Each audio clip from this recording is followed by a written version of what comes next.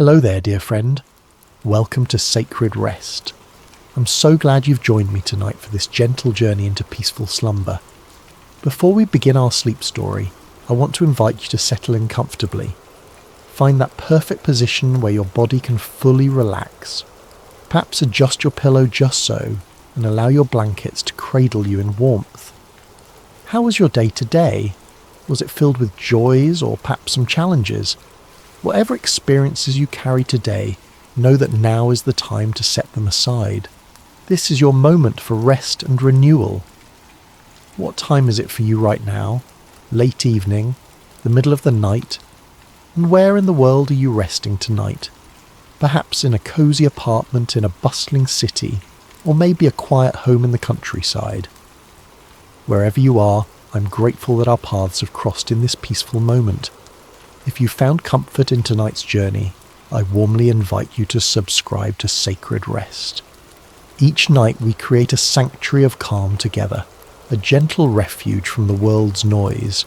Tonight we'll rest in the words of one of the most beloved psalms, a passage written for weary hearts, quiet minds, and those who long for peace. The 23rd Psalm has comforted countless souls throughout the centuries, and tonight we'll let its ancient wisdom guide us into restful sleep. Take a deep breath with me now.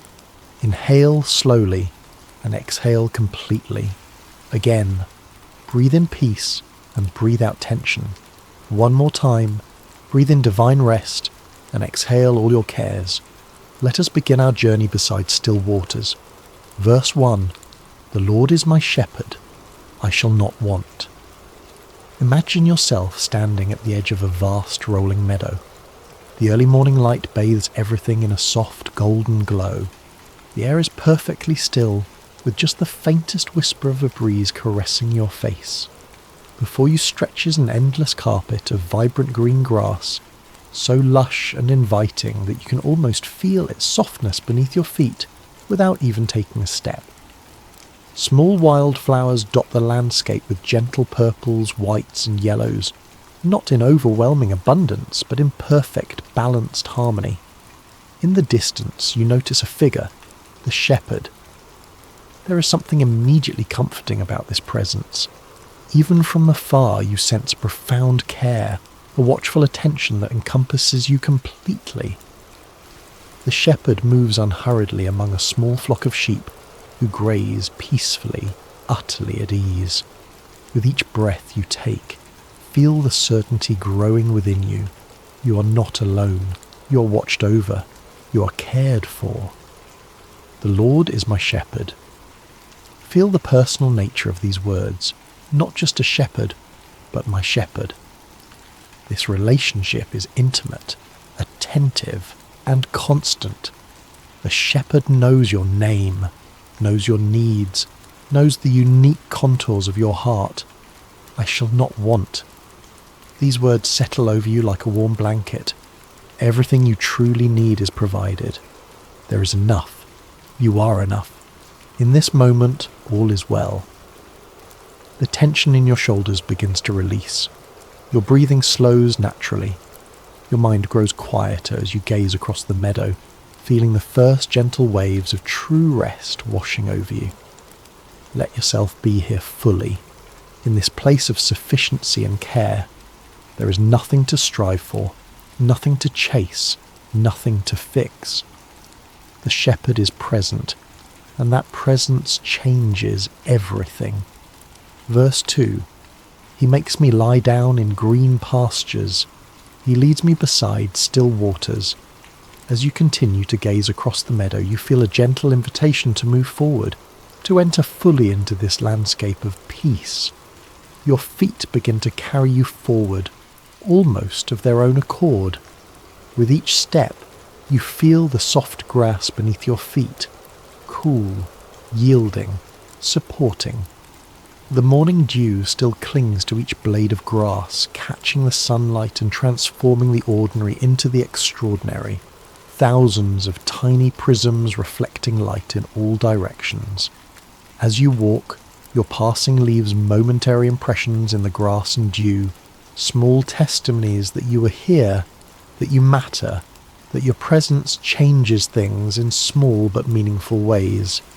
The air feels cleaner here, easier to breathe. Each inhalation fills your lungs completely.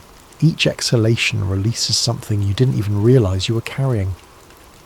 After walking for a time, it could be minutes or hours, time seems different here. You begin to hear it, the gentle rhythmic sound of water. Not crashing waves or rushing rapids, but the subtle musical sound of water that is at rest, water that is at peace with itself. The shepherd has gone ahead of you and now stands waiting at the edge of a crystal clear pool. The surface is still, almost mirror-like, reflecting the blues of the sky and the greens of the surrounding trees with perfect clarity. Only occasionally does a gentle ripple move across its surface, as if the water itself is breathing slowly, contentedly. He makes me lie down. Notice these words. Not forces, not commands, but makes me lie down. Like a parent who knows when their child needs rest before the child does. There is tender authority here, loving insistence. The shepherd knows that true rest isn't always automatic for us. Sometimes we need to be guided into it, led to surrender to it. Find a perfect spot near the water's edge.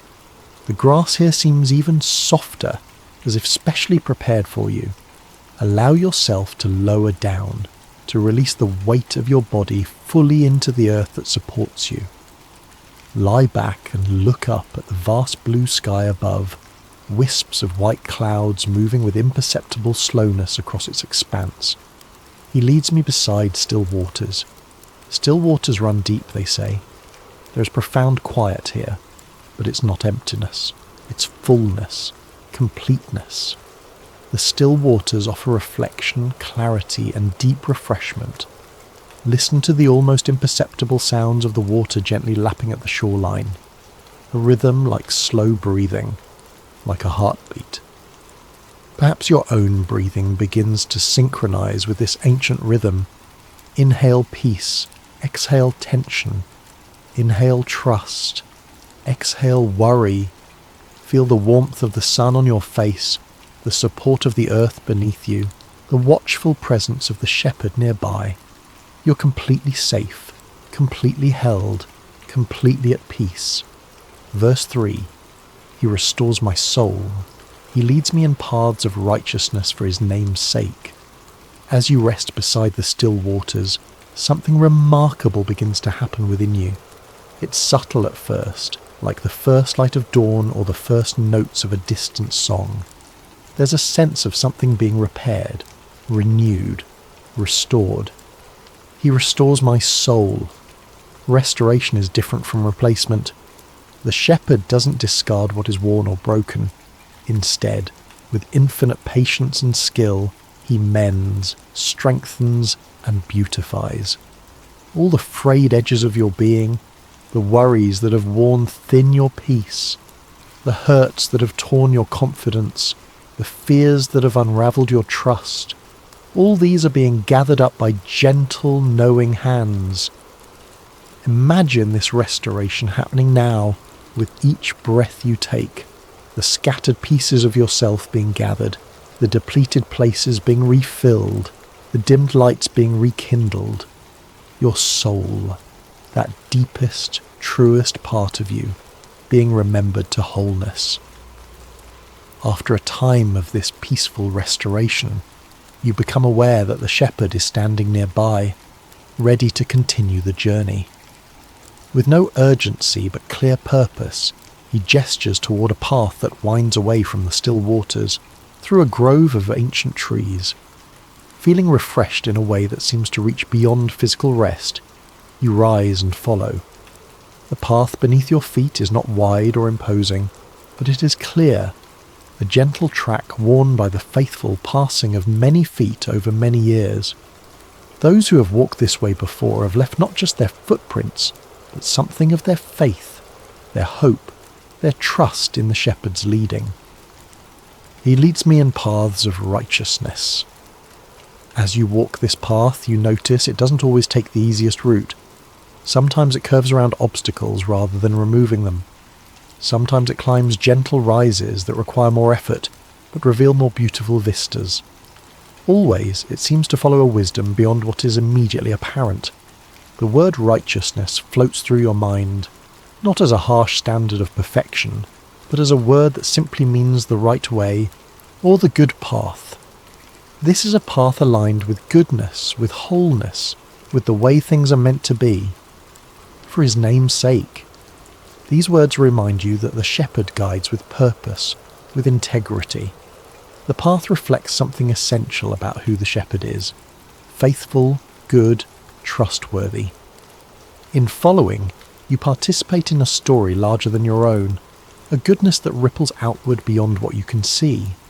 The dappled sunlight filters through the leaves above, creating patterns of light and shadow that dance across the path as a gentle breeze moves through the branches. The air is filled with the scent of earth and growing things. Birds call to one another from tree to tree, not in frantic chatter, but in peaceful conversation. With each step on this path, you feel more aligned, more centred, more at home in yourself and in the world. The restoration that began by the still waters continues as you walk, as if the very act of following where you are led brings its own kind of healing. Verse 4. Even though I walk through the valley of the shadow of death, I will fear no evil, for you are with me. Your rod and your staff, they comfort me. The path now begins to descend gradually, and the bright openness of the meadow gives way to a different landscape. The trees grow closer together, their canopy thicker, allowing less light to penetrate. It is not darkness exactly, but a deep blue-tinted dimness, the kind that makes colours softer and sounds more muted. You have entered a valley. Even though I walk through the valley of the shadow of death, these ancient words name a universal experience, those times when light seems distant, when the path ahead is unclear, when what was once certain now feels tenuous. This valley could represent anything in your life that brings sadness, uncertainty or fear, illness, loss, anxiety, transition, grief. But notice, it is the valley of the shadow of death. A shadow may darken, but it cannot ultimately harm. A shadow has no substance of its own. It is merely evidence that light exists, that something stands between you and that light for a time, and most importantly, this valley is something you walk through, not something where you will remain. The path narrows here, requiring more attention to each step. The ground is uneven in places, scattered with small stones. Yet even in this challenging terrain you notice something remarkable. The shepherd's presence has changed. While before the shepherd led the way, now he walks directly beside you, closer than before. For you are with me. Feel the profound shift in these words. No longer speaking about the shepherd in the third person, he leads, but speaking directly to him. You are with me. In the deepest valley, the relationship becomes most intimate, the presence most palpable. In the shepherd's hand is a rod, a symbol of protection and authority. With the other hand, he carries a staff with a curved end, perfect for guiding, for rescuing, for drawing near what might stray. These are not weapons of aggression, but tools of care. Your rod and your staff, they comfort me. There is comfort in knowing you are protected, guided, kept close. The valley may be real, its challenges genuine, but you do not face them alone or unequipped. As you continue walking through this valley together, notice that your eyes have adjusted to the dimness. What first appeared as shapeless shadows now reveal themselves as ancient trees, their massive trunks testifying to all they have weathered and survived. The forest floor beneath your feet is soft with decades of fallen leaves, creating a natural cushion for your steps. Even here, especially here, there is beauty to be found. Small flowers that thrive in low light, the intricate patterns of moss growing on stone, the occasional shaft of sunlight breaking through, illuminating dust motes that dance like tiny stars in the beam. And always, always, the steady presence of the shepherd beside you, matching his pace to yours, unhurried, unworried, utterly present. With each step through this valley, your fear diminishes, not because the valley changes, but because your awareness of his presence grows. Verse 5, You prepare a table before me in the presence of my enemies. You anoint my head with oil. My cup overflows. The path begins to ascend again, gently but steadily. The trees thin out, allowing more light to filter through. After walking for a time, you and the shepherd emerge from the valley into a wide circular clearing surrounded by ancient olive trees. The light here is golden and warm, suggesting late afternoon approaching evening. In the centre of this clearing stands something unexpected and wonderful. A table. Not a rough outdoor table, but one that would be at home in a palace, beautifully crafted of polished wood, covered with a fine linen cloth that gleams white in the golden light. You prepare a table before me. The shepherd moves ahead and gestures for you to approach to take a seat. As you draw nearer, you see that the table is set for a feast. There are plates of bread still warm from the oven, bowls of olives and roasted vegetables, platters of fruit so ripe they glisten, and goblets of deep red wine catching the light like liquid rubies. And this feast has been prepared specifically for you, each element chosen with intimate knowledge of what delights you, what nourishes you, what you need most in this moment. In the presence of my enemies. The clearing is not entirely enclosed. There are gaps between the protective circle of trees, and through these openings you can glimpse shadowy forms moving at the edges of your vision. These represent whatever has opposed you, whatever has tried to convince you that you are unloved, unsafe, or without resources. Fear, doubt, regret, worry, pain. Yet here is the miracle. Their presence cannot touch this moment. They cannot approach the table. They cannot prevent the feast. They can only watch as you are honoured, nourished and delighted beyond measure. Taking your place at the table, you feel the shepherd's hands come to rest gently on your head.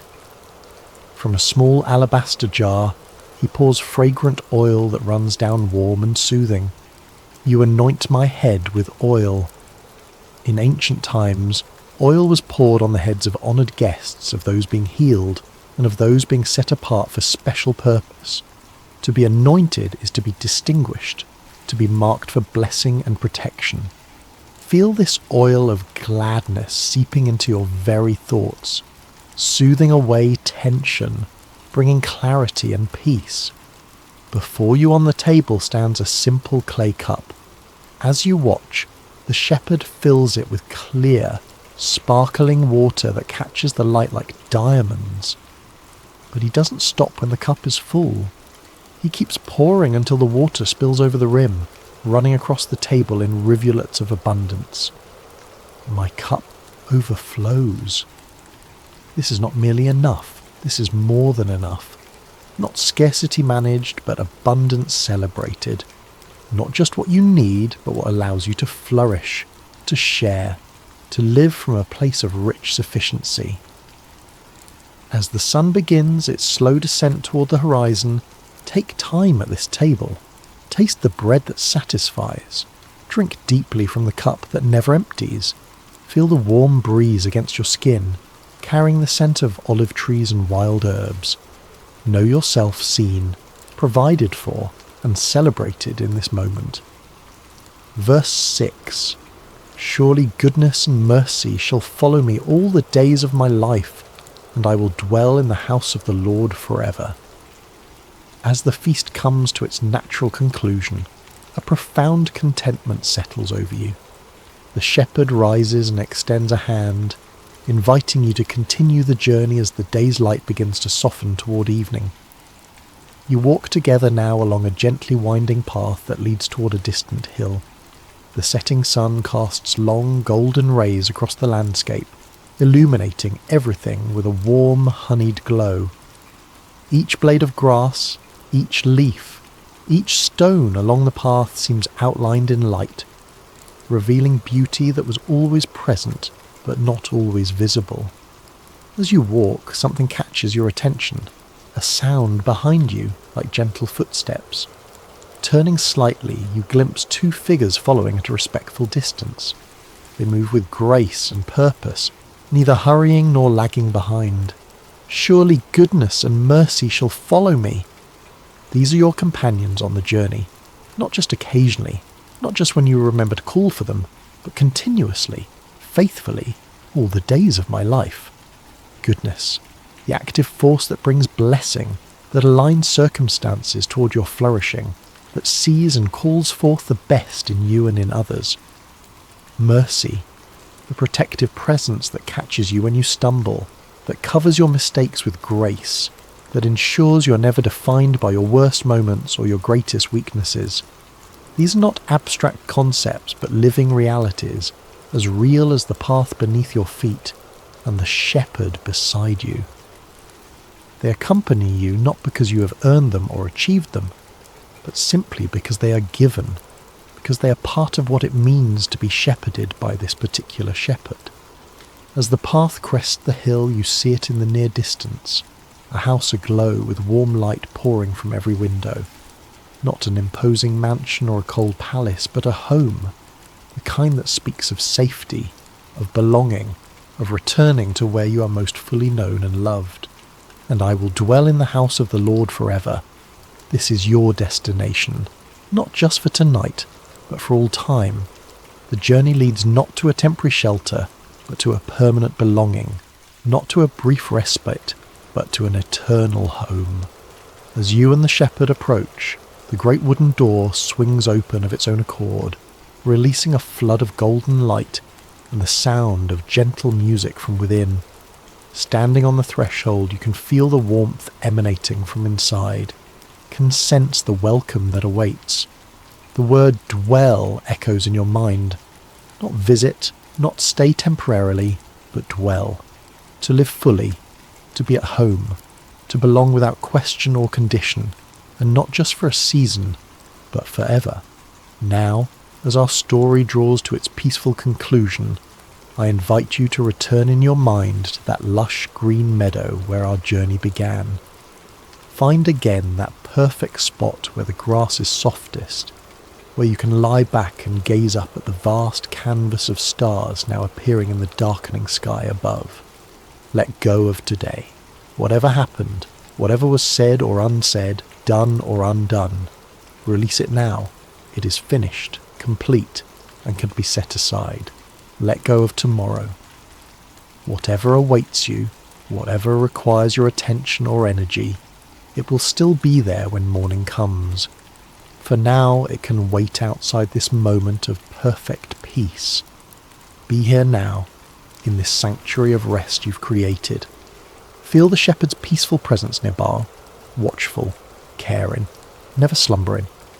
Let's breathe together slowly, intentionally. Inhale calm, exhale fear, inhale rest, exhale worry, inhale peace, exhale tension, inhale trust, exhale control. With each breath you sink deeper into restful surrender. Your body grows heavier, more relaxed. Your mind grows quieter, the thoughts slowing like leaves gently floating down to land on still water. The words of the psalm flow through you one final time, not as something outside yourself, but as truth taking root within you. The Lord is my shepherd, I shall not want. He makes me lie down in green pastures. He leads me beside still waters. He restores my soul. He leads me in paths of righteousness for his name's sake. Even though I walk through the valley of the shadow of death, I will fear no evil, for you are with me. Your rod and your staff, they comfort me. You prepare a table before me in the presence of my enemies. You anoint my head with oil. My cup overflows. Surely goodness and mercy shall follow me all the days of my life, and I will dwell in the house of the Lord forever. Loving shepherd, watch over this precious one as they rest tonight. Guard their dreams, calm their thoughts, and renew their strength through the gift of deep, restorative sleep. May they know your presence even in unconsciousness. May they feel your peace enveloping them through the watches of the night, and may they awaken refreshed, their soul restored by your unfailing care. Thank you for green pastures of rest, for still waters of peace, for paths of righteousness, for comfort in every valley, for tables of abundance, for overflowing cups, for goodness and mercy that never cease, and for the promise of a forever home in your presence. You are loved, you are safe, you are held. Good night. Hello, dear friends, and welcome to Sacred Slumber. Before we begin this beautiful journey together, I'd love to connect with you for just a moment. How has your day been? Whether it's morning, afternoon, or evening where you are in the world, I hope this story finds you in a peaceful place, ready to receive some comfort and inspiration. No matter what corner of the globe you're listening from, you're part of our Sacred Slumber family. If you haven't already, please consider subscribing to Sacred Slumber for more stories like this one that will nourish your soul and bring peace to your heart. Tonight, we're going to journey together through one of the most remarkable stories ever told, the true account of Joseph, a young man whose life teaches us profound lessons about resilience, faith, and the mysterious ways that purpose unfolds even in our darkest moments. This is a story that has inspired millions across centuries, reminding us that no matter how deep our pit may seem, there's always hope for palace moments ahead. In the ancient land of Canaan, where the sun painted golden hues across rolling hills dotted with olive trees and grazing flocks, there lived a patriarch named Jacob. His tents were pitched near Hebron, and his wealth was measured not in gold or silver, but in the size of his herds and the strength of his family. Jacob had 12 sons, but among them all one held a special place in his father's heart. Joseph was 17 years old, with eyes that sparkled with intelligence and a spirit that seemed to dance with dreams. He was the son of Rachel, Jacob's but loved wife, who had died giving birth to Benjamin, Joseph's younger brother. Perhaps it was the memory of Rachel that made Jacob's love for Joseph burn so brightly.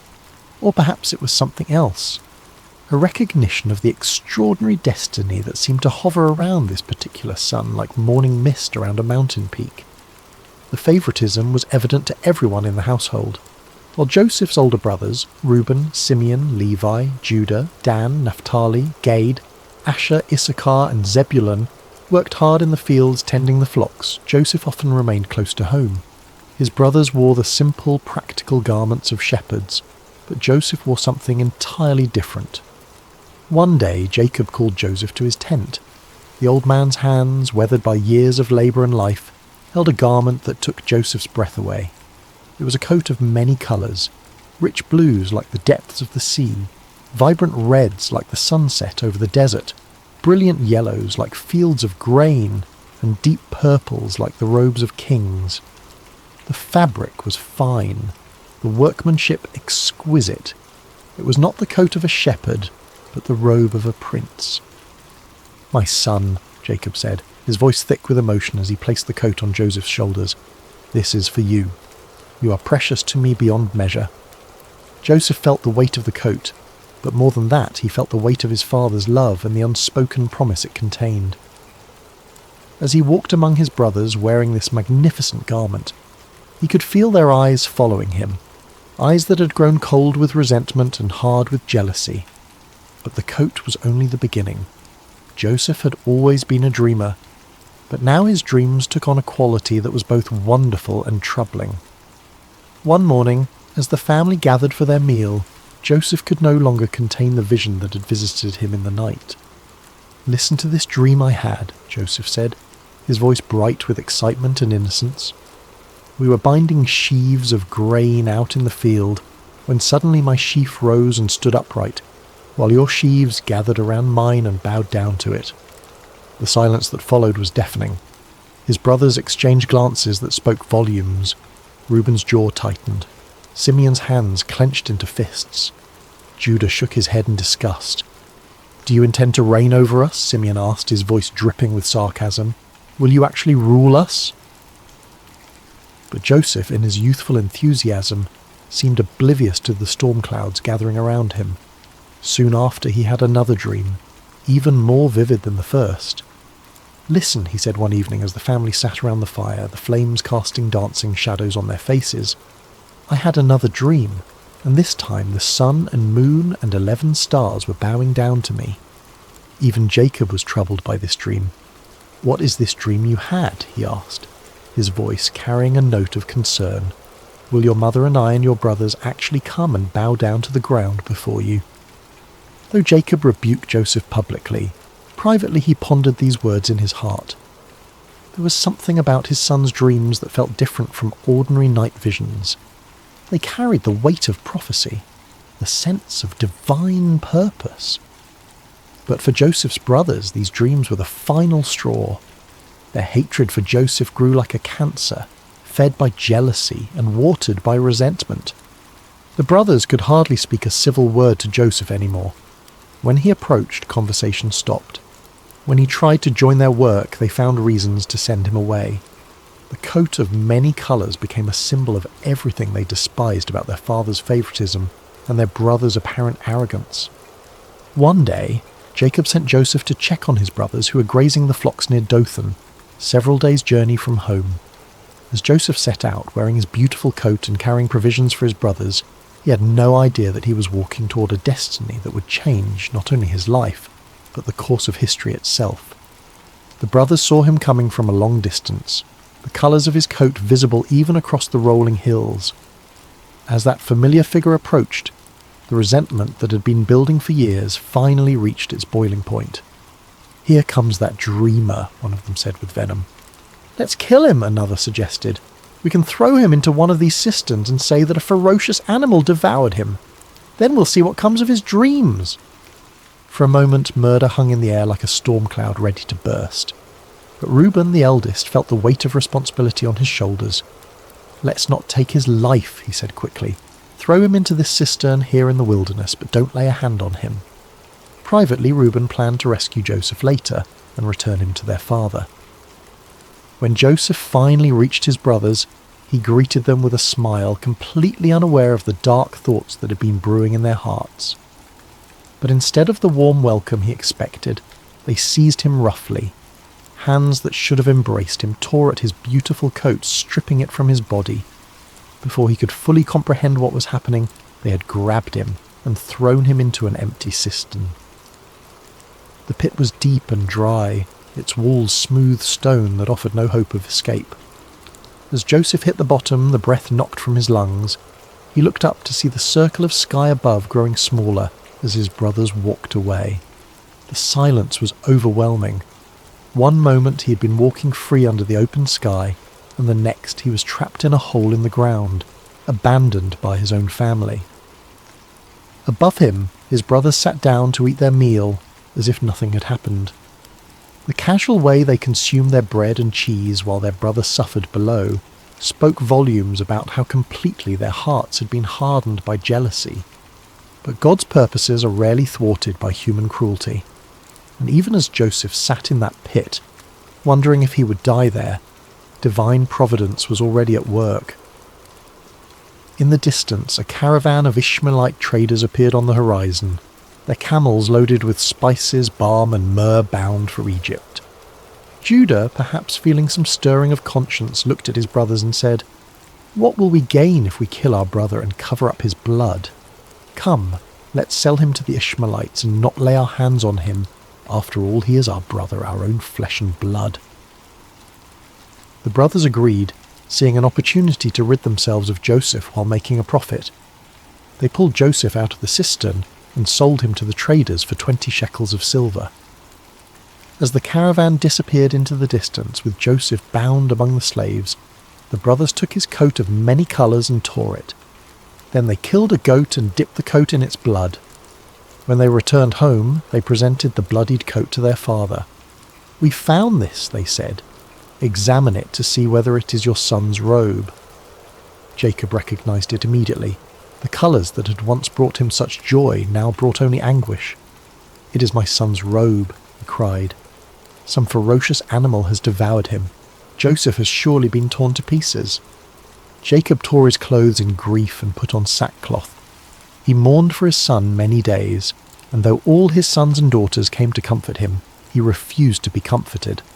"No," he said, "I will continue to mourn until I join my son in the grave." Meanwhile, the caravan carrying Joseph continued its journey toward Egypt, each step taking him further from everything he had ever known and loved. As the young man looked back at the fading hills of his homeland, he could not have imagined that this betrayal, this moment that felt like the end of everything, was actually the beginning of a story that would demonstrate the power of God to bring beauty from ashes and purpose from pain. The journey to Egypt was long and grueling. Joseph, who had never known anything but comfort and privilege, now found himself chained among slaves, his feet bloody from walking across rough terrain, his throat parched from the desert sun. The traders were not cruel, but neither were they kind. He was simply merchandise to them, a commodity to be delivered in good condition to fetch the best price. As the caravan crested the final hill before entering Egypt, Joseph's eyes widened at the sight before him. Egypt was unlike anything he had ever seen. The Nile River stretched like a blue ribbon through the landscape, its banks lined with lush green vegetation that stood in stark contrast to the golden desert beyond. Pyramids rose majestically in the distance, monuments to the power and sophistication of this ancient civilization. The cities teemed with activity, merchants hawking their wares, craftsmen plying their trades, and everywhere the bustle of a society that had mastered the art of turning the desert into a garden. In the slave market of Memphis, Joseph stood with the others as potential buyers examined them like livestock. His youth and obvious intelligence caught the eye of several bidders, but it was Potiphar, an officer of Pharaoh and captain of the guard, who ultimately purchased him. Potiphar was a man of considerable wealth and influence, with a household that required numerous servants to maintain its operations. Joseph's new life began in Potiphar's house, where he was assigned to work among the other servants. Everything about his circumstances had changed. He who had once worn a coat of many colours now dressed in the simple linen of a slave. He who had once been served was now serving others. He who had once been the favoured son was now property, with no rights and no freedom. But something remarkable happened in Potiphar's house. Instead of becoming bitter or despondent, Joseph chose to serve with excellence. When he was given a task, he completed it better than anyone expected. When he was assigned to care for something, he treated it as if it were his own. His attitude was not that of a man who'd been wronged, but of someone who understood that his character was more important than his circumstances. It didn't take long for Potiphar to notice this exceptional young man. While other servants did only what was required of them, Joseph anticipated needs before they were expressed.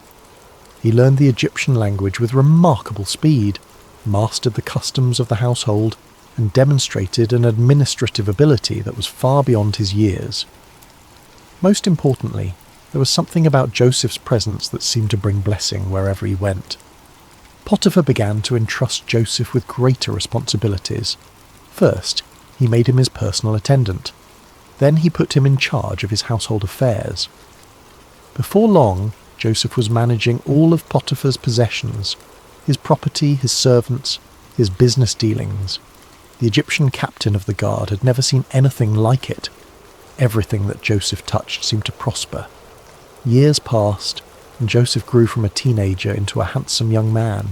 The hardships he had endured had not broken him, but had instead forged him into someone of remarkable character and capability. Potiphar trusted him completely, to the point where he concerned himself with nothing except the food he ate. Everything else was in Joseph's capable hands. But success and favour can sometimes bring their own dangers, and Joseph was about to face a test that would prove even more challenging than the pit his brothers had thrown him into. Potiphar's wife had noticed the young Hebrew slave who had risen to such prominence in her household. Joseph was not only capable and trustworthy, but he had grown into a man of striking appearance. Day after day she watched him as he went about his duties with quiet dignity and remarkable competence. Soon, watching was not enough. "Come to bed with me," she said to Joseph one day when they found themselves alone. Joseph was stunned by her proposition. The wife of his master, a woman of rank and privilege, was propositioning a slave. But Joseph's response revealed the depth of his character and the strength of his convictions. "No," he said firmly but respectfully. "With me in charge, my master does not concern himself with anything in the house. Everything he owns he has entrusted to my care. No one is greater in this house than I am. My master has withheld nothing from me except you, because you are his wife. How then could I do such a wicked thing and sin against God?" Day after day she spoke to Joseph, but he refused to go to bed with her or even to be with her. Joseph understood that betraying Potiphar's trust would not only be wrong, but it would also be a sin against the God who had been with him through all his trials. His integrity was not for sale, regardless of the price or the pressure. But a person determined to do wrong will often become vindictive when their advances are rejected. Potiphar's wife's desire turned to anger, and her anger to a determination for revenge. She waited for the right opportunity, and one day when Joseph came into the house to attend to his duties, and none of the household servants were inside, she made her move. She caught him by his cloak and said, "Come to bed with me." But Joseph left his cloak in her hand and ran out of the house. Holding his cloak as evidence, Potiphar's wife called to the household servants. "Look," she said, "this Hebrew has been brought to us to make sport of us. He came in here to sleep with me, but I screamed. When he heard me scream for help, he left his cloak beside me and ran out of the house. When Potiphar came home, his wife told him the same story. That Hebrew slave you brought us came to me to make sport of me, but as soon as I screamed for help, he left his cloak beside me and ran out of the house." Potiphar burned with anger. The man he had trusted above all others, the servant who had brought such blessing to his household, had apparently betrayed that trust in the worst possible way. Without investigation, without hearing Joseph's side of the story, Potiphar had Joseph seized and thrown into prison, the same prison where the king's prisoners were confined. Once again, Joseph found himself in a pit, though this time it was made of stone and iron rather than earth. Once again, he had been betrayed by those he had served faithfully. Once again, his circumstances had changed dramatically through no fault of his own. He had done the right thing, had maintained his integrity, had honoured God, and his reward was imprisonment for a crime he had not committed. Many people would have become bitter at this point. They would have questioned why God allowed such injustice, why faithfulness seemed to be rewarded with suffering. They might have decided that integrity was not worth the cost, that doing right was foolish when it led to such consequences. But Joseph was not like most people. Even in prison, even after being falsely accused and unjustly punished, something within him refused to give up hope. He had learned that his circumstances did not define him, his character did.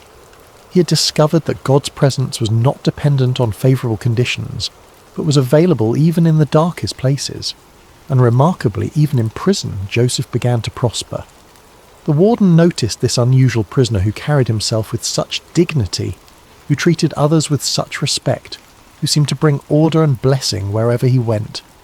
Before long, the warden put Joseph in charge of all the other prisoners and made him responsible for all that was done in the prison.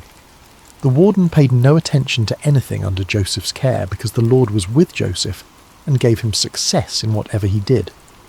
Once again, Joseph had taken a situation that seemed hopeless and had found a way to serve with excellence, to lead with integrity, and to trust that somehow, in ways he could not yet see, God was working all things together for good. But the greatest tests of Joseph's faith were still ahead, and the prison that seemed like an ending was actually preparing him for a beginning that would astonish the world. Prison has a way of stripping away everything except what truly matters. In the Egyptian jail where Joseph now found himself, surrounded by stone walls and iron bars, the external trappings of success and status meant nothing. Here, in this place reserved for those who had supposedly committed crimes against Pharaoh, Joseph faced the ultimate test of his character. Days turned into months, and months into years. Joseph had now spent more time as a slave and prisoner than he had as the favoured son in his father's house. The dreams of his youth, the sheaves bowing down, the sun and moon and stars paying homage, seemed like the fantasies of another lifetime. If someone had asked him during those long, dark nights whether he still believed in those dreams, he might have wondered himself. But Joseph had learned something profound during his years of hardship, that faith is not about understanding God's timeline, but about trusting God's character. He had seen evidence of divine favour even in the darkest circumstances. When he was in Potiphar's house, God had blessed his work. Now, even in prison, he could see the same pattern. Blessing flowing through him to benefit others. Success following him, even in the most unlikely places. The other prisoners noticed something different about Joseph. While many of them spent their time in despair, anger, or plotting revenge, Joseph maintained a remarkable sense of peace. He listened to their stories with compassion, helped resolve disputes with wisdom, and carried himself with a dignity that prison walls could not diminish.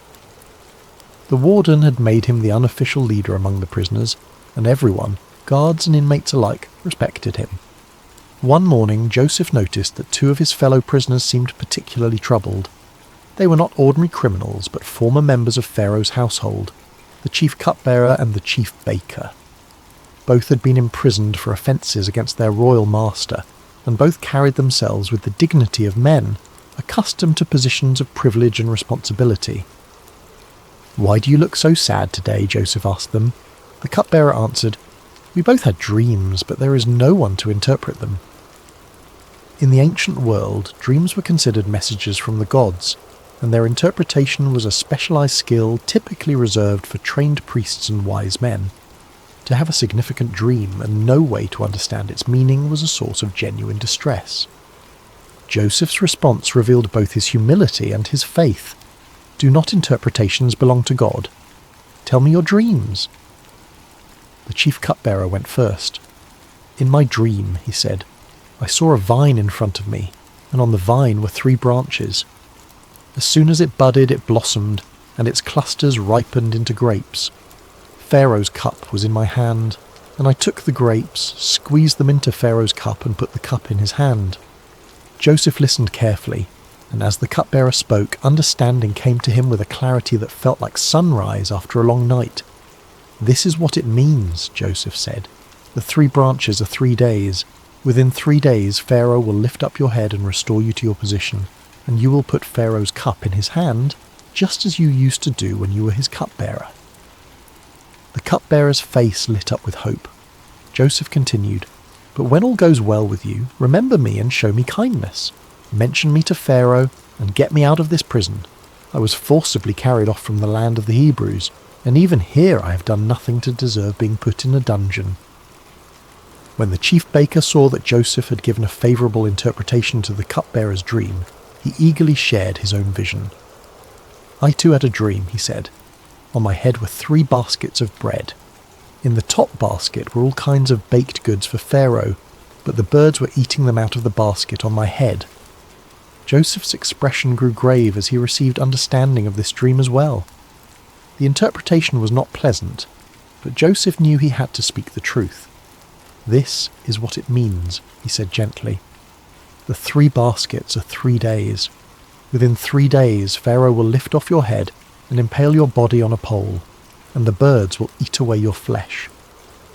3 days later, it was Pharaoh's birthday, and he gave a feast for all his officials. He lifted up the heads of the chief cupbearer and the chief baker in the presence of his officials. He restored the chief cupbearer to his position, so that he once again put the cup into Pharaoh's hand. But he impaled the chief baker, just as Joseph had said to them in his interpretation. The accuracy of Joseph's interpretation should have marked him as a man of extraordinary ability, someone worthy of attention and favour. The chief cupbearer had been restored to his position of influence, with direct access to the most powerful man in Egypt. Surely he would remember the prisoner who had correctly interpreted his dream and had specifically asked to be remembered. But the chief cupbearer forgot about Joseph. This forgetting was perhaps one of the most difficult trials Joseph had yet faced. It was not the active betrayal of his brothers or the false accusation of Potiphar's wife, but the passive neglect of someone who simply failed to keep his word. Day after day, Joseph waited, hoping that this would be the day when guards would come to release him, when word would arrive that Pharaoh wanted to see him. But the days passed in silence. Months turned into a year, and then another year. 2 full years passed, and still the cupbearer, busy with his restored duties and privileges, did not remember the Hebrew slave who had correctly interpreted his dream. It was as if Joseph had been forgotten not just by one man, but by the entire world. During these 2 years of waiting, Joseph could have become bitter. He could have concluded that helping others was pointless, that kindness was wasted on those who would not return it. He could have decided that his gift for interpreting dreams was worthless if it could not even secure his own freedom. Many people would have given up hope entirely. But Joseph continued to trust, continued to serve, continued to maintain his character even when it seemed to bring no reward. He understood something that many people never learn, that our calling is to be faithful, not to control outcomes. His job was to use his gifts with integrity and kindness. God's job was to handle the timing and the results. In the darkness of those 2 forgotten years, Joseph's faith was refined like gold in a furnace. The dreams of his youth were still alive within him, but they had been purified of any pride or presumption. He was learning that God's promises are always fulfilled, but rarely on our timeline or in the way we expect. And unbeknownst to Joseph, his time of preparation was nearly complete. All the lessons he had learned, about integrity under pressure, about leadership in difficult circumstances, about maintaining faith when it seemed unrewarded, were about to be put to their ultimate test. The pit had prepared him for the palace, but first he would need to prove that he was ready for both the privilege and the responsibility that awaited him. The stage was being set for one of the most dramatic turnarounds in human history, and the forgotten prisoner was about to become the second most powerful man in the greatest empire on earth. Pharaoh stood on the balcony of his palace, looking out over the magnificent kingdom that stretched as far as the eye could see. The Nile flowed majestically past the royal residence, its waters reflecting the first light of dawn. Egypt was at the height of its power and prosperity, with abundant harvests, thriving trade, and monuments that would stand for millennia as testaments to its greatness. But on this particular morning, Pharaoh was deeply troubled. For 2 nights in a row, he had been visited by dreams so vivid and disturbing that they left him unable to rest. These were not ordinary dreams. They carried the weight of divine communication, the sense that the gods were trying to tell him something of vital importance. But what? The first dream had been strange and unsettling. Pharaoh had dreamed he was standing by the Nile when 7 cows, fat and sleek, came up out of the river and began grazing among the reeds. Then 7 other cows came up out of the river after them, but these were ugly and gaunt, more wasted and emaciated than any cattle Pharaoh had ever seen in all of Egypt. The ugly gaunt cows ate up the 7 fat sleek cows, but even after eating them they looked just as ugly and gaunt as before. The second dream was equally mysterious. This time Pharaoh saw 7 heads of grain growing on a single stalk, healthy and good. Then 7 other heads sprouted after them, but these were thin and scorched by the east wind. The thin heads of grain swallowed up the 7 healthy full heads. Pharaoh woke from each dream with a sense of foreboding that he could not shake. These dreams meant something, but what? He immediately called for all the magicians and wise men of Egypt, men who were trained in the ancient arts of dream interpretation and divine communication. They came quickly at their king's summons, eager to demonstrate their wisdom and earn royal favour. But as Pharaoh recounted his dreams to them, something unprecedented happened. These men, who had built their reputations on their ability to interpret dreams and divine the will of the gods, were completely baffled. They offered various theories and possibilities, but none of them carried the ring of truth.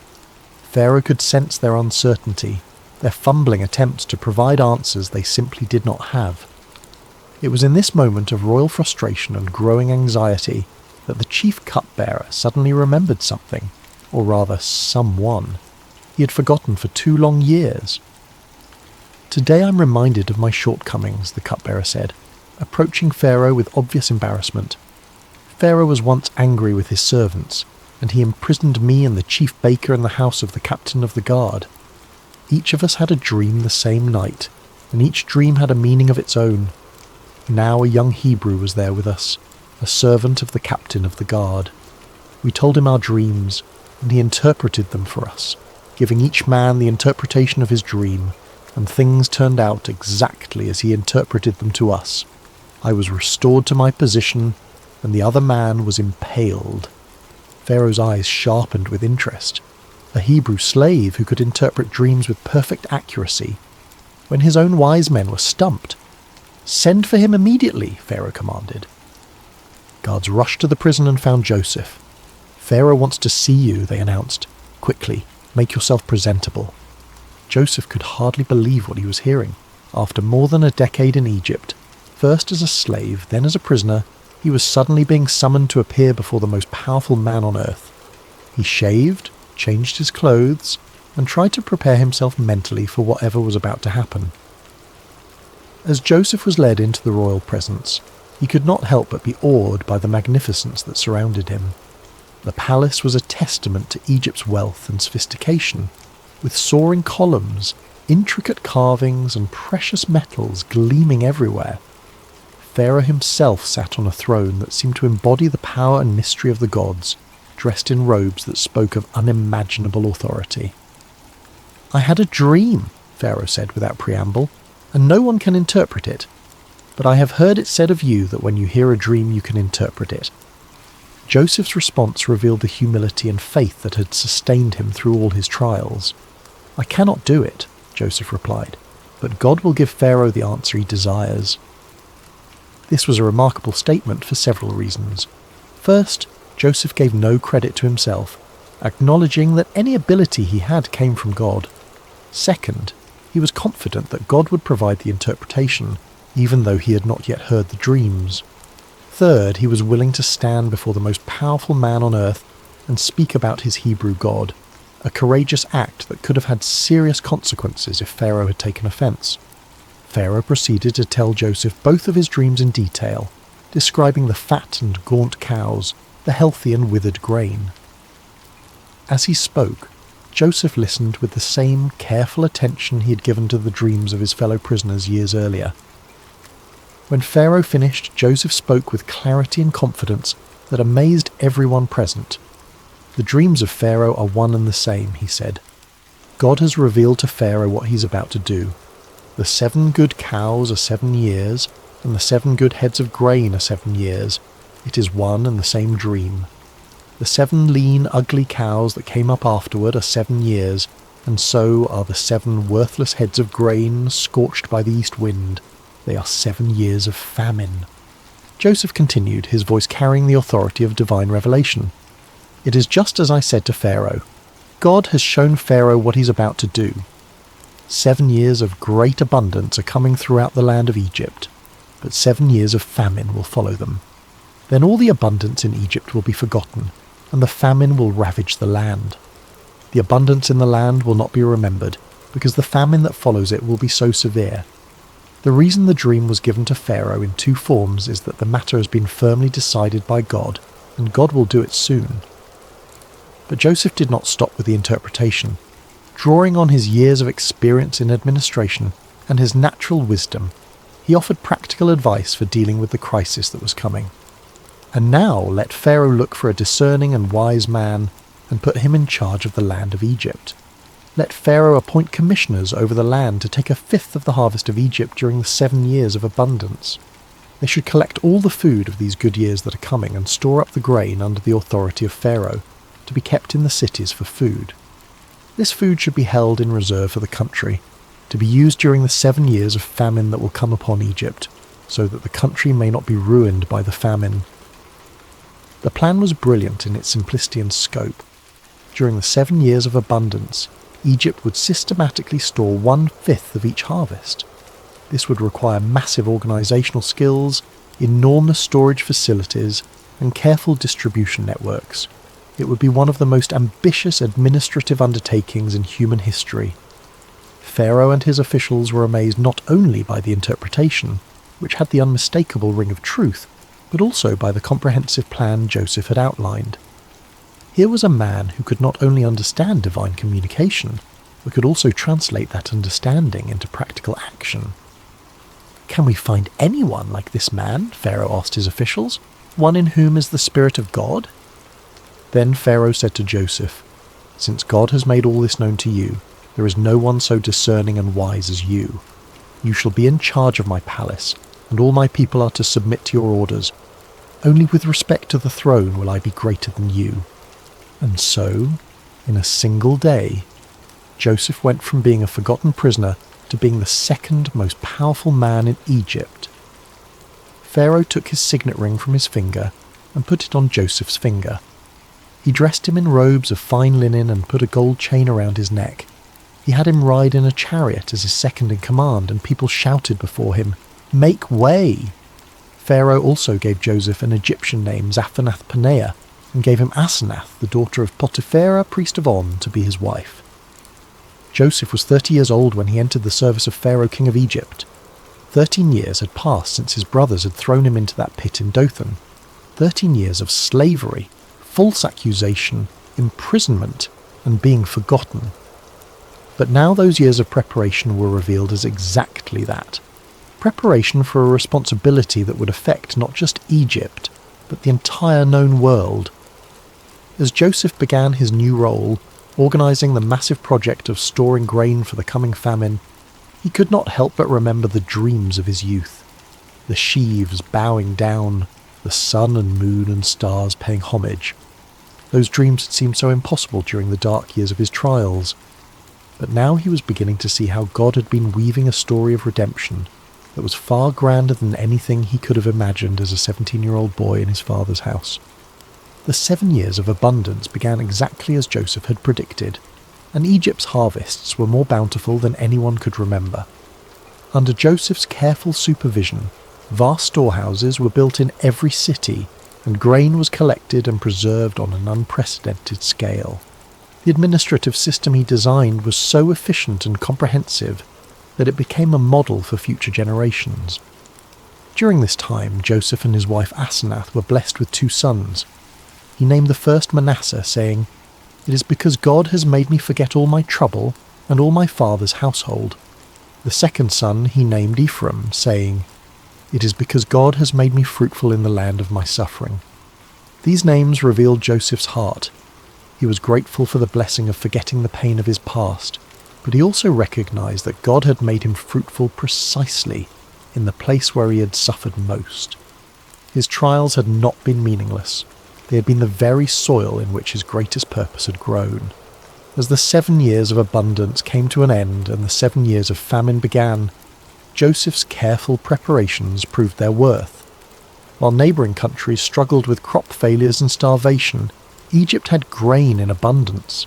People came from all over the known world to buy food from Joseph, and Egypt became the lifeline for countless nations. The famine was severe throughout the world, and it reached even into the land of Canaan where Jacob lived with his family. When Jacob learned that there was grain in Egypt, he said to his sons, "Why do you just keep looking at each other? I have heard that there is grain in Egypt. Go down there and buy some for us so that we may live and not die." So 10 of Joseph's brothers went down to buy grain from Egypt. But Jacob did not send Benjamin, Joseph's younger brother, with the others because he feared that harm might come to him. Benjamin was now the only remaining son of his beloved Rachel, and Jacob could not bear the thought of losing him too. When Joseph's brothers arrived in Egypt and came before him to buy grain, they bowed down to him with their faces to the ground. Joseph recognized them immediately, but they did not recognize him. Here was the fulfillment of his boyhood dreams, his brothers bowing before him, but it came not with triumph, but with the weight of enormous responsibility. Joseph remembered his dreams about them, but he pretended to be a stranger and spoke harshly to them. "Where do you come from?" he demanded. "From the land of Canaan," they replied, "to buy food." Joseph accused them of being spies, testing them to see what kind of men they had become. Through a series of encounters, he kept Simeon as a prisoner and demanded that they bring Benjamin to prove their honesty. When they returned with Benjamin, Joseph's emotions nearly overwhelmed him, but he continued to test them. The final test came when Joseph had his silver cup planted in Benjamin's sack, then accused him of theft. When the cup was found, Joseph declared that Benjamin would become his slave. It was then that Judah, the same brother who had suggested selling Joseph years before, stepped forward and offered to take Benjamin's place as a slave, saying he could not bear to see his father's grief if Benjamin did not return. This act of selfless love broke Joseph's heart. His brothers had changed. The jealous, cruel men who had thrown him into a pit were now willing to sacrifice themselves for each other and for their father's happiness. Joseph could no longer control himself. he sent all his attendants away and revealed himself to his brothers. "I am Joseph. Is my father still living?" he said, weeping so loudly that the Egyptians heard him. His brothers were terrified, but Joseph reassured them, "Come close to me. I am your brother Joseph, the one you sold into Egypt. And now, do not be distressed and do not be angry with yourselves for selling me here, because it was to save lives that God sent me ahead of you. For 2 years now there has been famine in the land, and for the next 5 years there will be no ploughing and reaping. But God sent me ahead of you to preserve for you a remnant on earth, and to save your lives by a great deliverance. So then, it was not you who sent me here, but God." This was the heart of Joseph's story. Not revenge, but redemption. Not bitterness, but blessing. He had learned to see God's hand even in the betrayal and suffering he had endured. "You intended to harm me," he would later tell them, "but God intended it for good to accomplish what is now being done, the saving of many lives." Joseph brought his entire family to Egypt, where they were given the best land in Goshen. Jacob, who had mourned Joseph as dead for over 20 years, was reunited with his beloved son. The family was restored, the famine was survived, and the promises God had made to Abraham, Isaac, and Jacob continued to unfold through their descendants. When Jacob died years later, Joseph's brothers feared that he might finally take revenge on them.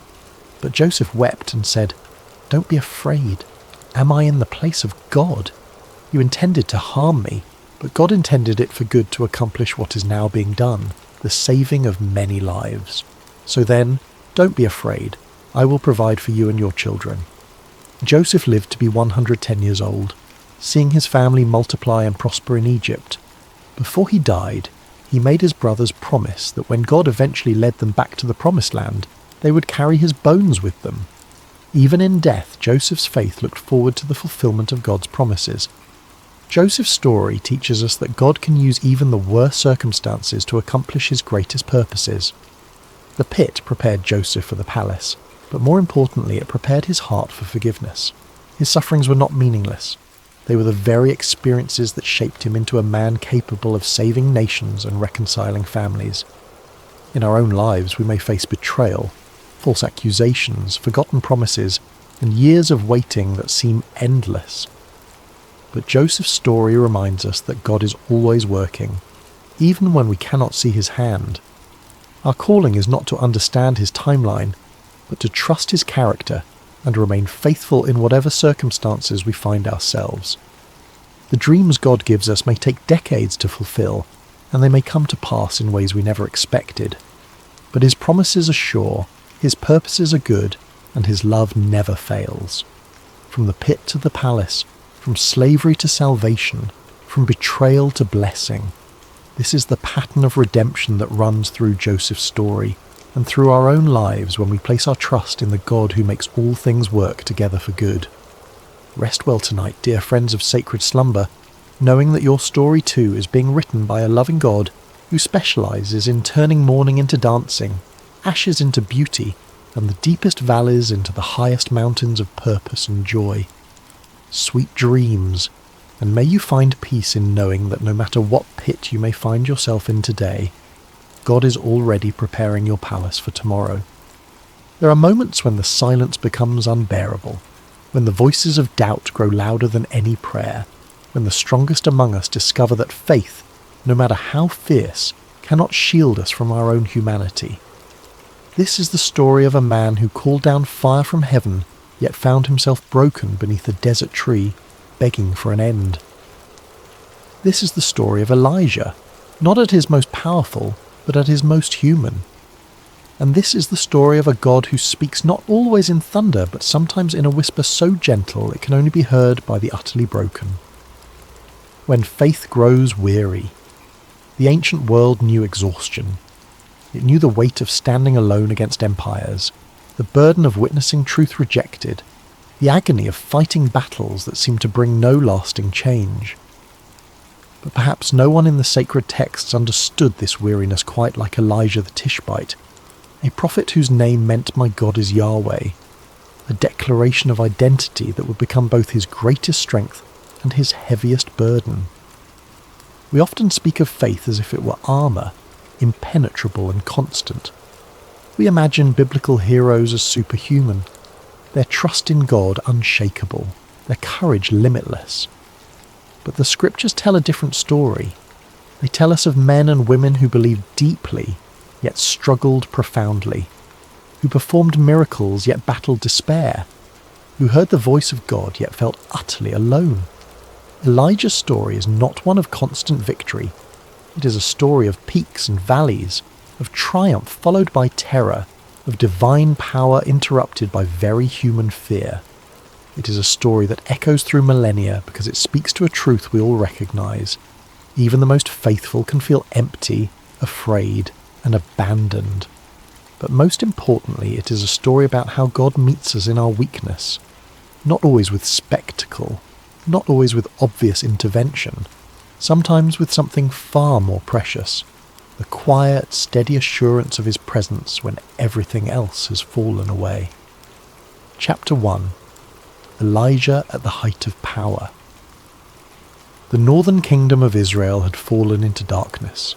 Not the darkness of night, but something far more sinister, the darkness of spiritual betrayal. King Ahab sat on the throne, a ruler whose weakness of character was matched only by the malevolence of his wife, Queen Jezebel. Together they had led an entire nation away from the God of Abraham, Isaac and Jacob, and toward the worship of Baal, the Canaanite deity of storms and fertility. The transformation had been gradual but thorough.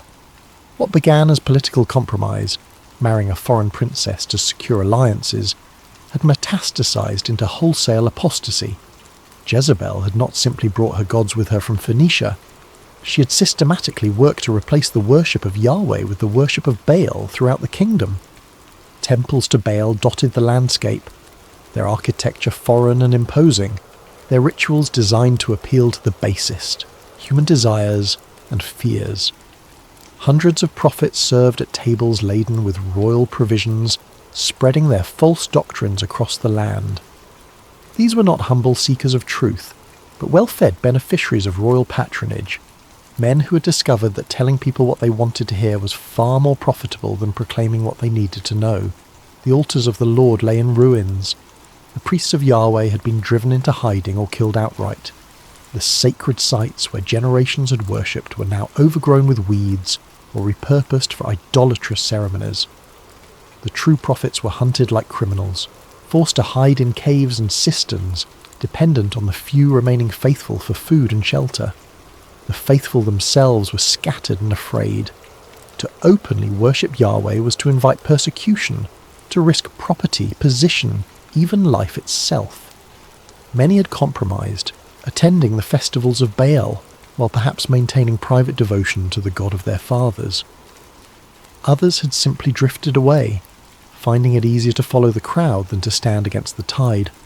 Still others had genuinely converted, convinced by years of propaganda that Baal was responsible for the rain and harvest, that the old ways were obsolete, that the future belonged to those who embraced the new order. It seemed as though the covenant itself had been forgotten, as though the very identity of God's chosen people had been erased. The stories of Abraham, Moses and Joshua were becoming mere folklore, quaint tales of a bygone era with no relevance to modern life. The nation that had been called to be a light to the Gentiles had instead adopted the Gentiles' darkness as their own. Into this apostasy stepped a figure from the wilderness of Gilead. Elijah arrived in the royal court like a sudden storm, his appearance as rough as the message he carried. His clothing was woven from hair, his face weathered by sun and wind, his eyes burning with prophetic fire. With no preamble, no diplomatic courtesy, no concern for protocol or consequence, he delivered a proclamation that would alter the course of history. There would be neither dew nor rain in Israel except by his word. The audacity of the statement was breathtaking. Here was a nobody from nowhere, confronting the most powerful man in the kingdom, pronouncing judgment not just on the king but on the entire land. But more than audacity, it was a direct challenge to Baal himself. The Canaanite deity was supposed to control the weather, to send the rains that made crops grow and livestock thrive. If Yahweh could shut up the heavens at the word of his prophet, what did that say about Baal's supposed power? For 3 long years the land suffered under an unprecedented drought. The heavens became bronze, unyielding and merciless.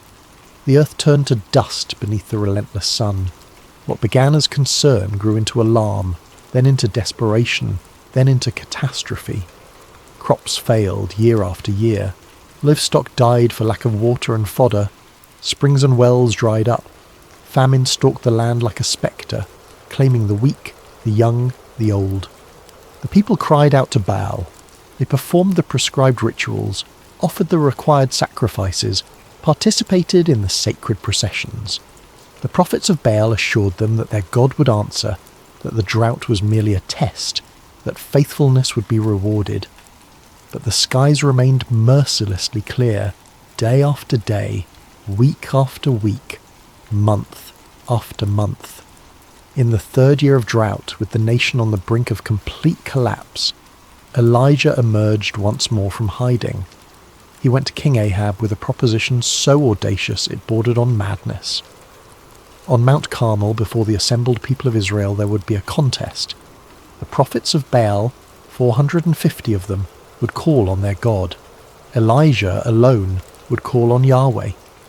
Whichever deity answered with fire to consume a sacrifice would be proven the true God.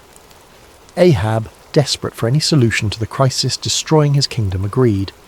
Word went out across Israel. The people gathered on Mount Carmel, drawn by curiosity, desperation, or perhaps some faint hope that ancient questions might finally be answered. The scene that unfolded on that mountain became the stuff of legend. 2 altars were prepared, 2 bulls slaughtered and laid on wood. The prophets of Baal, confident in their numbers and their god's supposed power, went first. They began their rituals at morning light, calling on Baal with increasing fervour as the hours passed. Baal, answer us, they cried, dancing around their altar in prescribed patterns, their voices rising in rehearsed incantations. The morning wore on. The sun climbed higher, beating down on the mountain. Still no response. The prophets redoubled their efforts, their voices growing hoarse, their movements more frantic. By midday it had become a spectacle of desperation. The prophets were leaping on the altar, shouting until their throats bled with the effort. Some had begun cutting themselves with swords and spears, blood streaming down their bodies in ritualistic frenzy, believing that perhaps the sight of their suffering would move their God to action. Elijah watched with a mixture of profound sorrow and righteous irony. At noon he called out to them, his voice cutting through their chaotic cries. Shout louder, he suggested with devastating mockery. Surely he is a god. Perhaps he is deep in thought or busy or travelling. Maybe he is sleeping and must be awakened. The mockery stung, but it was also a profound theological statement. A god who sleeps, who can be too busy to notice, who might not hear unless you shout loud enough. This is no god at all.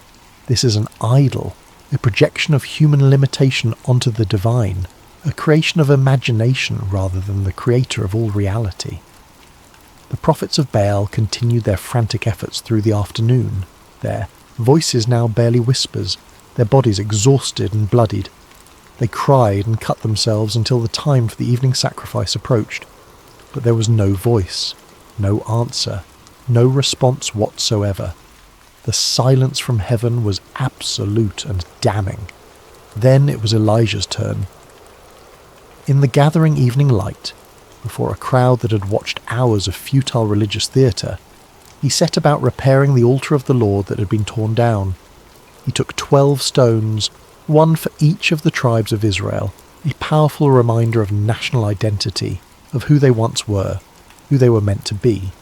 Even in their divided and apostate state, they were still the 12 tribes, still the covenant people, still called to be God's own possession. He arranged the wood carefully, prepared the sacrifice, and then did something that seemed designed to ensure failure. He ordered that 4 large jars of water be poured over the offering and the wood. This was done once, then twice, then a 3rd time. Water ran down over the altar, soaking the wood until it seemed impossible that it could ever burn, filling the trench he had dug around the altar until it resembled a small moat. In a land that had seen no rain for 3 years, where every drop of water was precious beyond measure, this seemed like madness or mockery.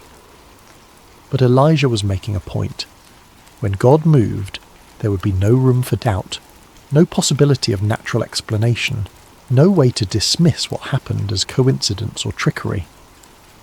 The moment had come. The crowd fell silent. The prophets of Baal stood exhausted and defeated. The sun was setting, painting the sky in colours that would soon give way to darkness. And in that charged silence, Elijah stepped forward to pray. His prayer was remarkable for what it was not. It was not loud or frantic. It was not lengthy or elaborate. There was no cutting, no dancing, no theatrical display. He simply stood before the altar and spoke to God as one would speak to someone present and listening. "Lord, the God of Abraham, Isaac and Israel," he began, grounding his appeal in the covenant relationship, in the promises made to the fathers. "Let it be known today that you are God in Israel and that I am your servant and have done all these things at your command." This was crucial.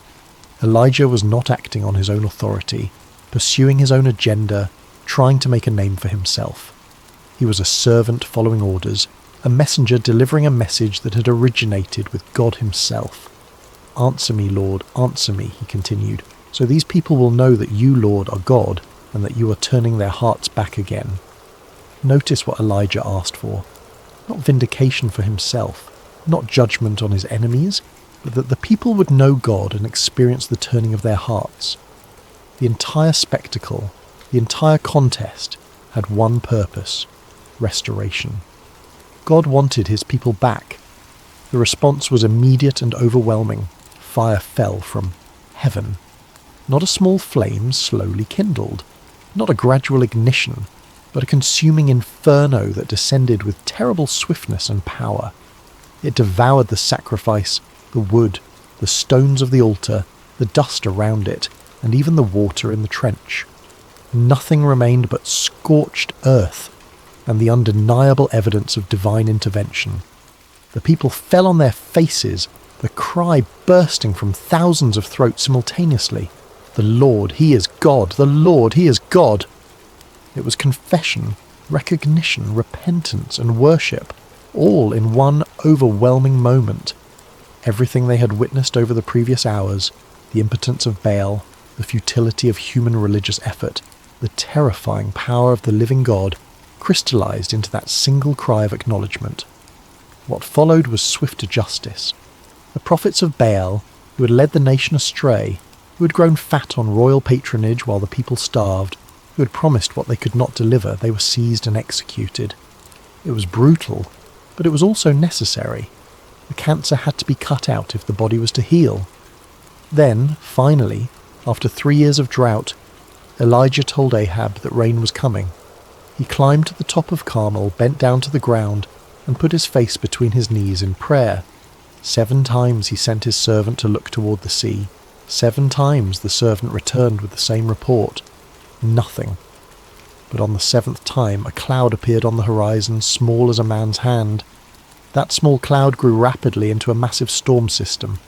The sky grew black with clouds. The wind rose and rain began to fall in a deluge that must have seemed like the heavens themselves had burst open.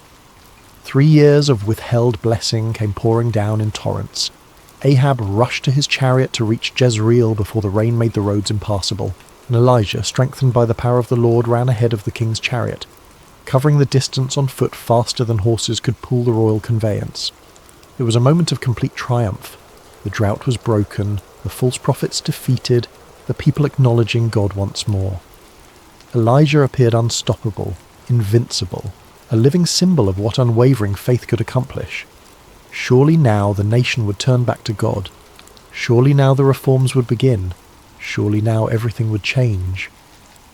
But triumph, as Elijah would very soon discover, is no guarantee against despair.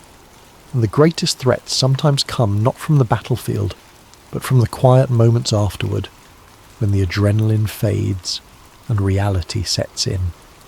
Chapter 2. The Threat That Breaks Him. News of the events on Mount Carmel reached the palace quickly. King Ahab returned to Jezreel and recounted to his wife everything that had transpired. The The contest, the fire from heaven, the death of her prophets. One might have expected the queen to be chastened by such a display of divine power. Instead, she was enraged. Jezebel sent a messenger to Elijah with a chilling declaration.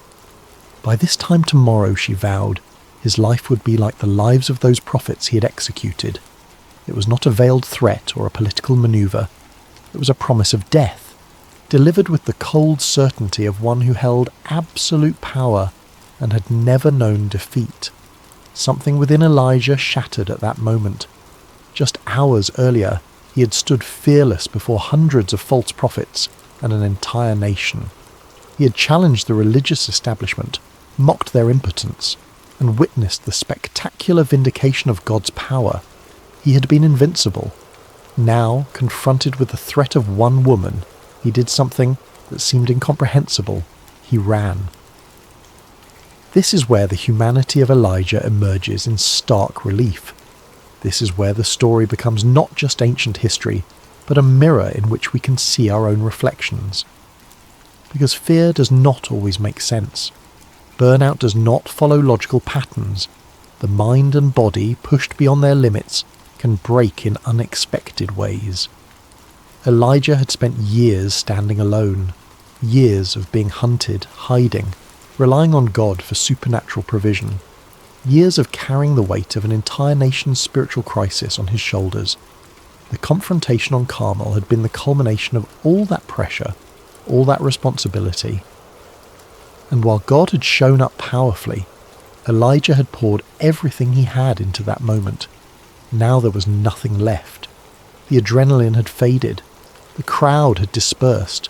The fire had gone out. And in its place came the realization that despite everything, despite the miracles, despite the rain, despite the public acknowledgement of God's supremacy, the fundamental situation had not changed. The queen still wanted him dead. The forces of evil were still in power. The fight was far from over. And Elijah, simply, had no more fight to give. So he ran. He took his servant and fled south, past Beersheba, to the very edge of inhabited land. Then he sent his servant back and continued alone into the wilderness, walking into the vast emptiness as if trying to disappear into the landscape itself. Chapter 3. The Wilderness Collapse. The wilderness of the ancient Near East was not merely remote, it was deadly. A place of scorching sun that could blister skin and boil blood, of bitter nights when temperatures plunged and warmth became a desperate need. It was territory of venomous creatures that lurked beneath rocks, of jackals and hyenas that prowled in the darkness, of waterless wastes where a man could walk for days without finding so much as a muddy pool to sustain life. It was where the unprepared went to die, where the lost were never found, where bones bleached white under the relentless sun became indistinguishable from the stones they lay among. Elijah walked into this desolation deliberately, seeking not escape but erasure, not refuge but release. How far he travelled into that wasteland we are not told. Far enough that civilization became a memory, that the sounds of human habitation faded into utter silence. Far enough that hope, if any remained, could find no foothold in the barren landscape around him. He came finally to a solitary broom tree, one of the few plants hardy enough to survive in such harsh conditions. Its sparse shade offered minimal relief from the relentless sun, its twisted branches a testament to the struggle for existence in this unforgiving environment. There, beneath that pathetic excuse for shelter, Elijah collapsed. The collapse was total. Physical, emotional, spiritual, psychological. His body, pushed beyond its limits by days of travel with inadequate food and water, simply gave out. But the physical exhaustion was nothing compared to the interior devastation. The man who had stood firm before kings, who had called down fire from heaven, who had outrun chariots in supernatural strength, now lay broken in the dust like a discarded garment, and he prayed. But this was not the confident prayer of Mount Carmel, not a prophetic declaration of God's sovereignty, not an intercession for the people of Israel. This was a prayer of absolute desolation, stripped of everything except raw, wounded honesty. "I have had enough, Lord," he said. 4 simple words that contained an ocean of pain. "Take my life. I am no better than my ancestors."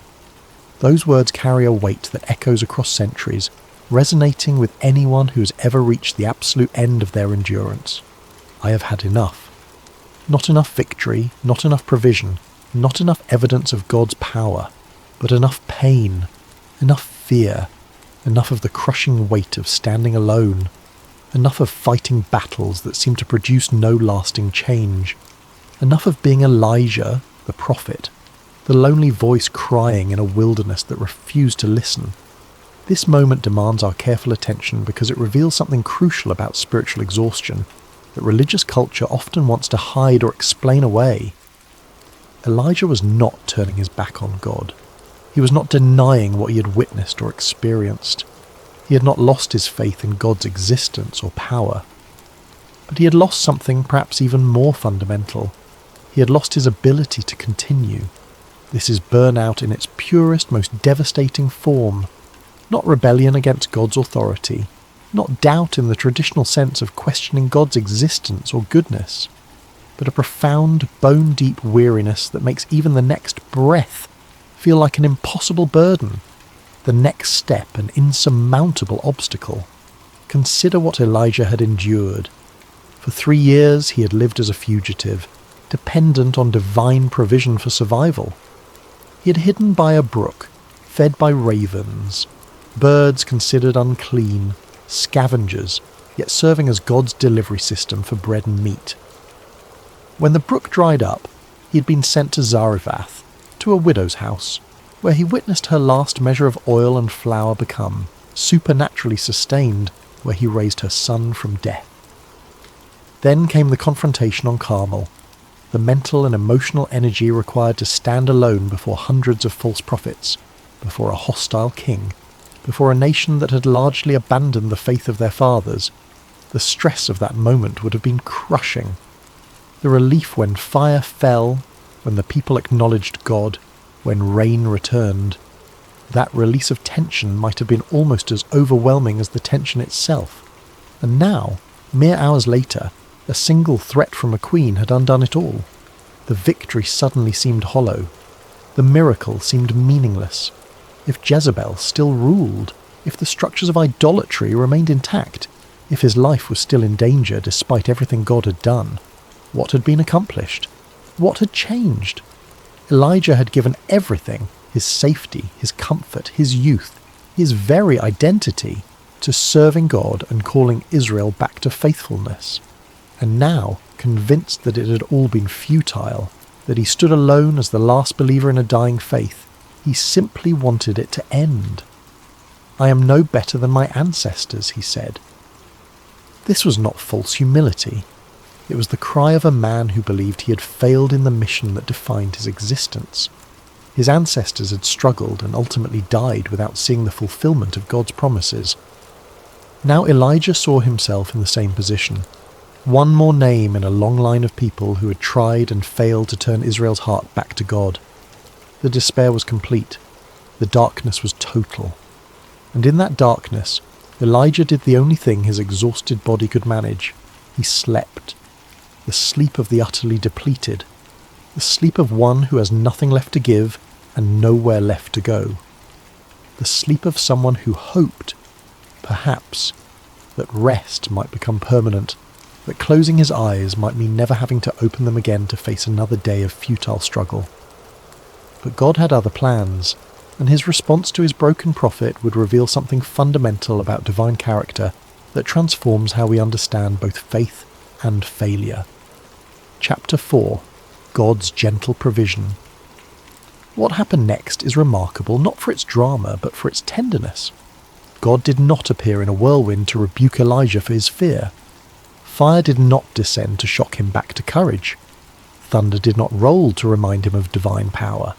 Instead, an angel touched him, gently. "Get up and eat," the angel said. Elijah opened his eyes to find bread baked over hot coals and a jar of water. Simple provisions, basic sustenance. Nothing miraculous about the food itself, nothing spectacular about the presentation, just what a weary body needed to survive another day. Elijah ate and drank, then lay down again and slept. The angel did not force him to move on immediately, did not demand he snap out of his depression and return to his prophetic duties. The angel let him rest. Then, a second time, the angel touched him. "Get up and eat, for the journey is too much for you." Notice what is not said here. No lecture about faith, no reminder of past victories, no accusation of cowardice or weak character. Instead, an acknowledgement of reality. The journey is too much for you. Your exhaustion is real. Your limits are valid. You need rest, you need food, you need care. This is God's first response to his burned-out prophet. Not correction, but compassion. Not a spiritual pep talk, but physical provision. Before addressing Elijah's theological misunderstandings or emotional despair, God attends to his basic human needs. There is profound theology in this moment. It affirms that we are not merely spiritual beings, we are embodied souls, and our physical state affects our spiritual capacity. God, who created us, understands this completely. He knows that exhaustion clouds judgment, that hunger magnifies despair, that sleep deprivation distorts perspective. So he feeds his prophet. He lets him rest. Twice. Until Elijah has regained just enough strength to take the next step, not back into ministry, not back into confrontation, but toward God himself. Strengthened by that food, Elijah travelled 40 days and 40 nights. The number itself is significant, echoing Moses' time on Mount Sinai, Israel's years in the wilderness. It was a journey of transformation, though Elijah did not yet know it. He travelled to Horeb, the mountain of God, the very place where centuries earlier Moses had encountered the burning bush and received the law. Elijah found a cave and went inside. There, in the darkness, he waited. For what? He might not have known.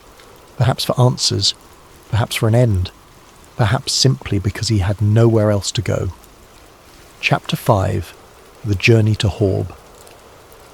The 40-day journey to Horeb was more than a geographical movement. It was a pilgrimage into the deepest questions of faith and purpose. With each step across the harsh terrain, Elijah carried the weight of his disillusionment, the burden of his perceived failure. Mount Horeb, also known as Sinai, was sacred ground. It was where Moses had received the 10 Commandments, where God had revealed his name and character to his people, where the covenant had been established in thunder and lightning and thick clouds. If there was anywhere on earth where one might expect to encounter God directly, it was here. Elijah entered a cave in the mountain, perhaps the very cleft in the rock where Moses had been sheltered when the glory of God passed by. In that enclosed darkness he settled in to wait. The cave became a womb of sorts, a place of hiddenness and safety, but also of isolation and uncertainty. Then the voice came, not harsh or accusatory, but searching. "What are you doing here, Elijah?" It was a question that penetrated to the core. What are you doing here? Not where you should be, ministering to Israel, not standing against the prophets of Baal, not speaking truth to power, here, in a cave, hiding after everything God has done. But the question was not meant to shame. It was an invitation, an opening for Elijah to speak his truth, to voice the pain he had been carrying, to finally articulate the despair that had driven him from the heights of Carmel to the depths of the wilderness. Chapter 6. Elijah's Honest Answer. Elijah's response came from a place of raw honesty. There was no attempt to spiritualize his fear, no religious language to dress up his desperation. He simply told God what he felt was true. "I have been very zealous for the Lord God Almighty," he began. And this was not boasting. It was establishing his credentials, his identity, his life's work. "The Israelites have rejected your covenant, torn down your altars, and put your prophets to death with the sword." Here was the heart of his anguish. He had given everything, risked everything, and it seemed to have changed nothing. The people had witnessed undeniable proof of God's power on Mount Carmel, yet the structures of idolatry remained intact. The queen still ruled. The temples of Baal still stood. The faithful were still hunted. "I am the only one left," Elijah continued, "and now they are trying to kill me too." In Elijah's mind, he had become the last faithful remnant of an entire nation. The weight of that burden, believing that the entire covenant relationship between God and Israel rested on his shoulders alone, had crushed him, and now even he, the last one, was being hunted like an animal. The loneliness in those words is staggering. To believe yourself completely alone in your faith, to see no allies, no fellow warriors, no one who shares your burden or understands your calling, to feel that if you fall, everything falls with you. But Elijah's perception, though deeply felt, was not accurate, and God was about to reveal just how distorted his perspective had become under the weight of exhaustion and fear. Chapter 7. The Wind, the Earthquake, and the Fire. God's response to Elijah's complaint was surprising. He did not immediately correct Elijah's misunderstanding or reassure him with words. Instead, he gave an instruction: "Go out and stand on the mountain in the presence of the Lord, for the Lord is about to pass by." Elijah emerged from the cave and stood on the mountainside. What happened next must have seemed familiar, even expected. After all, Elijah had seen God work in spectacular ways before. He had witnessed supernatural provision, had called down fire from heaven, had seen rain return after years of drought. He knew God as a God of power, of dramatic intervention, of unmistakable signs. A wind came, but not just any wind, a wind so powerful it tore the mountains apart and shattered rocks. The very foundations of the earth seemed to groan under its force. Trees were uprooted, boulders tumbled down mountainsides, the air itself became a weapon of destruction. But the scripture records something unexpected. The Lord was not in the wind. Before Elijah could fully process this, an earthquake struck. The ground beneath his feet heaved and buckled. Crevasses opened in the rock. The mountain itself shuddered with such violence that standing upright became nearly impossible. It was the kind of seismic event that topples cities, that reshapes landscapes, that leaves survivors traumatized for generations. But again, the scripture is clear. The Lord was not in the earthquake. Then came fire. Not the controlled fire of an altar or the warming fire of a hearth, but wild, consuming flame that swept across the mountainside. Elijah had seen fire from heaven before, spectacular, unmistakable, the very signature of divine power. Surely God would speak through this element that had validated his prophet's ministry on Mount Carmel. But once more, the verdict was the same. The Lord was not in the fire. Each of these manifestations would have been enough to command attention, to inspire awe, to demonstrate power beyond human comprehension. They were exactly the kind of displays that Elijah had come to associate with God's presence and activity. They were dramatic, unmistakable, impossible to ignore. Yet in each case, God's word to his prophet was negative. Not here, not in this. I am not in the spectacle you expect. Chapter 8. The Still Small Voice. After the fire, the chaos, the deafening demonstrations of raw power, something else came.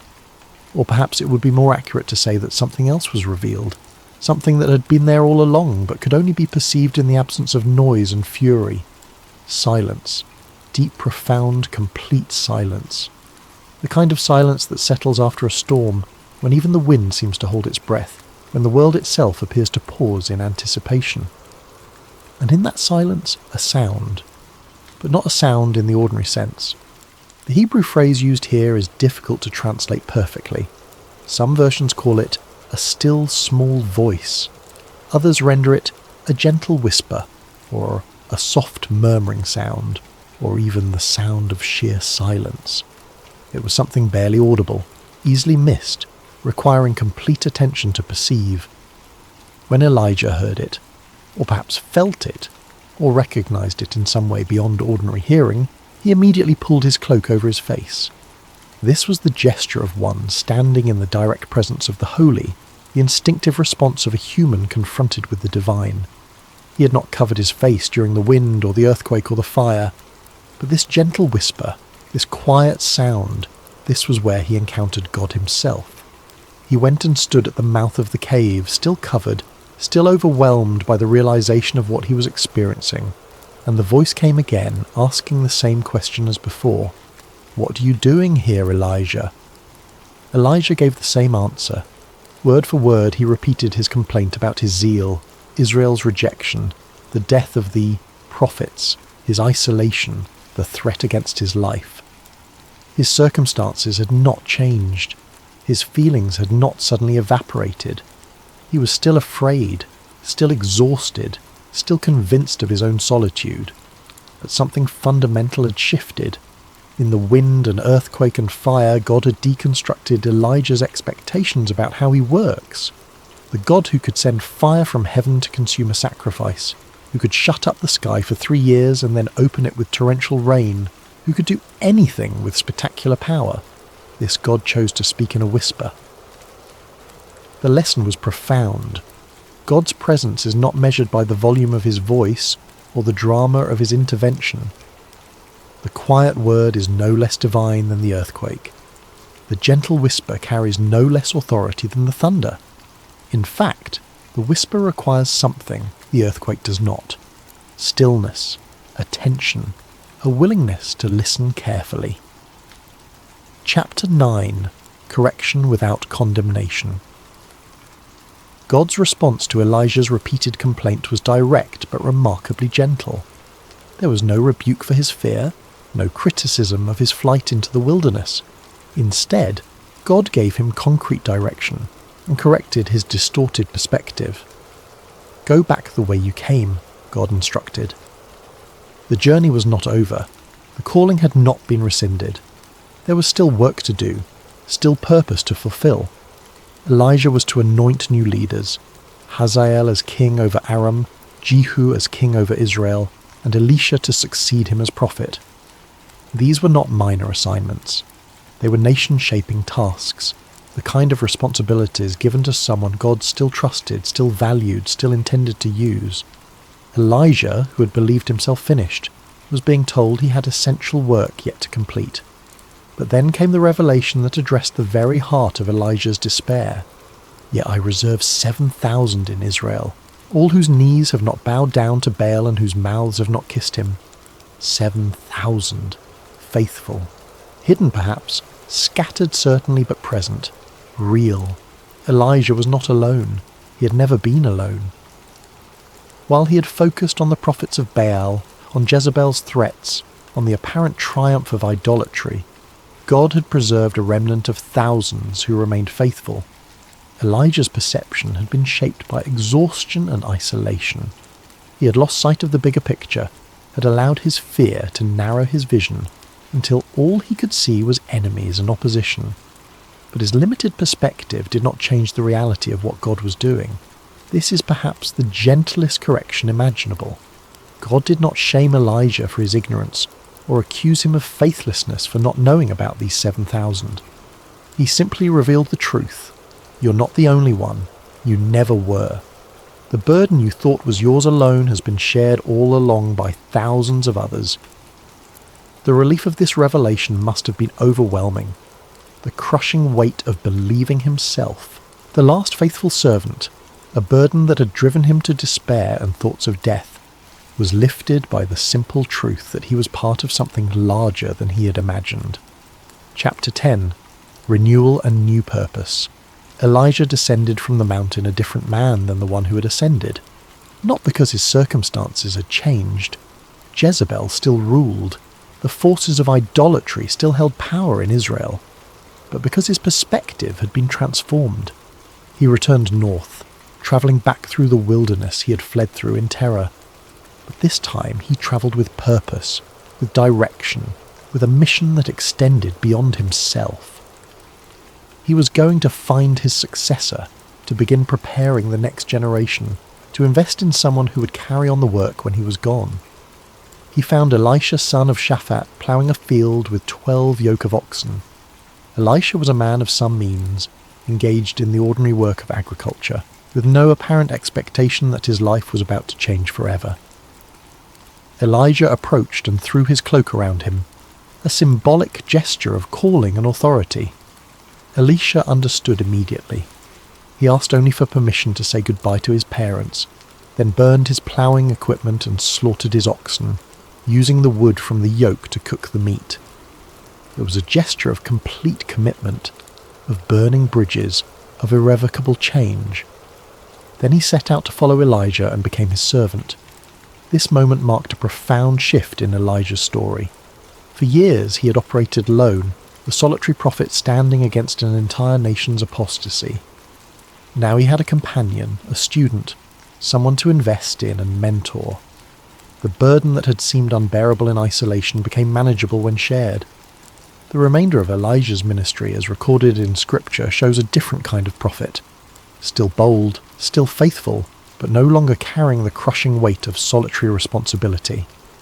When he confronted King Ahab again, when he pronounced judgment on Jezebel, when he continued to call Israel back to God, he did so knowing he was part of a larger movement, connected to thousands of faithful believers, and preparing someone to carry on after him.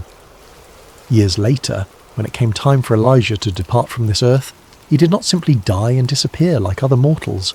Instead, in a moment of spectacular divine intervention, one final display of supernatural power, he was taken up to heaven in a whirlwind of fire. But by that time, Elisha was ready. The mantle literally fell to him, and he carried on the prophetic ministry, performing twice as many recorded miracles as his mentor. Elijah's legacy was not primarily in the miracles he performed or the confrontations he won. It was in the faithfulness he demonstrated even in his weakness, and in the successor he prepared to continue the work. The epilogue, a God who meets us gently. The story of Elijah and the still small voice reverberates through the centuries because it speaks to an experience that transcends time and culture, the experience of spiritual exhaustion, of faith tested not by persecution but by weariness, of discovering that even great victory does not guarantee immunity from fear and despair. Elijah was not a superhero. He was a human being who experienced the full range of human emotion, courage and fear, triumph and despair, strength and utter collapse. His faith in God was real, but it did not make him invulnerable to burnout. His calling was genuine, but it did not prevent him from reaching the end of his endurance. What makes his story so valuable is what it reveals about God's character. When Elijah fell apart, God did not abandon him. When he ran in fear, God did not disqualify him. When he prayed for death, God responded with bread and water and rest. God met Elijah in his weakness, with provision before correction. He addressed Elijah's physical needs before confronting his theological misunderstandings. He allowed him time and space to recover before sending him back into service. And when he finally spoke, it was not with the spectacular displays of power that Elijah had come to expect, but with a gentle whisper that required stillness and attention to hear. This is the God Christians worship today. Not a God who demands perfection before offering help. Not a God who responds to exhaustion with rebuke. Not a God who speaks only in dramatic moments of obvious intervention, but a God who understands our limitations, who meets us in our weakness, who sometimes speaks most clearly in the quiet moments when we are finally still enough to listen. The lesson of Elijah's cave is that God is present not only in the mountaintop experiences, the answered prayers, the visible victories. He is equally present in the wilderness collapses, the dark nights of the soul, the moments when we have nothing left to give and nowhere left to go. Sometimes God speaks through fire from heaven. Sometimes he speaks through a whisper so gentle that only the broken can hear it. Both are equally divine. Both are equally powerful. Both are equally valid encounters with the living God. For anyone who has experienced burnout, who has felt the weight of standing alone, who has wondered whether their faith is strong enough or their strength is sufficient, Elijah's story offers profound hope. It says that your exhaustion does not disqualify you. Your fear does not negate your calling. Your humanity does not disappoint your God. It says that when you collapse under the weight of your burdens, God will provide what you need to take the next step. When you feel utterly alone, you are connected to more fellow believers than you can see. When the spectacular moments of victory give way to quiet desperation, God has not left. He is simply speaking in a different register, calling you to a different kind of attention. The still, small voice is not a lesser form of divine communication. It is the voice that calls us beyond spectacle to intimacy, beyond power to presence, beyond doing to being. It is the voice that says, I am here, I have always been here, even when you cannot feel it, even when you cannot see it, even when the wind and earthquake and fire fill your world with noise and chaos. I am here, in the silence, waiting for you to be still enough to hear. This is the God who spoke to Elijah. This is the God who speaks to us still, not only in our moments of strength and faith, but especially in our moments of weakness and fear.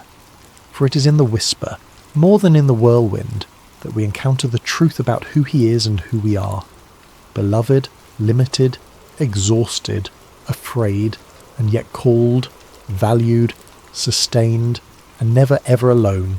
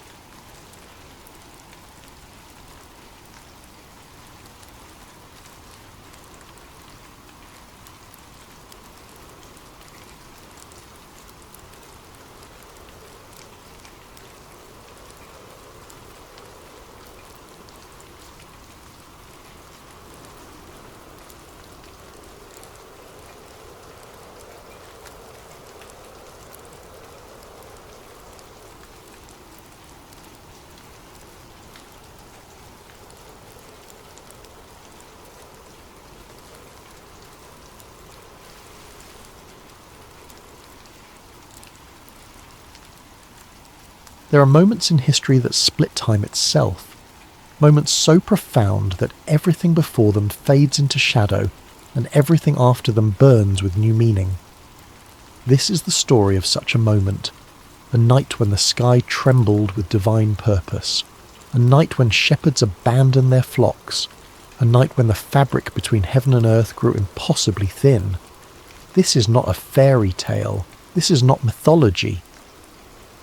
For billions of people across 2,000 years, this is the most important night in human history. This is the night that changed the world, a world waiting in silence. The world was drowning in darkness. For 400 years the heavens had been silent. 4 centuries had passed since the last prophet walked among the people of Israel. 400 years without a word from God. 400 years of occupation, oppression, and overwhelming silence. The Roman Empire stretched across the known world like an iron fist, crushing everything beneath its weight. From the Atlantic coasts of Hispania to the deserts of Syria, from the forests of Germania to the sands of Egypt, Rome ruled with absolute authority. The eagle standards of the legions cast shadows across continents. Where Rome marched, resistance crumbled. In the heart of this empire, in a small province called Judea, the Jewish people lived under constant surveillance. Roman soldiers patrolled the streets of Jerusalem. Roman tax collectors bled families dry. Roman governors made mockeries of justice. The temple still stood, magnificent and holy, but even there, the presence of Rome lurked like a stain that wouldn't wash clean. The people remembered the promises. They remembered the prophecies spoken by Isaiah, by Micah, by Daniel. They remembered the covenant made with Abraham, with Moses, with David. They remembered that God had promised a deliverer, a Messiah, an anointed one who would restore the kingdom, who would break the chains of oppression, who would make Israel great again. But where was he? Taxes grew heavier every year. Roman census officials appeared without warning, demanding registration, demanding tribute, demanding submission. Young men were conscripted to build roads for the empire. Farmers watched Roman soldiers take their grain, their wine, their oil. The wealthy collaborated with the occupation, growing fat on the suffering of their own people. In synagogues across Judea, scribes and Pharisees argued endlessly about the law, about ritual purity, about proper observance. They built walls of regulation around the Torah, creating impossible standards for ordinary people to follow.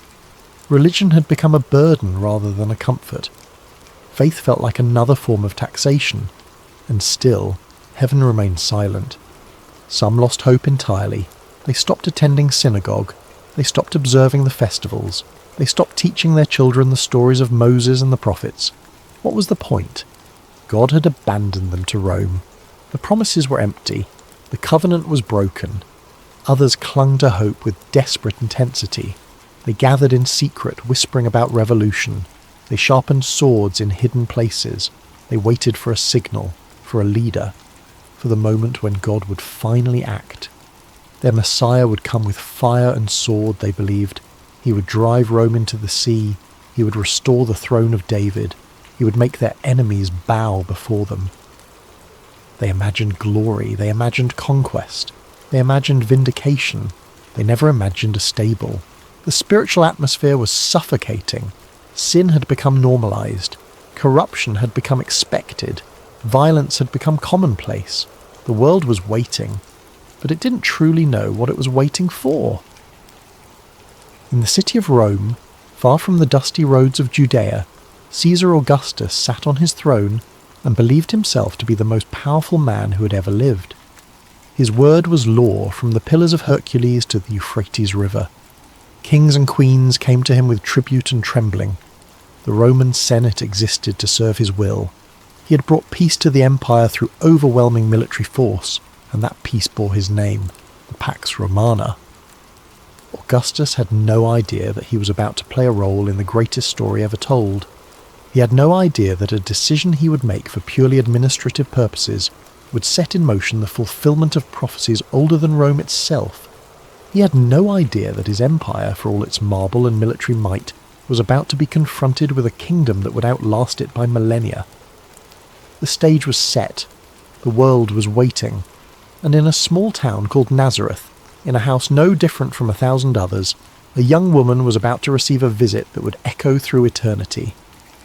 Chapter 1. The Roman Decree. Caesar Augustus was obsessed with order. He had inherited an empire torn by civil war, bleeding from decades of political violence and military chaos. He had transformed it into the most efficiently governed territory in human history. Roads connected every province. Aqueducts brought water to cities across 3 continents. A postal system carried messages faster than ever before. Legal codes standardized justice from Britannia to Syria. But efficiency required information. Information required documentation. Documentation required a census. In the year historians would later mark as somewhere between 6 and 4 years before the traditional date assigned to the birth of Christ, Augustus issued a decree. Every person living under Roman authority must return to their ancestral hometown to be registered. Names would be recorded, property would be documented, families would be catalogued. The empire would know exactly who lived where, who owned what, and most importantly, who owed taxes.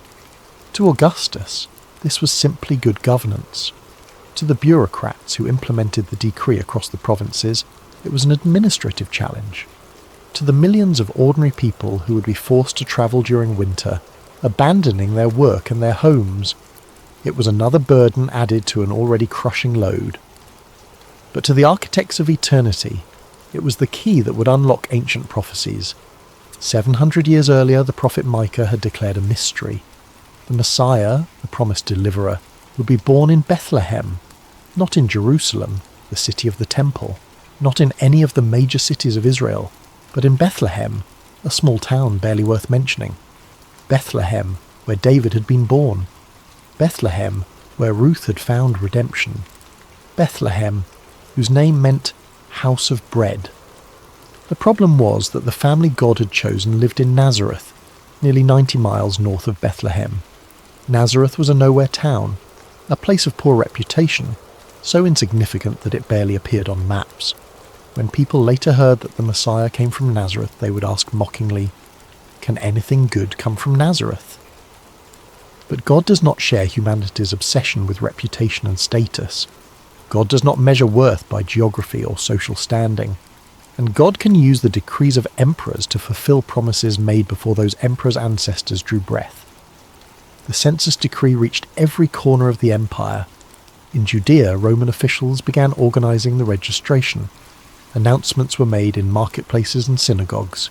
The decree was absolute. Everyone must comply. Anyone who attempted to avoid registration would face severe penalties. The timing seemed almost cruel. Winter was approaching. Travel was difficult. Roads turned to mud. Cold nights could kill the unprepared. But Rome did not negotiate. Rome did not show mercy. Rome commanded, and subjects obeyed. In Nazareth, a carpenter named Joseph received the news with a sinking heart. He would have to travel to Bethlehem. His lineage traced back to David, which meant Bethlehem was his ancestral home. Under other circumstances, the journey would have been difficult but manageable. But these were not ordinary circumstances. The young woman he was engaged to marry was pregnant. Visibly, undeniably pregnant. And the child was not his. Chapter 2. Joseph and Mary of Nazareth. Joseph was a good man in a world that didn't reward goodness. He worked with his hands, shaping wood into useful things. Tables, doors, yokes for oxen, ploughs for farmers. His work was honest, his prices fair, his craftsmanship reliable. In a world built on exploitation, Joseph made his living through simple integrity. He was descended from King David, but that lineage meant nothing in practical terms. 1,000 years had passed since David ruled Israel. The royal line had fractured and scattered. Being descended from David made Joseph exactly as poor as everyone else in Nazareth. It gave him no advantages, no special status, no wealth. What it did give him was a requirement to travel to Bethlehem for the census. Mary was everything that made life worth living in a dark world. Young, perhaps 15 or 16 years old by modern reckoning, though that was normal for the time. Engaged to Joseph in a formal betrothal that carried the legal weight of marriage. Pure, faithful, devoted to God with an intensity that set her apart even in a religious culture. Then the impossible happened. An angel appeared to her, not in a dream, not in a vision. The angel Gabriel, a being of terrible beauty and power, appeared in her presence and spoke words that shattered her understanding of reality. She had been chosen to bear the Son of God, chosen to bring the Messiah into the world, chosen to participate in the redemption of humanity. The Holy Spirit would overshadow her. She would conceive without human contact. The child would be called the Son of the Most High. He would inherit the throne of David. His kingdom would have no end. Mary's response was not hysteria or disbelief. It was surrender. I am the servant of the Lord. Let it be to me according to your word. But surrender to God did not mean immunity from human judgment. When Mary began to show signs of pregnancy, the whispers started immediately. Engaged but not yet married, and already pregnant. The explanation was obvious to everyone who saw her. She had been unfaithful. She had violated her betrothal. She had brought shame on herself, on Joseph, on both their families. Under Jewish law, the penalty for adultery was death by stoning. Even if that ultimate punishment wasn't enforced, Mary would face social destruction. She would be unmarried with a child, unemployable, unmarriageable, cast out from respectable society. Her family would be tainted by association. Joseph faced an impossible choice. He knew he was not the father, but he also knew that Mary was not the type of person to commit adultery. She was too devoted, too pure, too committed to God. Yet the evidence was undeniable. She was pregnant. Joseph could have exposed her publicly. He could have demanded the full weight of the law. He could have protected his own reputation by destroying hers. But Joseph was, as the ancient text says, a righteous man. He decided to divorce her quietly, to release her from the betrothal without public shame. Then he had a dream. In that dream an angel appeared to him. The same message that had been given to Mary was now given to Joseph. Do not be afraid to take Mary as your wife. What is conceived in her is from the Holy Spirit. She will bear a son. You will name him Jesus, which means the Lord saves, because he will save his people from their sins. Joseph woke from that dream and made a choice that would cost him everything. He chose obedience. He chose to believe the impossible. He chose to protect Mary, to marry her, to raise a child that was not biologically his own. He chose to become the earthly father of God. The social cost was immediate. Neighbours looked at him with pity or contempt. Some assumed he was a fool. Others assumed he was the real father and had simply given in to lust before the wedding. Either way, his reputation was damaged. In a small town like Nazareth, reputation was everything. But Joseph had made his choice. He would stand with Mary. He would protect the child. He would do what God had asked him to do, regardless of the cost. Then the census decree arrived, and Joseph realized that God's plan was far larger than he had imagined. Chapter 3: The Journey to Bethlehem. The journey from Nazareth to Bethlehem covered approximately 90 miles of difficult terrain. Today, that journey could be completed in less than 2 hours by car. In the first century, it took 4 to 5 days of hard travel, longer if you were travelling with a woman in the final stages of pregnancy. Joseph and Mary likely travelled with a small caravan of others from Nazareth, who also needed to register in towns along the route to Bethlehem. There was safety in numbers. Bandits prowled the roads, targeting solitary travellers. Roman patrols maintained order on major routes, but the secondary paths were dangerous. They probably had a donkey. Joseph was a carpenter, not wealthy but not destitute. A donkey would have been within his means, and it would have been essential for Mary to ride rather than walk the entire distance. The route took them south through Samaria, a region where tensions between Jews and Samaritans ran deep. Mutual hatred stretched back centuries. Jews travelling through Samaria faced harassment, discrimination, sometimes violence. Joseph would have kept his head down, avoided unnecessary interactions, and moved through as quickly as possible. The roads were crowded. Everyone was travelling for the census. Families moved in groups, carrying their possessions, driving their animals, searching for places to stay each night. The decree had created a mass migration, and the infrastructure of the ancient world was not designed to handle it. Mary was in the final days of her pregnancy. Every mile must have been agony. The discomfort of riding a donkey hour after hour, the constant jolting on rough roads, the cold nights when they stopped to rest, the uncertainty about when the baby would come. She knew the prophecies. She knew that the Messiah was supposed to be born in Bethlehem. But did she understand how it would happen? Did she know that this Roman census, this bureaucratic decree from a pagan emperor, was the mechanism God was using to fulfill promises made by prophets long dead. Joseph worried constantly, worried about Mary's health, worried about the baby, worried about finding shelter, worried about money. The journey was costing them. Every night at an inn cost money. Every meal purchased on the road cost money. And when they reached Bethlehem, they would need to find a place to stay, possibly for weeks. They passed through villages where people stared at them. A pregnant woman, obviously about to give birth, travelling on a donkey. An older man walking beside her, his face lined with worry. Where were they going? Why were they travelling in her condition? Didn't they have family who could help? They passed other travellers, families heading to different destinations, merchants moving goods despite the chaos, Roman soldiers maintaining the roads, their armour gleaming, their faces cold with indifference to the suffering around them. The terrain grew more rugged as they approached Judea. Hills rose and fell, valleys cut through limestone cliffs. The landscape was beautiful in a harsh, unforgiving way. Olive trees dotted the hillsides, sheep grazed in rocky fields, ancient stones marked the boundaries of properties claimed and fought over for generations. Finally, after days of exhausting travel, they saw it in the distance. Bethlehem, the city of David, the place where ancient prophecy had declared the Messiah would be born. It looked like chaos. Chapter 4. No room at the inn. Bethlehem was overflowing.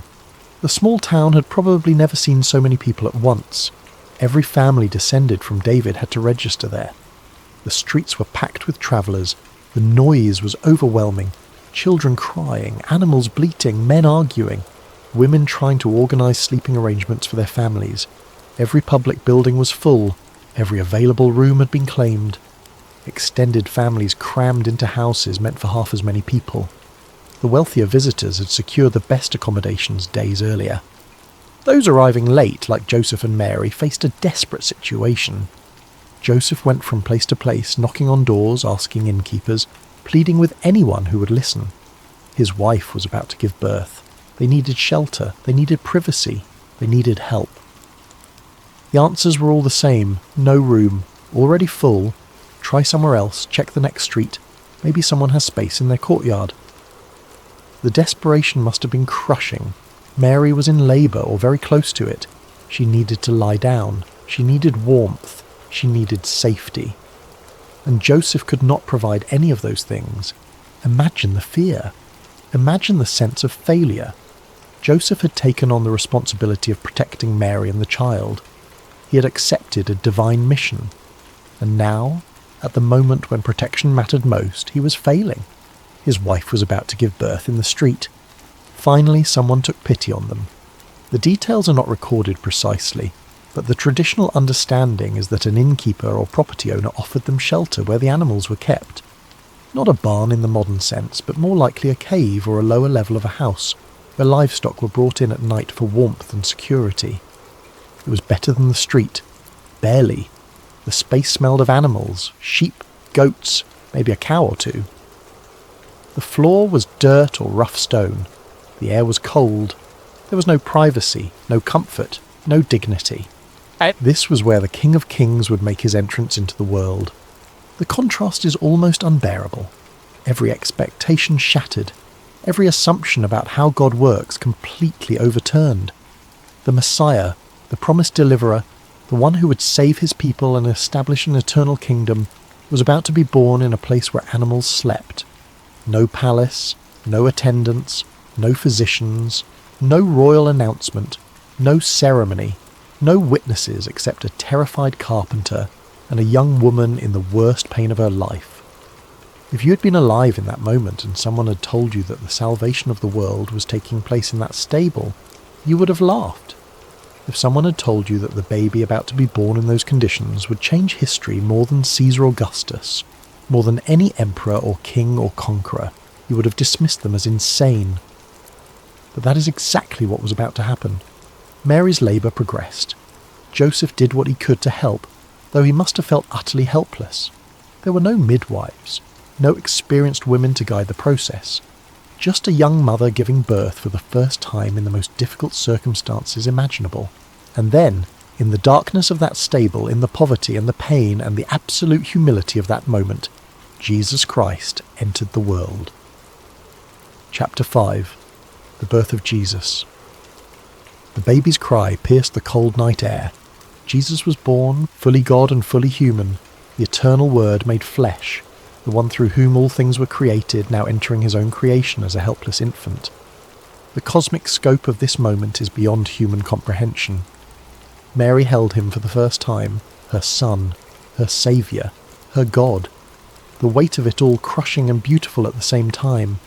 She had carried him for 9 months, feeling him move inside her, knowing that he was special but unable to fully grasp what that meant. Now he was here, small and fragile and completely dependent on her.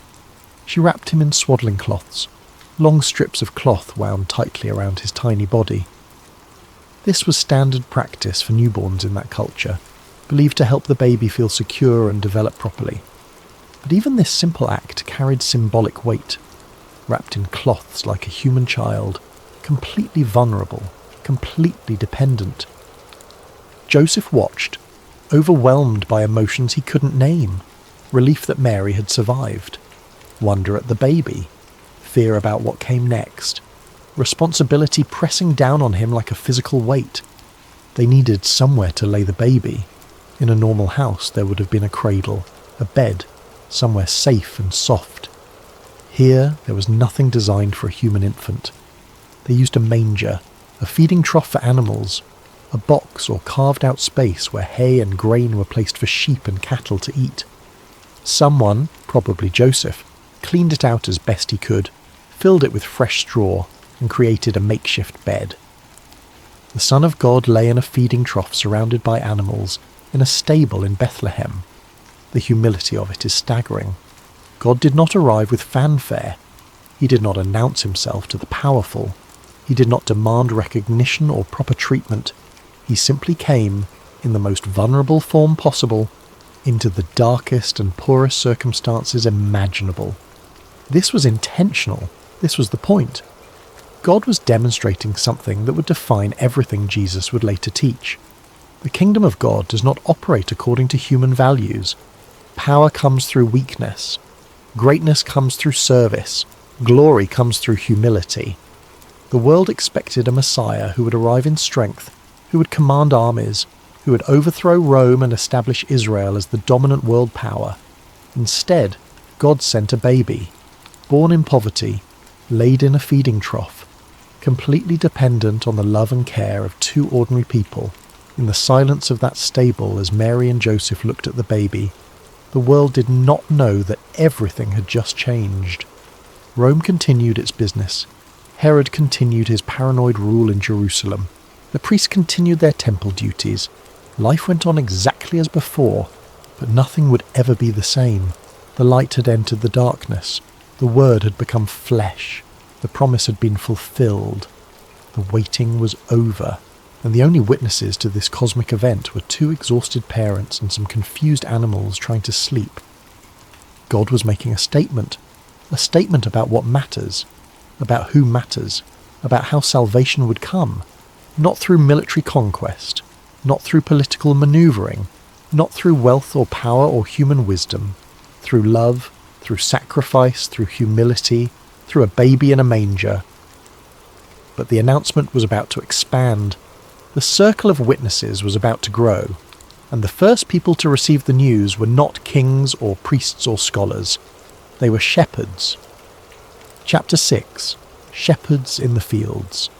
The shepherds were watching their flocks in the fields outside Bethlehem. These were not respected members of society. Shepherding was dirty work. It required living outdoors for weeks at a time. It meant sleeping on the ground, enduring harsh weather, fighting off predators. Shepherds smelled like sheep. They were often illiterate. They couldn't maintain ritual purity because their work kept them constantly in contact with animals and the outdoors. Religious leaders looked down on shepherds. They were considered untrustworthy, too unreliable to serve as witnesses in legal proceedings. They existed on the margins of society, necessary for the economy but excluded from respectability.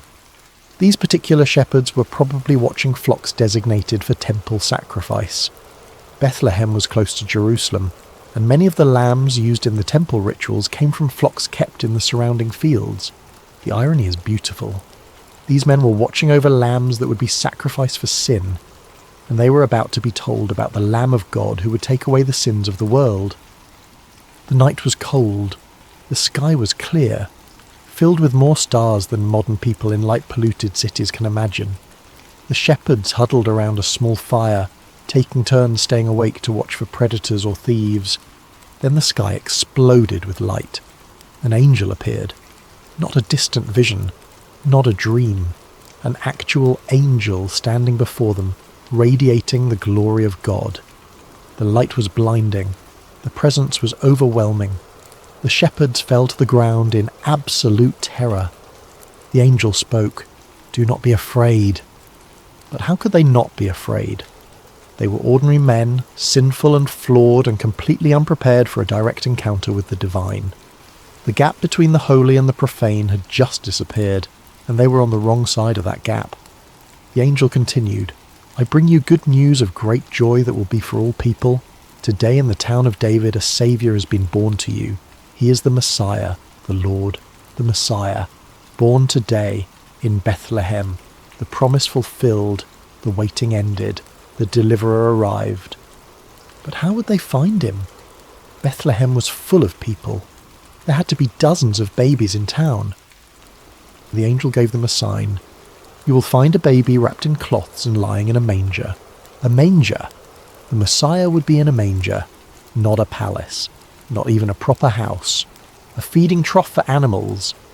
This sign was itself a message. The Messiah had come for people like them, for the poor, for the marginalized, for the excluded. Not for the powerful and prestigious, but for shepherds watching flocks in the middle of the night. Then the sky filled with angels, multitudes of them, more than could be counted. The entire heavenly host, praising God with voices that shook the earth. Glory to God in the highest heaven, and on earth peace to those on whom his favour rests.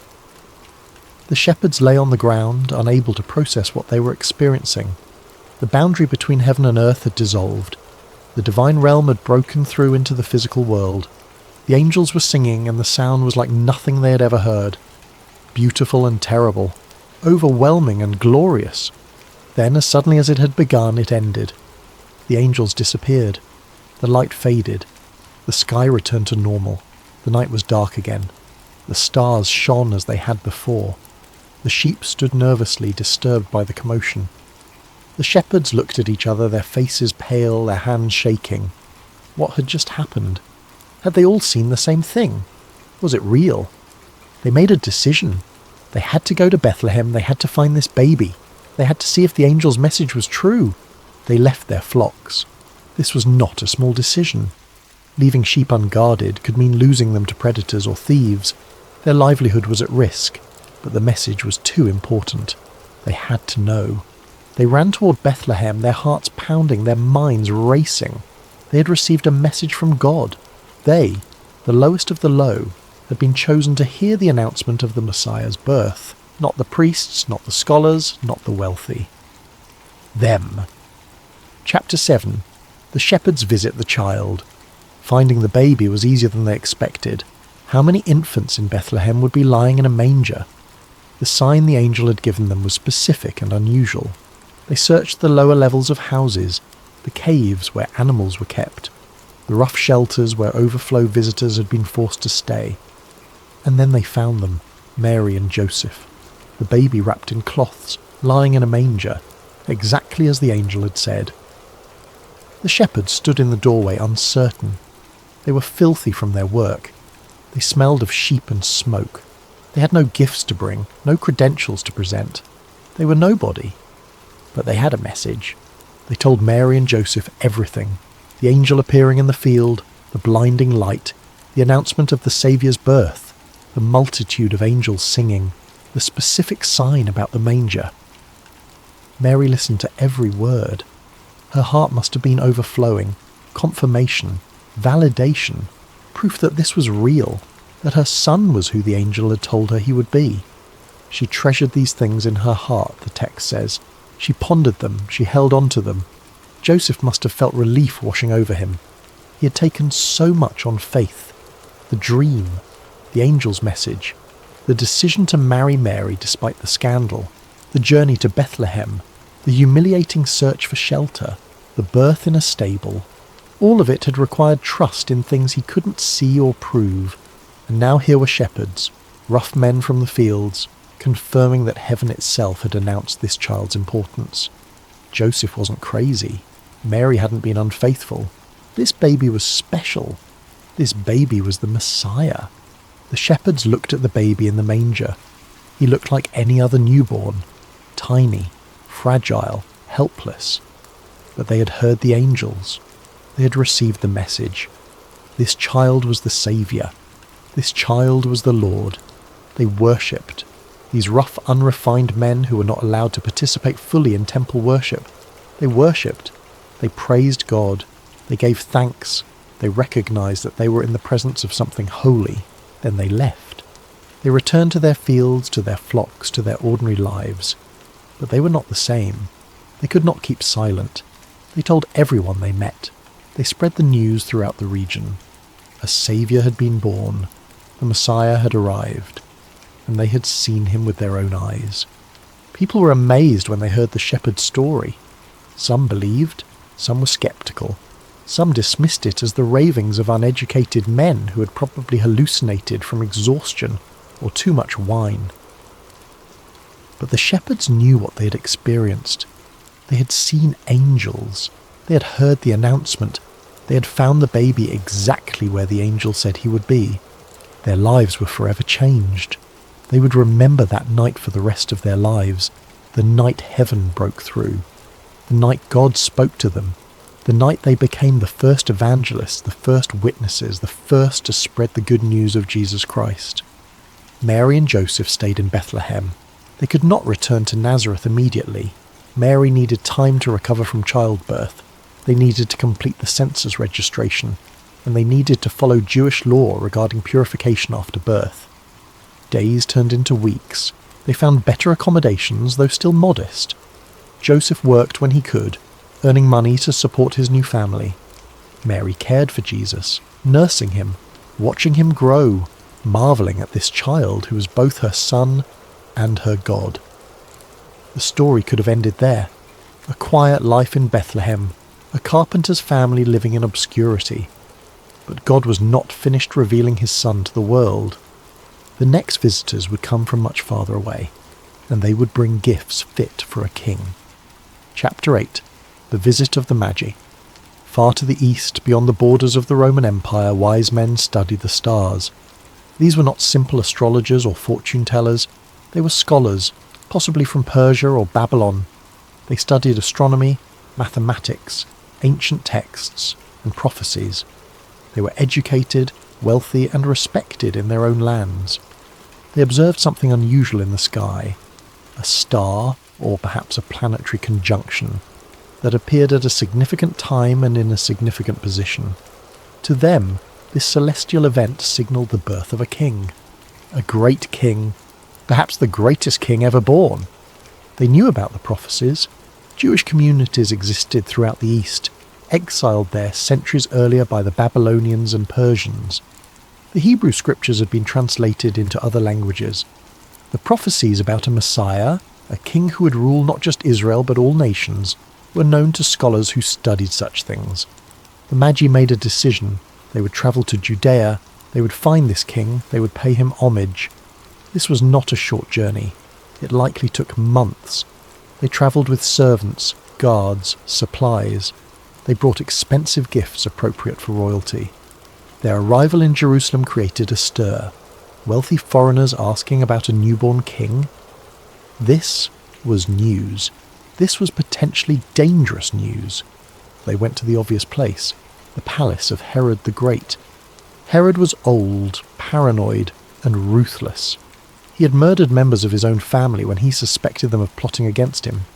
He had built magnificent structures, including the expansion of the Jewish temple, but he had also crushed any hint of rebellion with extreme violence. He was king of Judea by permission of Rome, and he was determined to keep that position at any cost. The Magi's question terrified him. Where is the one who has been born king of the Jews? We saw his star when it rose and have come to worship him. Born king of the Jews, not appointed king, not made king, born king. This was a direct threat to Herod's authority. If there was a legitimate claimant to the throne, someone with royal bloodline, Herod's position was in danger. He called his chief priests and scribes. Where was the Messiah supposed to be born? They knew the answer immediately. The prophecy from Micah was clear. Bethlehem. But you, Bethlehem, in the land of Judah, are by no means least among the rulers of Judah, for out of you will come a ruler who will shepherd my people Israel. Herod kept his rage hidden. He met with the Magi privately. He asked them exactly when the star had appeared. He was calculating, determining the child's age, planning. He told them to go to Bethlehem, to search carefully for the child, and when they found him, to report back so that Herod could also go and worship. It was a lie. Herod had no intention of worshipping anyone. He intended to kill this potential rival, but the Magi didn't know that. They thanked Herod and continued their journey. The star they had seen appeared again, leading them from Jerusalem to Bethlehem, a distance of only about 6 miles. The star moved, or seemed to move, stopping over the place where the child was. They were overjoyed. After months of travel, after uncertainty and questions, they had found him. Chapter 9. Gifts for a King. The Magi entered the house where Mary and Joseph were staying. Time had passed since the birth. Jesus was no longer a newborn. He might have been several months old, perhaps even approaching his 2nd year based on Herod's later actions. The family had moved from the stable into better accommodations. When the Magi saw the child with Mary, they bowed down and worshipped. These were important men, educated and wealthy. They had no obligation to honour a child from a poor family in an insignificant town. But they recognised something. They saw beyond the poverty and the humble circumstances. They saw a king. They presented their gifts: gold, frankincense, myrrh. Each gift carried layers of meaning. Gold was the gift for a king. It represented royalty, wealth and power. By giving gold, the Magi acknowledged Jesus' kingship. This child would rule. This child deserved the honour given to the greatest monarchs. The gold was also practical. Mary and Joseph were poor. This gift would provide financial security for years. It would allow them to survive the difficult times ahead. Frankincense was the gift for a priest. It was used in temple worship, burned as incense in the holy places. The smoke rising toward heaven symbolized prayers ascending to God. By giving frankincense, the Magi acknowledged Jesus' role as a mediator between God and humanity. He would be the ultimate high priest, the one who would bridge the gap between the divine and the human. Myrrh was the gift for someone who would die. Myrrh was used in burial preparations. It was mixed with spices to anoint bodies, to mask the smell of death, to honour the deceased. By giving myrrh, the Magi were prophesying, whether they fully understood it or not, that this child would die, that his life would end in sacrifice. The gifts revealed the complete mission of Christ. He was a king, but not the kind of king people expected. He was a priest, but not one who would serve in the temple. He was born to die, but his death would not be meaningless. It would be the ultimate act of sacrifice that would change everything. Mary accepted the gifts with wonder. She couldn't fully understand what they meant. She couldn't see the future. She didn't know about the cross, about the resurrection, about the church that would span the globe. She just knew that her son was special, that God had a plan, that these wise men from distant lands had recognized something in her child that transcended poverty and circumstance. Joseph felt the weight of responsibility growing heavier. These gifts made the child a target. Wealth attracted thieves. Recognition attracted enemies. The Magi's visit, as wonderful as it was, had made their situation more dangerous. The Magi stayed briefly, then prepared to return home. They intended to go back through Jerusalem to report to Herod as he had requested. But God intervened. In a dream, the Magi were warned not to return to Herod. They were told to go home by a different route. They obeyed, bypassing Jerusalem entirely and travelling through different territory to reach their homeland. When they left, Mary and Joseph were alone again with their son, and with the growing realization that danger was coming. Chapter 10, Warning and Protection. Joseph had another dream. An angel appeared to him with an urgent message. "Get up, take the child and his mother, flee to Egypt, stay there until I tell you to return. Herod is going to search for the child to kill him." Joseph didn't wait for morning. He didn't pack carefully. He didn't say goodbye to neighbours. He gathered Mary and Jesus, took whatever they could carry, including the gifts from the Magi, and left Bethlehem under cover of darkness. They fled to Egypt. Egypt, the ancient enemy. Egypt, where the Israelites had been enslaved. Egypt, where Moses had confronted Pharaoh. Egypt, which represented oppression and bondage in Jewish memory. But Egypt was outside Herod's jurisdiction. Egypt was beyond the reach of his soldiers. Egypt was safe. The journey was long and dangerous. They travelled as refugees carrying a toddler, trying to blend in with other travellers, always afraid of being recognised or caught. But they had the gold from the Magi. They could afford food, lodging and transportation. The gift that acknowledged Jesus as king also saved his life. Behind them in Bethlehem, Herod's patience ran out. When the Magi didn't return, Herod realised he had been tricked. His rage was absolute. He gave an order so monstrous that it still shocks people 2,000 years later. Kill every male child in Bethlehem and the surrounding area who was 2 years old or younger. Based on the timing the Magi had given him, based on when the star had appeared, Herod calculated the child's possible age. To be certain he didn't miss his target, he made the net as wide as possible. Soldiers descended on Bethlehem. They went house to house. They tore children from their mothers' arms. The streets ran with blood. The air filled with screams. Mothers wept for their children, refusing to be comforted because their children were no more. The prophecy from Jeremiah, spoken 600 years earlier, was fulfilled in the most horrific way imaginable. But Jesus was not among the dead. Jesus was in Egypt, protected by divine intervention and the obedience of his earthly father. The massacre served multiple purposes in God's plan, though that doesn't make it less tragic. It demonstrated the evil that opposed Jesus from the beginning. It showed that the world would reject him, would try to destroy him, would stop at nothing to eliminate the threat he represented. It also fulfilled prophecy. "Out of Egypt I called my son," the prophet Hosea had written. Just as Israel had been called out of Egypt during the Exodus, so Jesus would come out of Egypt to begin his ministry. Mary and Joseph stayed in Egypt until Herod died. It might have been months, it might have been years. They lived as foreigners in a strange land, trusting that God would tell them when it was safe to return. Eventually the angel appeared to Joseph again in a dream. Herod was dead. It was time to go home. But when Joseph learned that Herod's son Archelaus was ruling Judea, he was afraid. Archelaus was known to be as cruel as his father, perhaps more so. Another warning came in a dream. Don't go to Judea. Go to Galilee instead. And so they settled in Nazareth, the town where they had originally lived. Jesus would grow up in Nazareth. He would be called a Nazarene, fulfilling yet another prophecy. The immediate danger had passed. The infant who threatened Herod's throne had survived. The child who would change the world was safe. For now. Epilogue. The meaning of Christmas.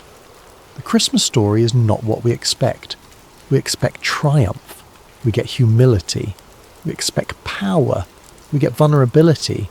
We expect recognition. We get obscurity. We expect a king to arrive with his armies and fanfare.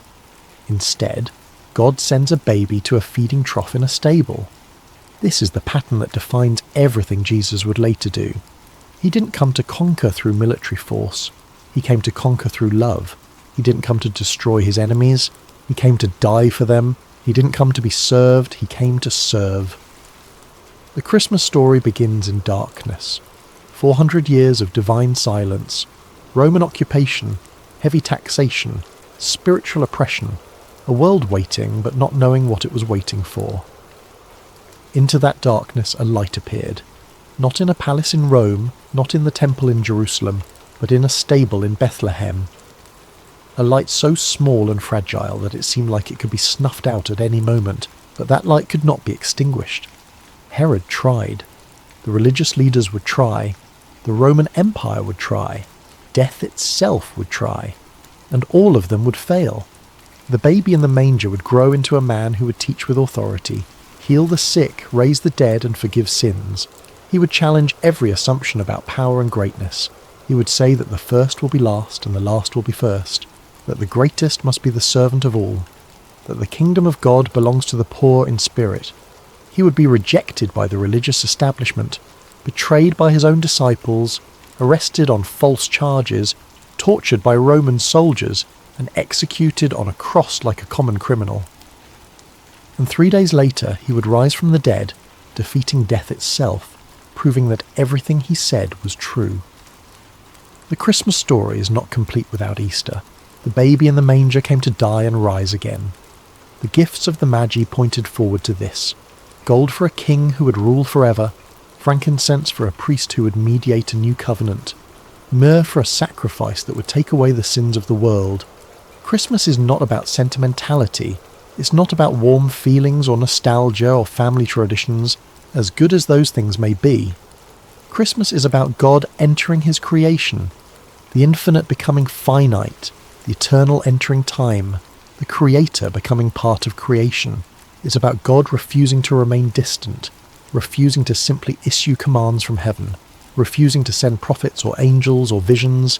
Instead, God came himself, in the most vulnerable form possible, as a baby who needed to be fed and changed and held. This is what makes Christianity unique among world religions. The claim is not that God revealed truth to humanity. The claim is that God became human, that the divine took on flesh and blood, that God experienced hunger, thirst, exhaustion, pain, and even death. The baby in the manger is God with us, Emmanuel, the promise fulfilled, the hope realized, the salvation delivered. 2,000 years have passed since that night in Bethlehem. Empires have risen and fallen, kingdoms have come and gone. The Roman Empire that seemed so permanent is dust. Herod's dynasty lasted only a few generations. Caesar Augustus is a historical footnote. But the baby born in that stable, his influence has only grown. His followers number in the billions. His teachings have shaped civilizations. His name is the most recognized name in human history. Because that night in Bethlehem wasn't just another birth. It was the moment when heaven touched earth. When prophecy became reality. When hope became tangible. When salvation arrived, not with thunder and lightning, but with the quiet cry of a newborn baby. The shepherds ran to see him. The Magi travelled months to worship him. Angels sang at his birth. And 2,000 years later, people still celebrate that night. Because the night that changed the world wasn't about what we expected. It was about what we needed. We needed a God who understood our weakness because he experienced it himself. We needed a saviour who could identify with our struggles because he faced them too. We needed proof that God cares, that God sees, that God acts. And we got all of that in a baby lying in a manger in Bethlehem. Silent night. Holy night. The night that changed everything. The shepherds went back to their flocks, but they were never the same. The Magi returned to their lands, but they carried the truth with them. Mary and Joseph raised Jesus, watching him grow, knowing he was destined for something greater than they could fully understand. And in that stable, surrounded by animals, attended by shepherds, honoured by wise men from distant lands, the hope of the world opened his eyes and saw his creation for the first time. Christmas is the story of God refusing to give up on us, of God loving us so much that he was willing to become one of us, of God entering our darkness with light, of God meeting us in our poverty with riches beyond measure. It's the story of a night when the impossible happened, when prophecies were fulfilled, when heaven broke through, when everything changed, and it all began with a baby in a manger. Glory to God in the highest heaven, and on earth peace to those on whom his favour rests. The night that changed the world, a silent night in Bethlehem, where history was rewritten, where hope was born, where God came to save us. This is Christmas. This is the greatest story ever told, and it begins with the smallest, most vulnerable thing in the world, a baby, wrapped in cloths, lying in a manger, the Saviour of the world.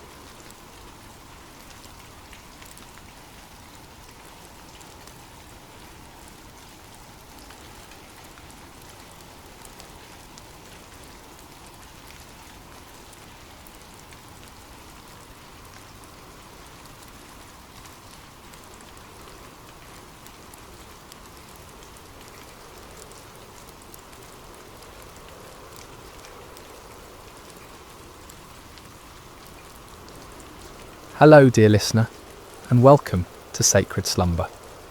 Before we begin tonight's story, I'd love to know how your day has been. Whatever time it is where you are in the world, whether you're settling in for the evening or finding a quiet moment during your day, you're exactly where you need to be. We have listeners joining us from every corner of the globe, and it's beautiful to think that we're all connected through these ancient stories that continue to speak to our hearts today. If this story brings you peace and you'd like to hear more like it, please consider subscribing to Sacred Slumber. Now let us journey back over 3,000 years to a time when the hills of ancient Israel echoed with the cries of an oppressed people, and discover how God chose the most unlikely hero to deliver them. The sun blazed mercilessly over the barren hills of ancient Israel, its heat seeming to mock the suffering people below. For 7 long years, the shadow of oppression had fallen across the promised land, like a plague that would not lift. The Midianites, fierce nomadic warriors from the desert, had swept down upon Israel like locusts, devouring everything in their path. In caves carved into limestone cliffs, families huddled in darkness, their faces gaunt with hunger and hollow with despair. Children, who should have been playing in village squares instead, learned to recognise the distant thunder of approaching hoofbeats, the signal to flee deeper into their rocky refuges. The once fertile valleys that had flowed with milk and honey now lay trampled and barren, stripped clean by the endless raids of their oppressors. The Israelites had forgotten what it meant to harvest their own crops.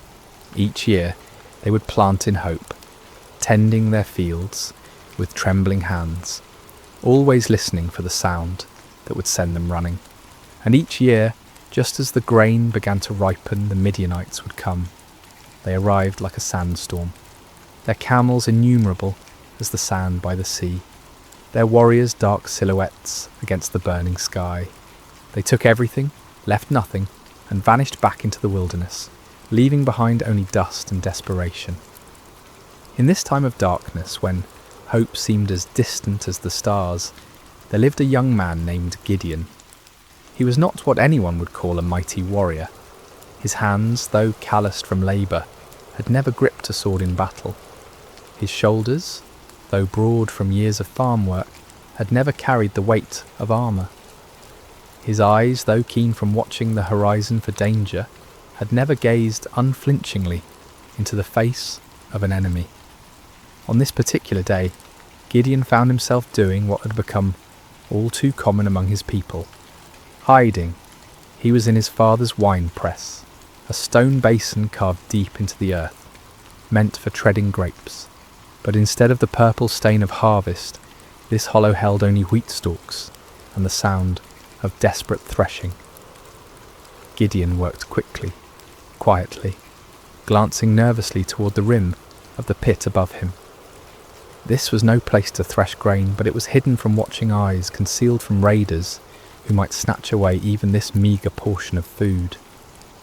The irony was not lost on him. Here he was, a descendant of Abraham, to whom God had promised this very land, reduced to working in secret, like a thief in his own inheritance. The wheat he threshed was barely enough to keep his family alive, and even this small amount had to be hidden from those who would steal it away. As Gideon worked, sweat dripping from his brow to mingle with the grain dust, he wondered where the God of his fathers had gone. The elders still told stories around carefully concealed fires, stories of a time when the Lord had parted the sea, when he had brought down the walls of Jericho, when his presence had dwelt among them in power and glory. But those seemed like tales from another world, stories of a God who had perhaps grown tired of his people and turned his face away. The rhythmic sound of the flail striking grain filled the small space, a lonely percussion that seemed to echo the beating of his own discouraged heart. Each strike felt like a prayer he didn't know how to voice, a desperate plea to heaven from a pit in the earth, and then without warning, the monotonous rhythm was broken by a voice. "The Lord is with you, mighty warrior." Gideon's flail froze mid-swing. His heart hammered against his ribs as he spun around, expecting to see a Midianite soldier who had discovered his hiding place. Instead, he saw a figure sitting beneath the oak tree above the wine press, a man whose presence seemed to make the very air shimmer with an otherworldly light. The stranger's words echoed in Gideon's mind. Mighty warrior? Him? The man who threshed wheat in secret, who started at shadows, who had never held anything more dangerous than farming tools? Surely this visitor was either mocking him or mistaken about who he was addressing. Gideon climbed slowly from the wine press, his legs unsteady, not from exertion, but from the strange presence of this visitor. The man beneath the oak appeared ordinary enough, yet something in his bearing, something in the way the light seemed to gather around him, spoke of anything but ordinary humanity. "Pardon me, my lord," Gideon said, his voice betraying his confusion and fear. "But if the Lord is with us, why has all this happened to us? Where are all his wonders that our ancestors told us about when they said, 'Did not the Lord bring us up out of Egypt? But now the Lord has abandoned us and given us into the hand of Midian.'" The words tumbled out of him like water breaking through a dam. 7 years of bottled frustration, 7 years of unanswered prayers, 7 years of watching his people suffer, while heaven remained silent. If this stranger claimed the Lord was with them, then where was the evidence? Where was the God who had once fought for Israel, with fire and earthquake, with angel armies and miraculous interventions? The figure beneath the oak tree regarded him with eyes that seemed to hold depths of understanding far beyond human measure. When he spoke, his voice carried an authority that made the ground beneath Gideon's feet feel somehow more solid, as if reality itself paid attention to his words. "Go in the strength you have, and save Israel out of Midian's hand. Am I not sending you?" Gideon felt his knees nearly buckle. Save Israel? Him? The man who hid in wine presses, who jumped at the sound of the wind through the barley? This had to be some terrible mistake, some cosmic error in judgment. "Pardon me, my lord," he said again, his voice barely above a whisper, "but how can I save Israel? My clan is the weakest in Manasseh, and I am the least in my family." It was true. His family held no position of honour among the tribe. They owned no great flocks, commanded no respect in the councils of the elders. Gideon himself was the youngest son, the one who tended to mundane tasks while others made important decisions. He was nobody special, nobody who mattered, nobody whom anyone would follow into battle. But the mysterious visitor seemed unmoved by these protests. "I will be with you," he said simply, "and you will strike down all the Midianites, leaving none alive." The promise hung in the air between them, impossible and overwhelming. Gideon's mind reeled as he tried to comprehend what was being asked of him. But if this was truly a messenger from the Lord, if this was indeed the God of his fathers speaking to him, then surely he could ask for some sign, some proof that this wasn't merely the product of too much sun and too little food. "If now I have found favour in your eyes," Gideon said carefully, "give me a sign that it is really you who speaks with me. Please do not go away until I come back, and bring my offering and set it before you." The figure nodded gravely. "I will wait until you return."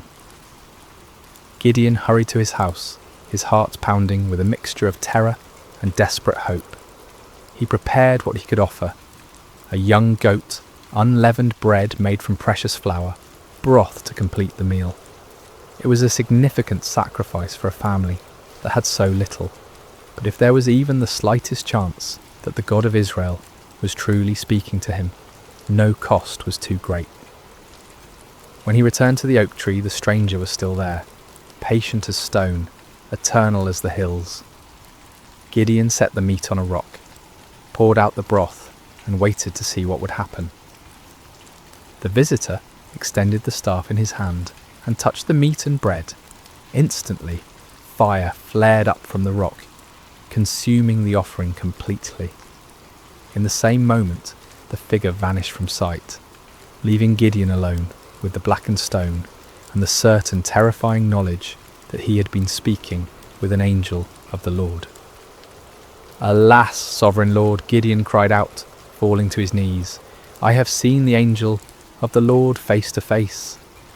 But even as fear overwhelmed him, a voice spoke from heaven itself. "Peace, do not be afraid, you are not going to die."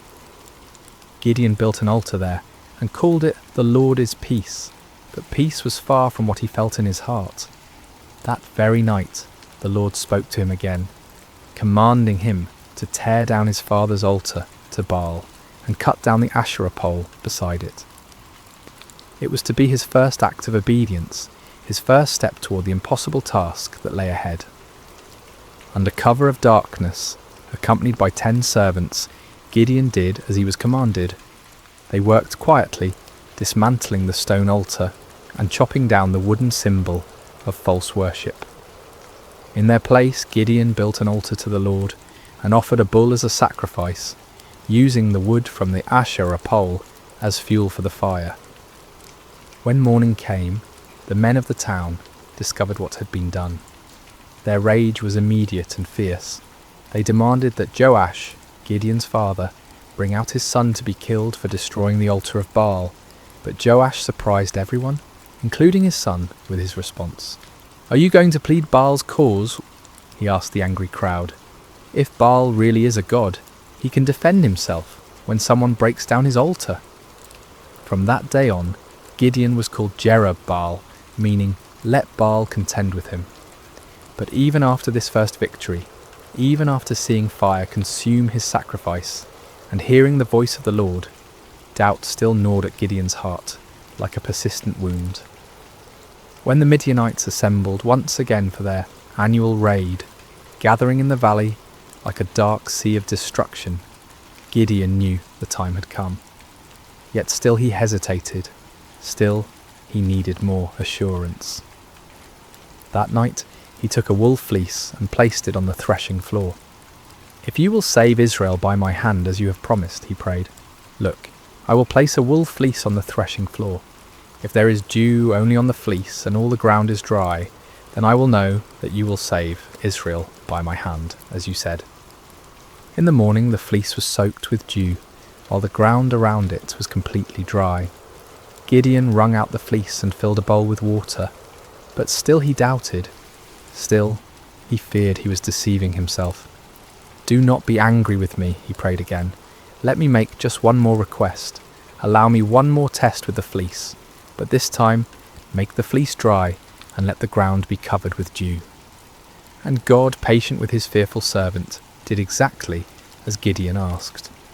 The next morning, the fleece was dry while dew covered all the ground around it.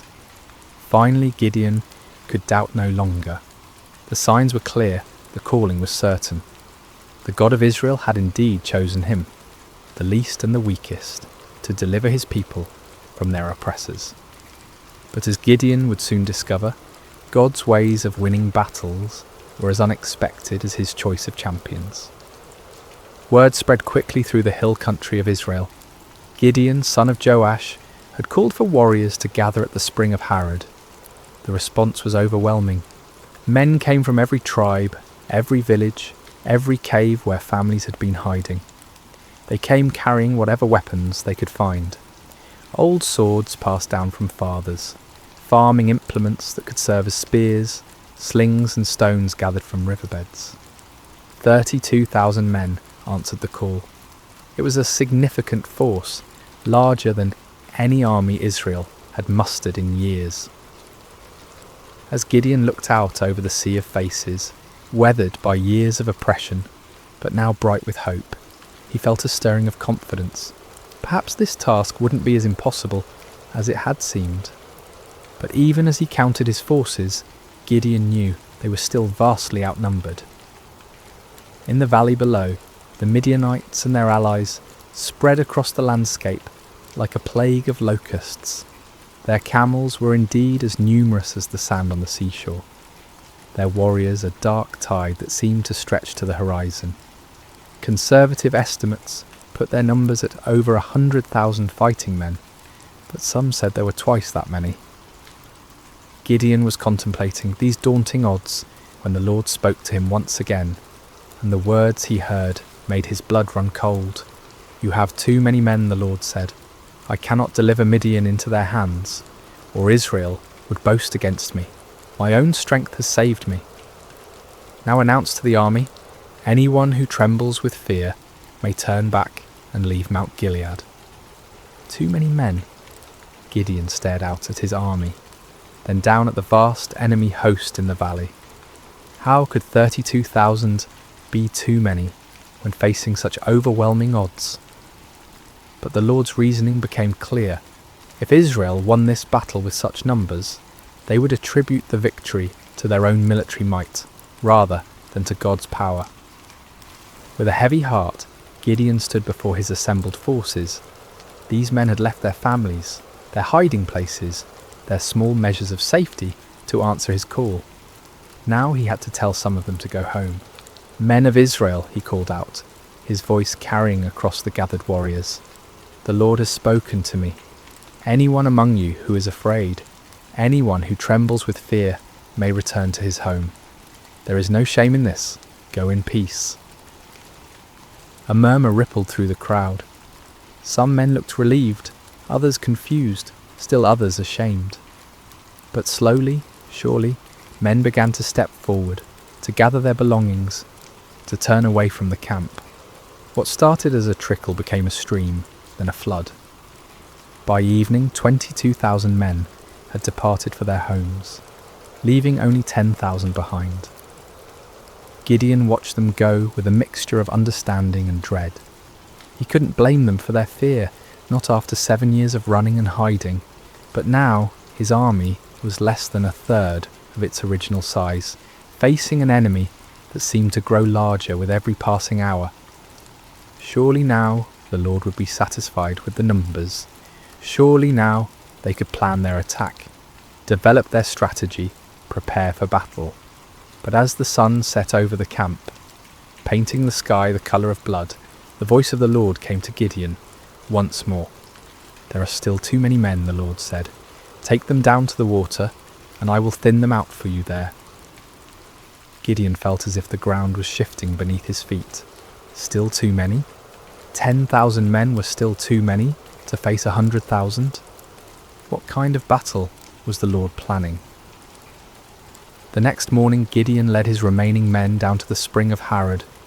The water was clear and cold, bubbling up from underground sources that had never failed, even in the driest years. The men were thirsty from the march and eager to drink.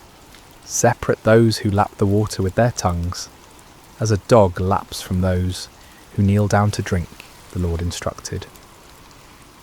Gideon watched carefully as his men approached the water. Most of them, weary and relieved to finally rest, knelt down and put their faces directly to the stream, drinking deeply. But a few, perhaps more cautious or alert, cupped water in their hands and lapped it quickly while keeping their eyes up, watching for danger. When the test was complete, Gideon counted with growing amazement and terror. Only 300 men had lapped the water like dogs. 300 out of 10,000. 300 to face the multitudes of Midian. "With the 300 men that lapped I will save you and give the Midianites into your hands," the Lord said. "Let all the others return home." The dismissal of the remaining 9,700 men was even more painful than the first reduction. These were the men who had stayed when others fled, who had shown courage and commitment. Yet now they too had to be sent away, carrying with them the supplies and provisions that would have sustained a larger force.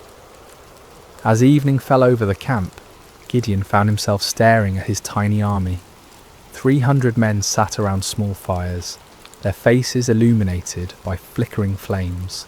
Some sharpened weapons, others mended gear, still others simply stared into the darkness where their enemies waited. They were farmers and shepherds, craftsmen and traders. None of them were professional soldiers. None of them had trained for this kind of warfare. Gideon walked among them, listening to their quiet conversations. Some spoke of their families, wondering if they would ever see their wives and children again. Others talked about the enemy, speculating about Midianite tactics and weapons. A few prayed quietly, their voices barely audible above the crackling of the fires. "Do you think we can win?" one young man asked his companion, his voice carrying the weight of doubt that Gideon felt in his own heart. "With God's help," came the reply, but even that voice held uncertainty.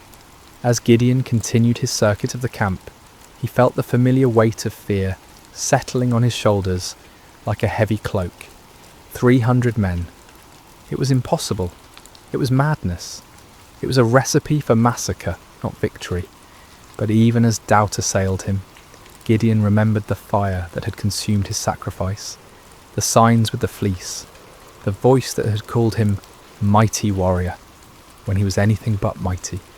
The God who had chosen him, who had reduced his army to an impossibly small number, was the same God who had parted the Red Sea, who had brought down the walls of Jericho with trumpets and shouts. Still, as he looked out toward the valley, where enemy campfires twinkled like stars fallen to earth, Gideon found himself struggling with the same fears that had driven him to test God with fleeces. The odds were beyond daunting. They were simply impossible. But perhaps, he thought with growing understanding, that was exactly the point. Sleep eluded Gideon that night. He tossed on his simple bedroll, listening to the sounds of his small army around him. Some of the men snored peacefully, displaying a faith or fatalism that he envied. Others, like himself, shifted restlessly, no doubt contemplating the impossibility of what lay ahead. As the night deepened, the Lord spoke to him once more. "Get up, go down against the camp, because I am going to give it into your hands. If you are afraid to attack, go down to the camp with your servant Purah and listen to what they are saying. Afterward, you will be encouraged to attack the camp." The Lord knew him well, Gideon realised. He was indeed afraid, terrified beyond measure. The offer to scout the enemy camp was exactly what his anxious heart needed. Taking his servant Purah, a young man who had served his family faithfully for years, Gideon crept away from the Israeli camp under cover of darkness. The descent into the valley was treacherous in the darkness. They picked their way carefully between rocks and thorny bushes, each step taking them closer to the vast enemy encampment. As they drew near, the sheer scale of the Midianite army became even more overwhelming.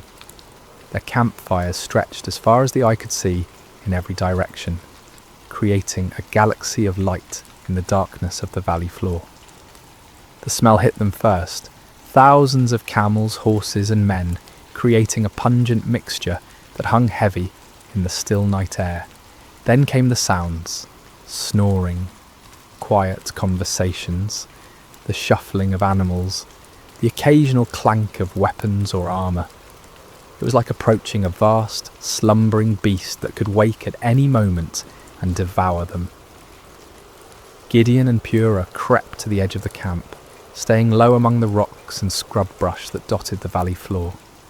The nearest tents were only a few dozen yards away, their dark silhouettes outlined against the glow of dying fires. Guards moved slowly through the camp, but their attention was focused inward, watching for disturbances among their own people rather than looking outward for threats. As they settled into their hiding place, Gideon heard voices from a nearby tent. Two men were talking in low tones, their conversation carrying clearly in the still night air. "I had the most disturbing dream," one man was saying. "I dreamed that a round loaf of barley bread came tumbling into the Midianite camp. It struck the tent with such force that the tent overturned and collapsed." His companion was quiet for a moment before responding, and when he did, his voice was heavy with foreboding. "This can be nothing other than the sword of Gideon, son of Joash, the Israelite. God has given the Midianites and the whole camp into his hands." Gideon felt as if lightning had struck him. Here in the heart of the enemy camp, these soldiers were talking about him, about his victory, about their own defeat. The dream was clearly a sign from God. A simple barley loaf, representing humble Israel, would overturn the mighty tent of Midian. He grasped Purah's arm, and together they crept back through the darkness, toward their own camp. But now the impossible seemed possible. Now the 300 seemed not like a pitifully small force, but like the perfect instrument of God's power. The enemy was already defeated in their hearts. All that remained was to make that defeat a reality. Back in the camp, Gideon woke his sleeping warriors. "Get up," he whispered urgently. "The Lord has given the Midianite camp into your hands." The men rose quickly, gathering around their commander in the darkness. Gideon's voice was transformed, no longer tentative and fearful, but filled with supernatural confidence. "Listen carefully," he said. "We will divide into 3 companies of 100 men each. I will give each of you a trumpet and an empty jar with a torch inside it. Watch me and do exactly what I do. When I and all who are with me blow our trumpets, then you blow your trumpets all around the camp and shout, 'For the Lord and for Gideon.'" The plan was unlike anything any of them had ever heard of. No swords, no spears, no conventional weapons at all. Just trumpets, empty pottery jars and torches. It seemed almost like madness, but there was something in Gideon's voice, something in his bearing, that convinced them this was indeed the Lord's strategy. The men moved quickly and quietly to gather the supplies they would need. Clay jars were found and emptied. Torches were prepared and placed carefully inside, so that their light was completely hidden. Each man took a trumpet, though few of them had any experience with such instruments. The plan didn't require musical skill, however, only the ability to make noise. As the first company prepared to move out, Gideon looked at his men one final time. These farmers and shepherds, these ordinary men who had answered an extraordinary call, were about to attempt something that would be remembered for generations to come. They were terrified. He could see it in their faces, but they were also determined. They had come too far to turn back now. "Remember," Gideon said quietly, "we are not fighting this battle alone. The Lord goes before us. Trust in him, follow my lead, and we will see the salvation of Israel this very night." The three companies spread out in the darkness, moving carefully around the perimeter of the enormous enemy camp. It took time to get into position, with each group having to navigate difficult terrain while carrying their unusual equipment. But finally, just as the middle watch began, just as the guards were changing and the camp was at its most vulnerable, Gideon's company reached their position on one side of the valley. He looked across the vast sea of tents and fires, knowing that his other two companies were in position on the other sides. Somewhere out there in the darkness, 200 other men were waiting for his signal, trusting him to lead them in this impossible venture. Gideon raised his trumpet to his lips, lifted his jar with its hidden torch, and prepared to find out whether the God of Israel would indeed fight for his people. The moment had come.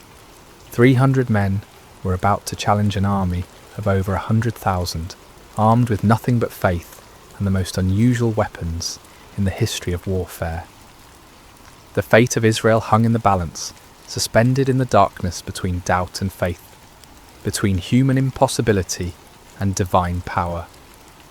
The signal came like thunder splitting the night sky.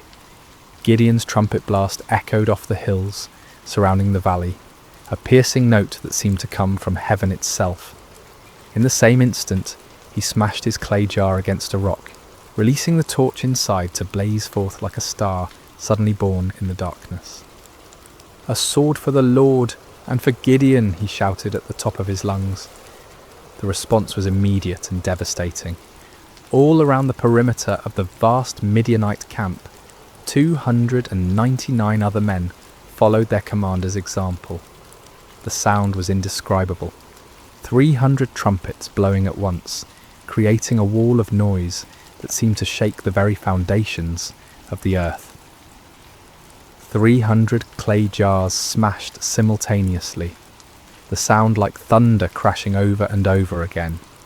300 torches suddenly blazed to life, creating a ring of fire around the sleeping army. And 300 voices roared out the battle cry, "A sword for the Lord and for Gideon."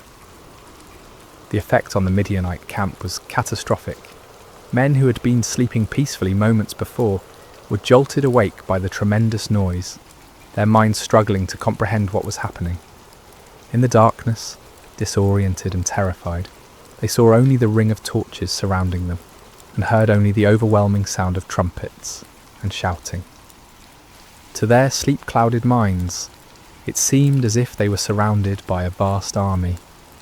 The torches suggested thousands of soldiers, each one marking a warrior ready to attack. The trumpet spoke of organised military might, of disciplined forces moving in coordinated assault. The unified battle cry indicated an enemy confident of victory, sure of their superior strength. Panic spread through the camp like wildfire. Men stumbled from their tents, grabbing weapons, looking desperately for officers to tell them what to do. But in the chaos and darkness, with the deafening noise continuing all around them, communication was impossible. No one could hear orders over the sound of 300 trumpets. No one could see clearly through the confusion of flickering torches and deep shadows. "We're surrounded," someone screamed. "The whole Israeli army is here," shouted another. "We're all going to die," cried a third. The panic was contagious, spreading from tent to tent, from company to company, until the entire vast army was in the grip of terror. Men began running in all directions, some trying to escape what they perceived as encirclement, others attempting to mount some kind of defence against an enemy they couldn't see or understand. In their confusion and fear, the unthinkable began to happen. Midianite soldiers, unable to distinguish friend from foe in the chaos, began attacking each other. A man running through the darkness looked like an enemy soldier. A voice shouting commands in the confusion sounded like the voice of an Israeli warrior. Every shadow could be hiding an attacker. Swords were drawn not against the 300 Israelites on the perimeter, but against fellow Midianites. Spears were thrust not at the enemy, but at allies who had become indistinguishable from foes in the panic and darkness. The great army that had terrorized Israel for 7 years was turning on itself, destroying itself in its fear and confusion. Gideon and his men maintained their positions around the camp, continuing to blow their trumpets and brandish their torches, watching in amazement as their enemies did the work of destruction for them. It was the most extraordinary battle any of them had ever witnessed, a battle won without striking a single blow, a victory achieved through terror rather than traditional warfare. As the chaos in the camp intensified, the Midianites began a massive retreat. Those who could find their camels or horses fled toward the Jordan River and beyond. Others ran on foot, abandoning their weapons, their supplies, their wounded comrades, in their desperate attempt to escape what they believed was certain annihilation. But Gideon was not content to simply watch his enemies flee. As the first light of dawn began to creep over the eastern hills, he sent messengers throughout the hill country of Israel, calling on his countrymen to join the pursuit. "Come down against the Midianites," the messengers proclaimed, "and seize the waters of the Jordan ahead of them as far as Beth-barah." The response was immediate and enthusiastic. Men who had been hiding in caves for 7 years suddenly found themselves called to active pursuit of their oppressors. They came streaming down from the hills, like water released from a dam, energized by the news that the mighty Midianite army was in full retreat. The men of Ephraim were particularly effective, seizing the fords of the Jordan River and trapping many of the fleeing enemy forces. They captured and killed Oreb and Zeb, 2 of the Midianite leaders, bringing their heads to Gideon as proof of their victory. Meanwhile, Gideon and his original 300 men continued the pursuit of the main enemy force. They crossed the Jordan River, following the fleeing armies eastward into the desert. Despite their exhaustion, despite having had no sleep and little food, they pressed on relentlessly. The psychological impact of the night's events had completely broken the spirit of the Midianite alliance. Armies that had seemed invincible just hours before were now scattered bands of demoralized fugitives. The camels that had been as numerous as sand by the seashore were now obstacles to rapid flight rather than instruments of swift attack. Gideon's small force continued to grow as more Israelites joined the pursuit. Men from Naphtali, Asher, and all of Manasseh took up arms and chased the fleeing enemy. What had begun as an impossible battle for 300 men had become a nationwide uprising, a complete reversal of 7 years of oppression. The fleeing Midianites tried to regroup at Succoth and Penuel, but the local officials, perhaps fearing retaliation, refused to provide them with food or assistance. Gideon's pursuit was relentless, driving them ever deeper into the wilderness, further from their base of operations, further from any hope of mounting a counterattack. Finally, in the desert east of the Jordan, Gideon caught up with the remnants of the great army. Zebah and Zalmunna, the 2 kings of Midian, were there with about 15,000 men, all that was left of an army that had once numbered over 100,000. Even this reduced force vastly outnumbered Gideon's 300, but their spirit was completely broken. The final battle was swift and decisive. The Midianite army, already demoralized and exhausted, offered little resistance. Zebah and Zalmunna were captured alive, bringing to an end the 7-year reign of terror that had plagued Israel. As the sun set on that remarkable day, Gideon found himself looking out over a battlefield strewn with the evidence of complete victory. The mighty army that had seemed invincible just 24 hours earlier was destroyed. The kings who had terrorized his people were prisoners. The oppression that had driven Israel into caves and hiding places was broken forever. It had all begun with 300 men, 300 trumpets, 300 torches, and faith in a God who specializes in impossible victories. The journey back to Israel was unlike anything the land had seen in generations. What had begun as a desperate flight by 300 terrified farmers had become a triumphant procession that seemed to grow with every mile. Men emerged from caves and hidden places, women came out of their refuges, children ran alongside the returning heroes.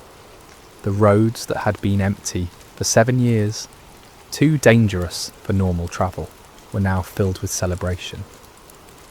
Gideon rode at the head of the procession, the captured kings Zebah and Zalmunna walking in chains behind him. The sight of these once mighty rulers, who had struck terror into Israelite hearts for so long, now humbled and defeated, was almost too wonderful to believe. People lined the roads just to see them, to confirm with their own eyes that the nightmare was truly over. As they passed through villages and towns that had been ghost settlements just days before, people poured out of their houses with tears of joy streaming down their faces. Children, who had never known anything but hiding and fear, looked with wonder at the defeated enemy kings. Elderly men and women who remembered the time before the oppression began whispered prayers of thanksgiving to the God who had delivered them. The celebration that erupted across Israel was spontaneous and overwhelming. In every settlement, people brought out whatever food they had hidden away and shared it freely. Wine that had been buried for safekeeping was uncorked and passed around. Songs that had been silenced for 7 years rang out again from hilltops and valleys. But perhaps the most remarkable aspect of the victory was how complete it had been. The Midianite power was not just temporarily broken, but utterly destroyed. Their military organisation was shattered, their leadership eliminated, their will to fight completely crushed. Never again would they be able to mount the kind of massive raids that had devastated Israel year after year.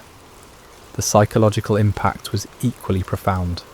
For 7 years, the Israelites had seen themselves as victims, as weak and helpless prey for stronger predators. Now they had witnessed their God fighting for them in the most dramatic way imaginable.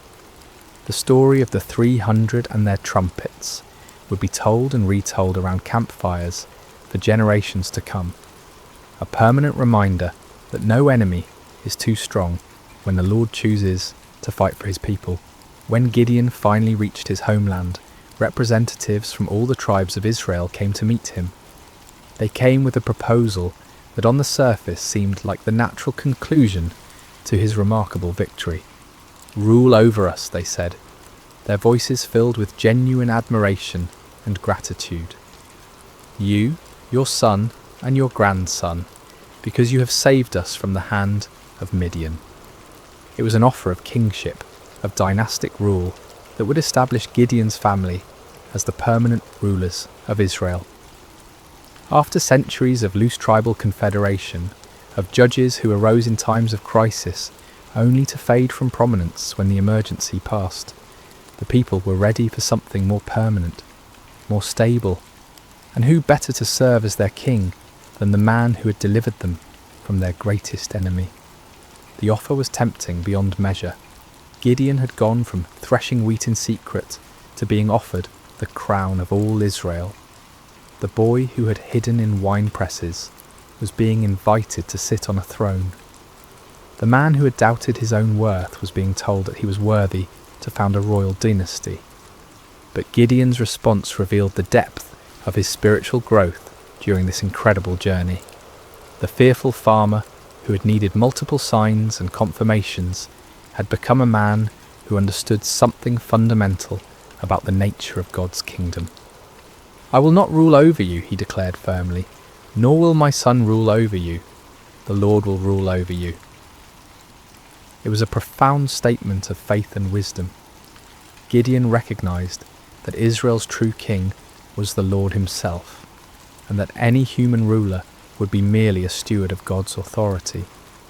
He had learned through his own experience that victory came not through human strength or wisdom, but through complete dependence on divine power. To accept a crown now would be to claim credit for what God alone had accomplished. The people were disappointed but not surprised. They had seen enough of Gideon's character to understand that he was not motivated by personal ambition. Still, they wanted to honour him in some way, to create some lasting memorial to his remarkable victory. Gideon did make one request of the people, though it would prove to be a fateful one. "I do ask one thing of you," he said. "Each of you give me an earring from your share of the plunder." The Midianites, like many desert peoples, wore gold earrings, and the spoils of victory included a considerable amount of such jewellery.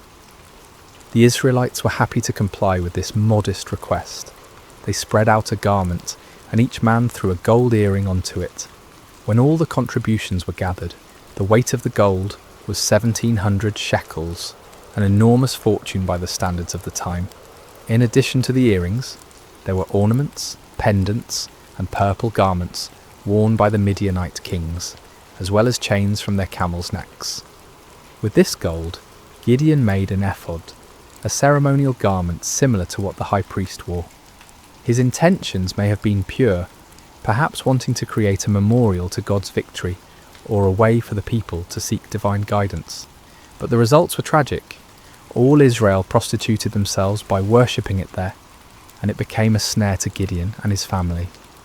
The very man who had torn down his father's altar to Baal, who had refused the crown because only God should rule Israel, inadvertently created an object that led his people back into idolatry.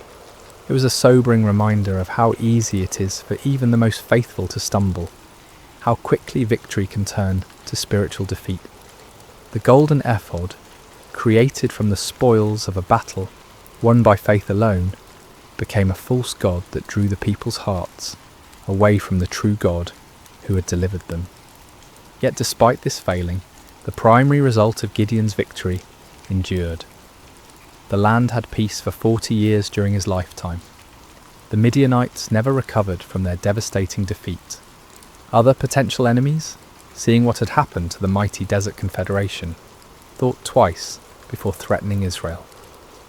Gideon himself lived quietly on his estate, enjoying the respect of his people, but never again taking up the sword. He married and had many children, 70 sons from his various wives. One son, born to a concubine in Shechem, was named Abimelech, and he would later bring great trouble to Israel in his quest for the power his father had refused. When Gideon died at a good old age, he was buried in the tomb of his father Joash in Ophrah of the Abiezrites.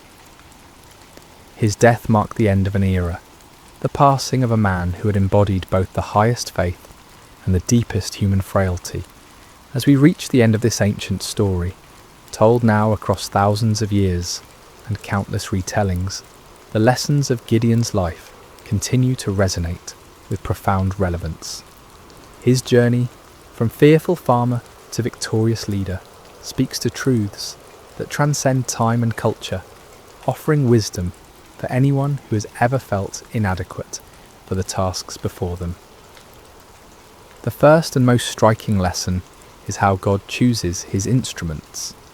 When the angel called Gideon a mighty warrior, while he hid in a wine press, it seemed like either a mistake or a cruel joke. Gideon was none of the things we typically associate with great leaders. He wasn't brave, wasn't confident, wasn't from an important family, wasn't trained in warfare or politics. By every human measure, he was spectacularly unqualified for the task ahead. Yet this was precisely why God chose him. The Lord deliberately selects the weak to confound the strong, the foolish to shame the wise, the lowly to humble the proud. Gideon's weakness became the perfect vessel for divine strength because there could be no question about who deserved the credit for the victory. This principle was reinforced by the reduction of Gideon's army from 32,000 to 300. With overwhelming numbers, Israel might have attributed their victory to superior military strategy or exceptional courage. With just 300 men, there could be no doubt that the victory belonged to God alone. The method of the victory itself drove this point home with unmistakable clarity. No swords were swung, no arrows were shot, no conventional battle was fought. Instead, the enemy was defeated by trumpets, torches, and shouting. It was a victory that made no sense according to human wisdom, but perfect sense according to divine strategy. Gideon's story also illustrates the patient grace of God toward human weakness. When Gideon asked for signs, when he tested God with fleeces, when he needed encouragement through overhearing the enemy's dream, the Lord did not respond with anger or impatience. Instead, he provided exactly what his frightened servant needed to move forward in faith. This divine patience extends to our failures as well as our fears.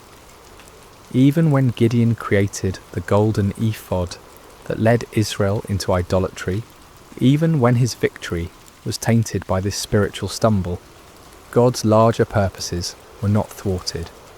The peace that came to Israel lasted for 40 years, and the story of Gideon's faith continued to inspire future generations. Yet Gideon's failure with the ephod serves as a sobering warning about the subtle nature of spiritual pride.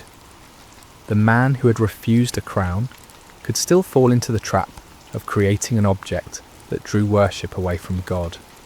Victory can be more spiritually dangerous than defeat, success more corrupting than failure. Even those who have experienced God's power in extraordinary ways must remain vigilant against the pride that can grow from their very victories. The story also reveals the importance of recognizing God's sovereignty in our circumstances. When Gideon questioned why God had allowed the Midianite oppression, he was struggling with one of humanity's oldest questions: why does a good God permit suffering? The answer that emerges from his story is not a theological explanation, but a practical demonstration. God had not abandoned his people. He was preparing to deliver them in a way that would reveal his power and restore their faith. Sometimes what looks like divine absence is actually divine preparation. The 7 years of oppression created the conditions that made Israel ready to trust completely in God rather than in their own strength. Without that desperation, they might never have been willing to follow 300 men with trumpets against an army of over 100,000. Gideon's reluctance to accept the crown offers another crucial lesson about the nature of true leadership. The people wanted to make him king because he had saved them, but Gideon understood that salvation belongs to God alone. Human leaders are at their best when they serve as instruments of divine will rather than as objects of human worship. This principle applies far beyond political leadership. In families, in businesses, in communities, in churches, the most effective leaders are those who understand that their authority is delegated, that their successes come from sources beyond themselves, that their role is to point others toward truth rather than toward their own personalities or achievements. The transformation in Gideon's character throughout the story demonstrates the power of stepping out in faith despite fear. The man who ended the story was dramatically different from the one who began it, not because his circumstances had changed, but because he had learned to trust in something greater than his circumstances. He discovered what countless others have learned, that God's strength is made perfect in human weakness, that his power is most clearly displayed when human power is obviously inadequate, that the greatest victories often come in ways that make no earthly sense. For modern listeners, Gideon's story speaks to anyone who has ever felt overwhelmed by the challenges they face, whether dealing with personal struggles, family crises, professional obstacles, or community problems. The principles that guided Gideon remain relevant. True solutions often come not through human wisdom or strength, but through surrender to divine wisdom and dependence on divine strength. The story encourages us to look beyond the odds, beyond our qualifications, beyond conventional approaches, to find the unexpected ways that God might work. It reminds us that he specializes in impossible situations, that he delights in using unlikely people, that he often works in ways that confound human expectations. At the same time, Gideon's story warns us about the ongoing nature of spiritual vigilance. Victory is not a destination, but a stepping stone. Success is not an end, but a beginning. Even those who have experienced God's power in remarkable ways must continue to guard their hearts against pride, idolatry, and spiritual complacency. The golden ephod that became a snare to Gideon serves as a perpetual reminder that our greatest spiritual dangers often arise not from our failures, but from our successes, not from our weaknesses, but from our strengths, not from what we lack, but from what we have achieved. As we close this ancient tale, we're reminded that Gideon's story is ultimately not about Gideon at all. It's about a God who sees potential where others see only weakness, who creates strength from surrender, who wins victories through the most unlikely means. It's about divine love that persists through human doubt, divine patience that endures human testing, divine power that works through human frailty. The trumpets that shattered the midnight silence in that valley so long ago continue to echo through the centuries, calling each generation to trust in something greater than themselves, to step forward in faith despite their fears, to discover that the God who delivered Israel through 300 men with torches is still in the business of impossible victories. In our own valleys of challenge and oppression, surrounded by enemies that seem too numerous to count, facing odds that appear insurmountable, Gideon's story whispers the same truth that changed a fearful farmer into a mighty warrior. The Lord is with you, and in him even the weakest can become strong. Even the smallest can achieve great things.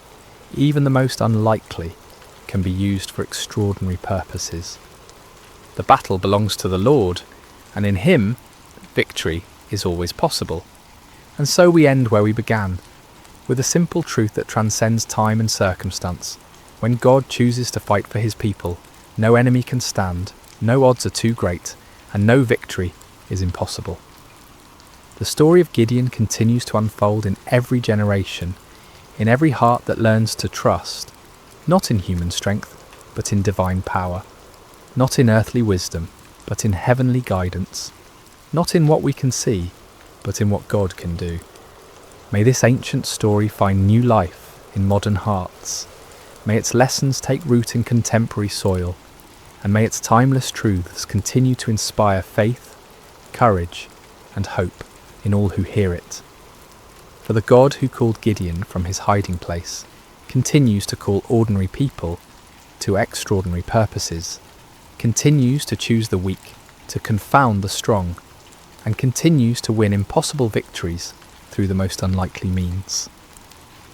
The story of Gideon is, in the end, the story of all who learn to trust in something greater than themselves.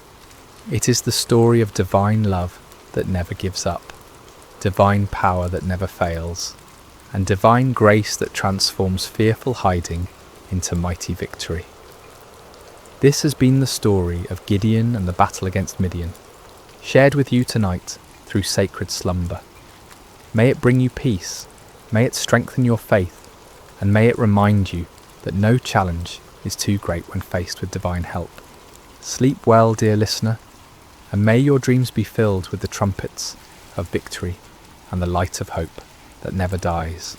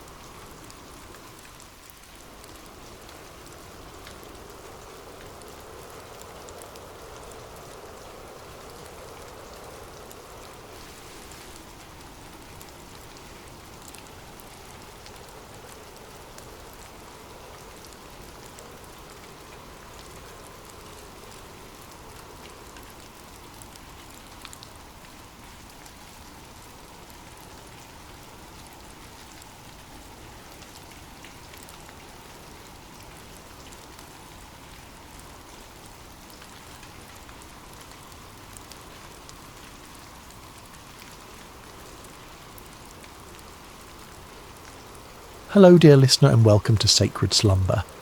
Before we begin tonight's story, I'd love to know how your day has been.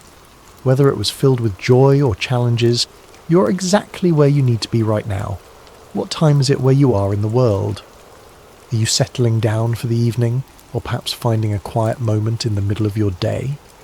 Wherever you are listening from, know that you are part of our global community of souls, seeking peace and spiritual connection. If this is your first time joining us, please consider subscribing to Sacred Slumber. We're here to bring you stories that nourish the spirit and calm the mind. Tonight, we journey to ancient Judah, to a time when God called a young man named Jeremiah to carry a message of both warning and hope. This is a story about divine calling, about being reshaped by loving hands, and about finding purpose even in the midst of struggle. So settle in, take a deep breath, and let us begin. In the 13th year of King Josiah's reign over the kingdom of Judah, when the morning mist still clung to the hills of Anathoth, a young man named Jeremiah sat beneath the shade of an ancient olive tree. The leaves whispered secrets in the gentle breeze, and somewhere in that whisper something stirred within his heart. Something he couldn't yet name, but could feel as surely as the warm earth beneath his feet. Jeremiah was not like the other young men of his village. While they spoke boldly of their plans and dreams, he preferred the quiet company of his thoughts. While they gathered in the marketplace to debate and jest, he found himself drawn to solitary places where he could listen to the deeper rhythms of life. His father, Hilkiah, was a priest, and perhaps that was why Jeremiah felt such a natural pull toward the sacred, toward the spaces where heaven seemed to touch earth. On this particular morning, as the sun climbed higher and cast dancing shadows through the olive branches, Jeremiah felt that familiar stirring grow stronger. It was as if someone were calling his name from a great distance, though he heard no voice with his ears. The sensation was both thrilling and terrifying, like standing at the edge of a vast ocean, knowing you were meant to step in but uncertain of your ability to swim. Then, as clearly as if someone had spoken directly into his ear, came the words that would change everything. "Before I formed you in the womb, I knew you. Before you were born, I set you apart. I appointed you as a prophet to the nations." Jeremiah's heart raced. He looked around, half expecting to see someone standing nearby, but he was alone with only the olive tree and the endless blue sky as witnesses. The voice came again, gentle yet unmistakable. "Jeremiah, I have called you to be my messenger." The young man's immediate response was one of panic. "Sovereign Lord," he whispered, his voice barely audible even to himself. "I don't know how to speak. I am too young. Who would listen to me? I am nobody special, just a priest's son from a small village. Surely you have made a mistake." But the presence that surrounded him was filled with such love and certainty that his fears began to quiet. "Do not say you are too young," came the gentle correction.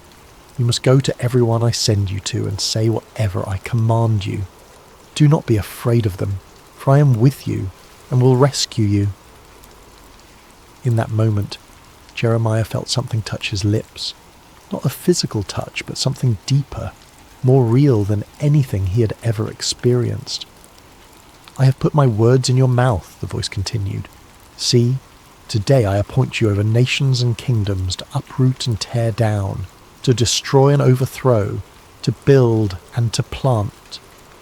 As the presence gradually faded, leaving only the normal sounds of morning, birds singing, leaves rustling, the distant lowing of cattle, Jeremiah remained sitting beneath the olive tree, stunned by what had just occurred. His life had been ordinary just moments before, and now he was being called to something extraordinary. The weight of it should have crushed him, but instead he felt a strange peace settling over his spirit. He didn't yet understand what lay ahead, couldn't foresee the years of rejection and persecution that awaited him, or the deep wells of sorrow he would have to draw from. He only knew that the God of his fathers had spoken to him, had chosen him for a purpose that was both terrible and wonderful. And though he trembled at the thought of it, something deep within him whispered back, "Yes, Lord, I will go." Months passed after Jeremiah's calling, and he found himself struggling with the enormity of his task. The messages that came to him were not easy ones. Words of warning about the spiritual condition of Judah, prophecies of coming judgment if the people didn't turn back to their God. How could he, a young man with no credentials or authority, stand before the elders and priests and kings with such heavy words? One morning, as Jeremiah prayed in the quiet of his chamber, seeking guidance for this impossible mission, he heard the familiar voice of the Lord speaking to him once again. "Go down to the potter's house, and there I will give you my message." Jeremiah had passed by the potter's house countless times in his life, but had never paid it much attention. It was a humble building on the outskirts of the village, marked by the constant sound of the spinning wheel and the earthy smell of wet clay. As he approached that day, however, he felt a sense of anticipation, as if he were about to witness something profound. The potter was an elderly man named Malachi, whose hands bore the calluses and clay stains of decades spent at his craft. His hair was white as wool, and his eyes held the patient wisdom of someone who had spent his life creating beauty from formless earth. When Jeremiah arrived, Malachi looked up from his wheel and smiled, as if he'd been expecting him. "Shalom, young prophet," Malachi said, his voice warm with genuine kindness. "Please sit and watch. I have work to do." Jeremiah settled himself on a wooden stool in the corner of the workshop, fascinated despite himself. He had never really watched a potter at work before, had never paid attention to the intricate process of creation that happened in this simple space. The wheel began to turn, and Malachi placed a lump of clay in the centre, his hands moving with practiced precision. At first the clay seemed to resist, wobbling and threatening to collapse, but Malachi's hands were steady and sure, applying just the right amount of pressure, guiding the clay upward into the beginning of what would become a vessel. Jeremiah watched in wonder as the formless lump slowly took shape, a wide base, curving sides, the promise of something beautiful and functional. But then something went wrong. Perhaps there was a stone in the clay, or a dry patch that wouldn't bend. The emerging vessel began to collapse, its sides caving in despite the potter's careful ministrations. Jeremiah expected to see frustration on Malachi's face, perhaps anger at the ruined work. Instead, the old man simply smiled and pressed the clay back into a lump, ready to begin again. "The clay has its own nature," Malachi explained, his hands already starting to reshape the material. "Sometimes it has hard spots, or air bubbles, or impurities that make it difficult to work with. But clay is forgiving. It can always be reformed, reshaped, made into something new." As Jeremiah watched, the potter began again, this time working the clay more thoroughly, removing the impurities that had caused the first attempt to fail. Slowly, patiently, lovingly, a new vessel began to emerge, different from the first but no less beautiful. In fact, this second creation seemed to have a character all its own, shaped by the very challenges that had destroyed its predecessor. It was then that Jeremiah heard the voice of the Lord speaking to him, as clear as if someone were standing beside him. "Can I not do with you, Israel, as this potter does? Like clay in the hand of the potter, so are you in my hand." The words hit Jeremiah like a revelation. He understood now why he had been sent to this place, why he needed to witness this simple yet profound act of creation. The people of Judah were like clay in God's hands, sometimes stubborn, sometimes marred by the impurities of sin and rebellion. But God was not a harsh taskmaster who would discard them when they failed to take shape properly. He was like Malachi, patient and loving, willing to reshape them again and again until they became the vessels he had always intended them to be. "The message I want you to carry," the Lord continued, "is not just one of judgment, but of hope. Yes, I must sometimes tear down what is corrupt and broken, but I tear down in order to build up again, in order to create something better and more beautiful than before." Jeremiah felt tears welling up in his eyes as he watched the potter's hands continue their gentle work. Here was a picture of God's character that he had never fully grasped before. Not the angry judge he had sometimes imagined, but the patient artist who sees potential in every lump of clay, who never gives up on his creation, who can bring beauty from the most unlikely materials. "Thank you," he whispered to Malachi as he prepared to leave. The old potter looked up from his work and smiled. "The clay thanks the potter by yielding to his hands," Malachi replied. "Perhaps that is all any of us can do, yield to the hands that know how to shape us into something beautiful." As Jeremiah walked home through the narrow streets of his village, he felt a new understanding of his calling beginning to take root in his heart. He was not just a bearer of bad news, but a messenger of hope. The God who had called him was not a destroyer but a creator, not a tyrant but a loving craftsman who would never abandon his work. The words came to him then, the message he would carry to the people of Judah. "If at any time I announce that a nation or kingdom is to be uprooted, torn down and destroyed, and if that nation I warned repents of its evil, then I will relent and not inflict on it the disaster I had planned. And if at another time I announce that a nation or kingdom is to be built up and planted, and if it does evil in my sight and does not obey me, then I will reconsider the good I had intended to do for it." It was a message of both warning and promise, of judgment and mercy intertwined. Like the potter's hands, God's discipline was always aimed at restoration, always working toward the creation of something more beautiful than before. Armed with this new understanding, Jeremiah began his prophetic ministry in earnest.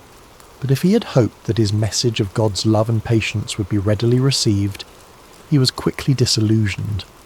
The people of Judah, from the poorest peasant to the most powerful priest, seemed determined to resist the very hands that were trying to reshape them.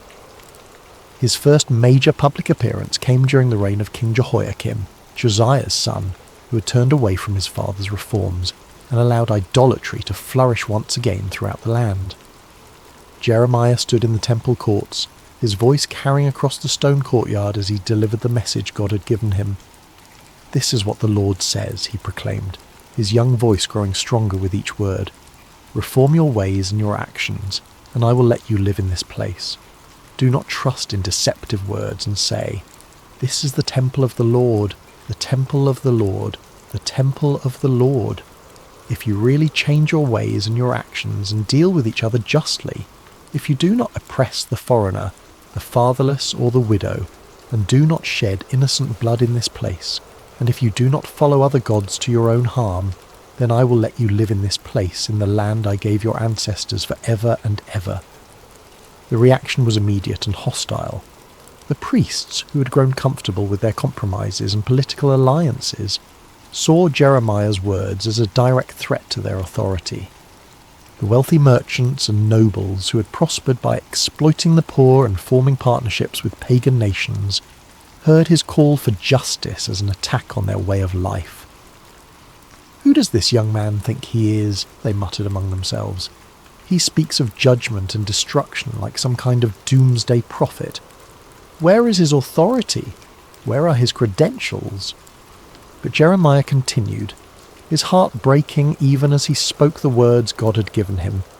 He could see the spiritual adultery that had infected his beloved nation, the way they had turned from the God who had delivered them from Egypt and given them this promised land. They had made alliances with foreign powers, adopted their gods, and forgotten the covenant that had made them a people set apart. "My people have committed 2 sins," he declared, his voice now thick with emotion. "They have forsaken me, the spring of living water, and have dug their own cisterns, broken cisterns that cannot hold water." The imagery was powerful and heartbreaking. Jeremiah could see it so clearly. A nation that had access to the purest, most life-giving water imaginable, yet had chosen instead to dig broken wells that left them thirsty and desperate. They had exchanged their glory for worthless idols, their security for political alliances that would ultimately fail them. As the weeks and months passed, Jeremiah's message remained consistent, but the opposition grew fiercer.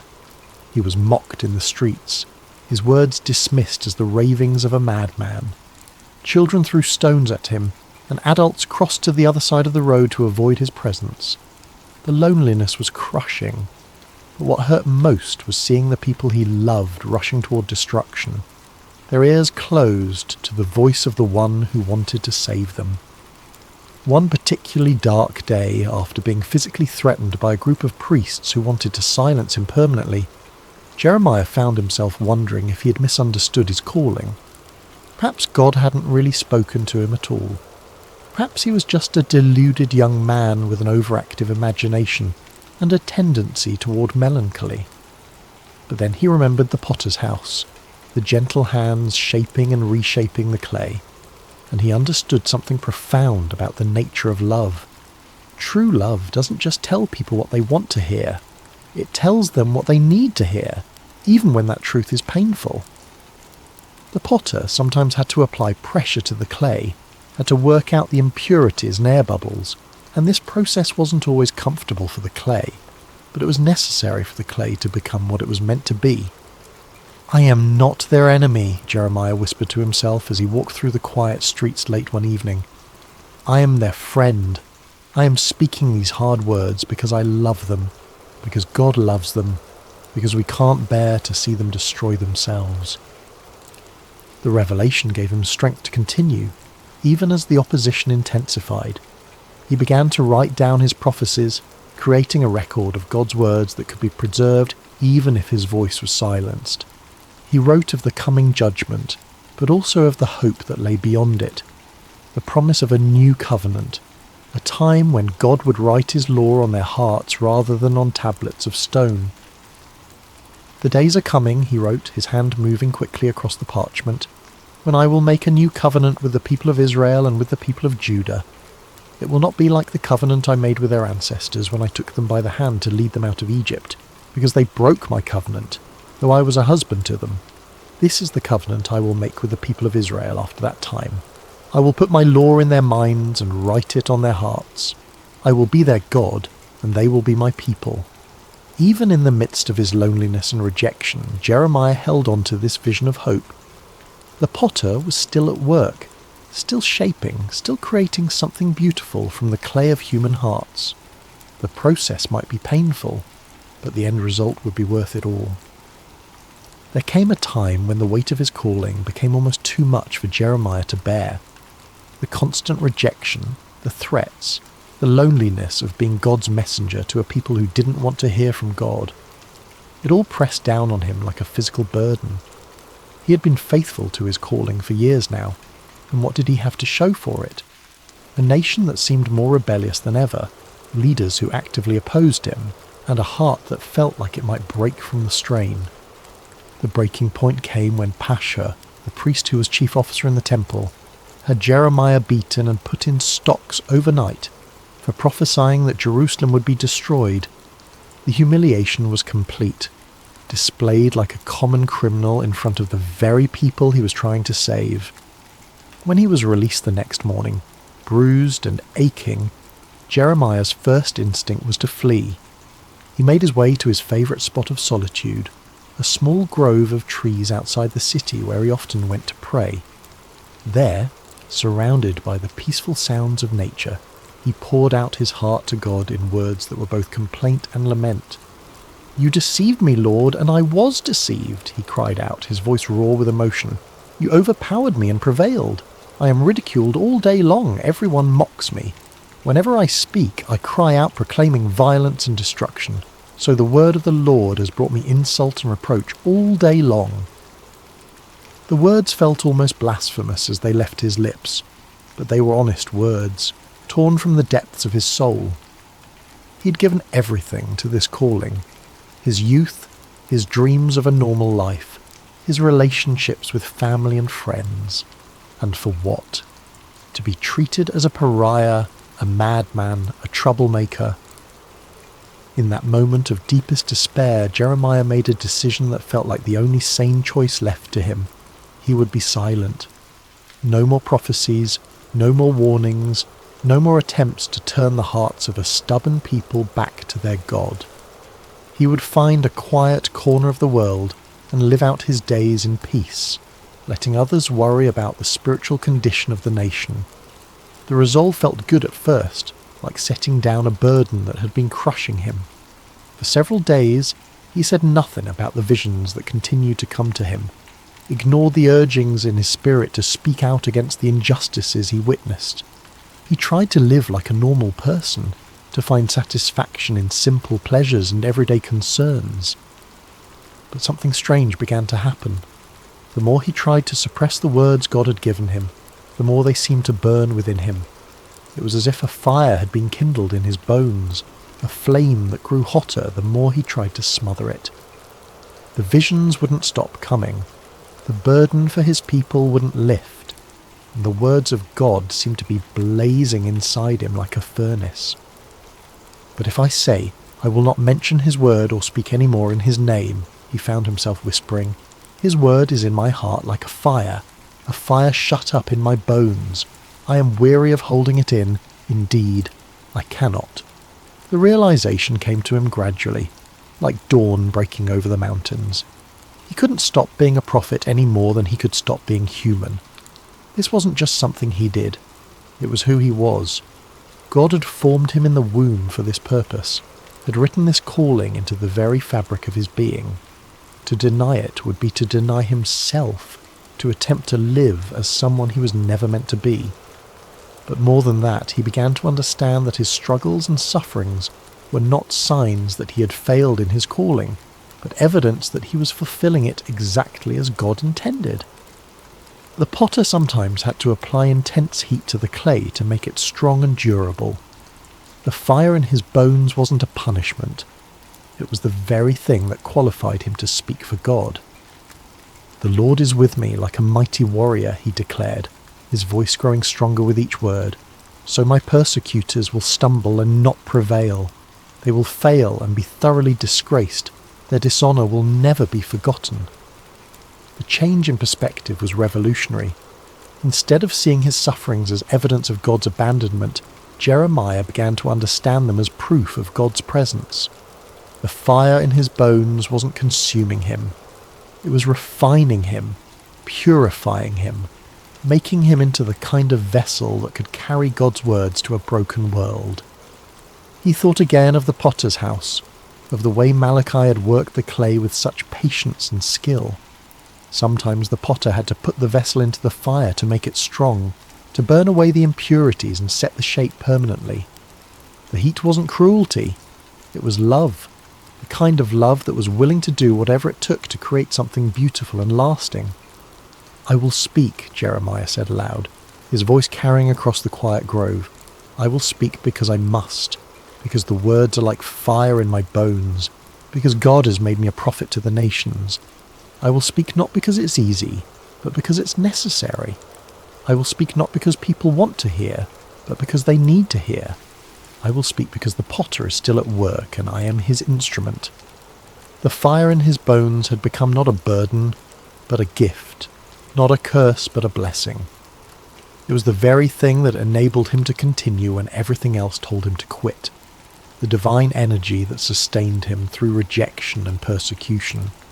He was not just a messenger, he was a burning message, a living embodiment of God's passionate love for his people. The years passed, and Jeremiah's prophecies began to unfold with heartbreaking accuracy. The Babylonian army, led by King Nebuchadnezzar, laid siege to Jerusalem just as God had warned through his prophet. The city that had been called the joy of the whole earth was now surrounded by enemy forces, its people trapped within walls that had once seemed impregnable. During the siege, Jeremiah found himself in an impossible position.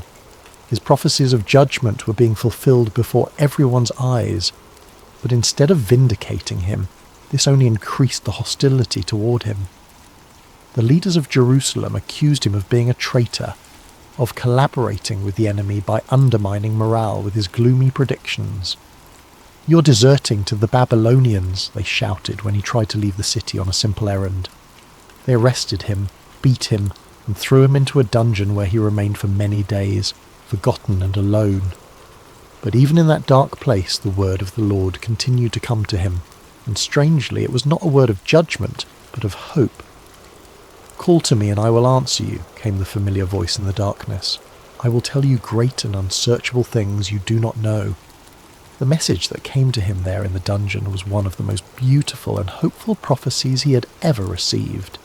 It spoke of a time when the city would be rebuilt, when the people would return from exile, when joy and celebration would once again fill the streets of Jerusalem.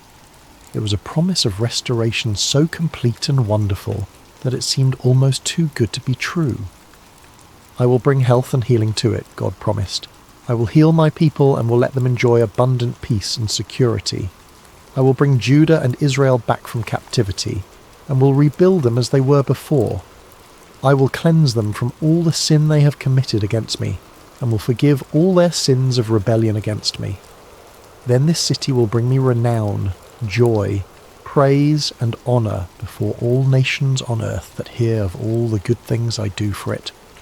Even as the sounds of warfare grew louder outside his prison walls, Jeremiah held on to these words of hope.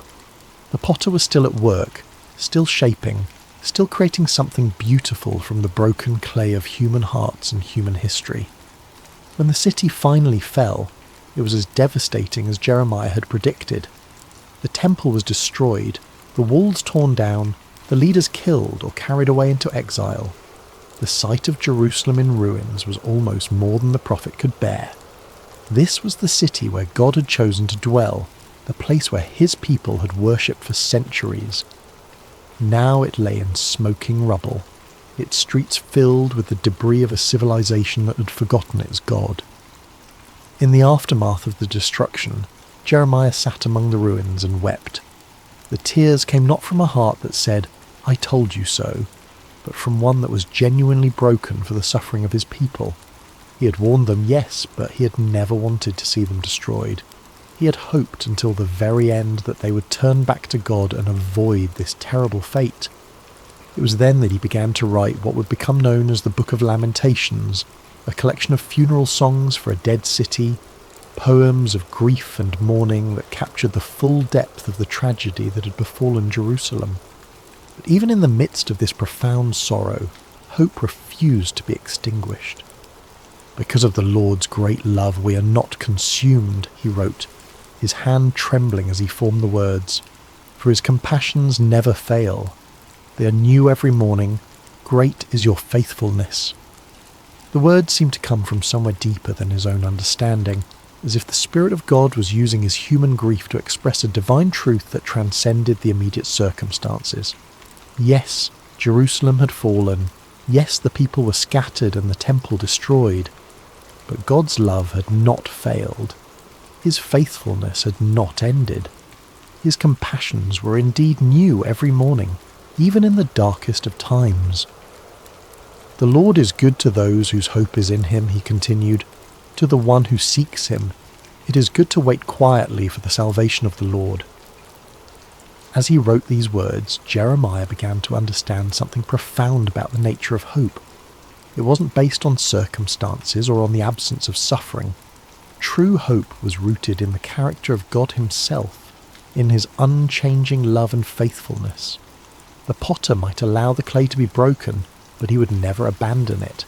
He might permit the vessel to be shattered, but only so that he could create something even more beautiful from the pieces. "For no one is cast off by the Lord forever," he wrote, his voice growing stronger with each word. "Though he brings grief, he will show compassion. So great is his unfailing love. For he does not willingly bring affliction or grief to anyone." The ruins of Jerusalem became, in a strange way, a place of worship for Jeremiah. There among the broken stones and scattered debris, he found a closeness to God that he had never experienced before. The external symbols of faith were gone, but faith itself remained. The building had been destroyed, but the builder continued his work. People would come to him there, survivors of the siege who were struggling to make sense of what had happened. They would ask him why God had allowed such suffering, why the innocent had to pay for the sins of the guilty, why the city of God had been given over to pagan armies. "I cannot answer all your questions," Jeremiah would tell them gently, "but I can tell you what I've learned in my years of walking with the Lord. He is like a potter who shapes clay, and sometimes the shaping process is painful. But he never works without purpose, and he never abandons what he has begun. The vessel may be broken, but the potter's hands are still at work creating something new from the pieces." In the final years of his life, Jeremiah found himself in Egypt, carried there against his will by a group of Jewish refugees who feared remaining in the land of Judah. It was not where he had expected to end his days, far from the city he had loved and served for so many years. But even in this foreign land, he continued to speak the words God gave him, continued to comfort and challenge the people who had been scattered by the winds of history. As he sat one evening by the banks of the Nile watching the sunset over the ancient land of the Pharaohs, Jeremiah reflected on the long journey that had brought him to this place. He was no longer the young man who had trembled beneath the olive tree at his first calling.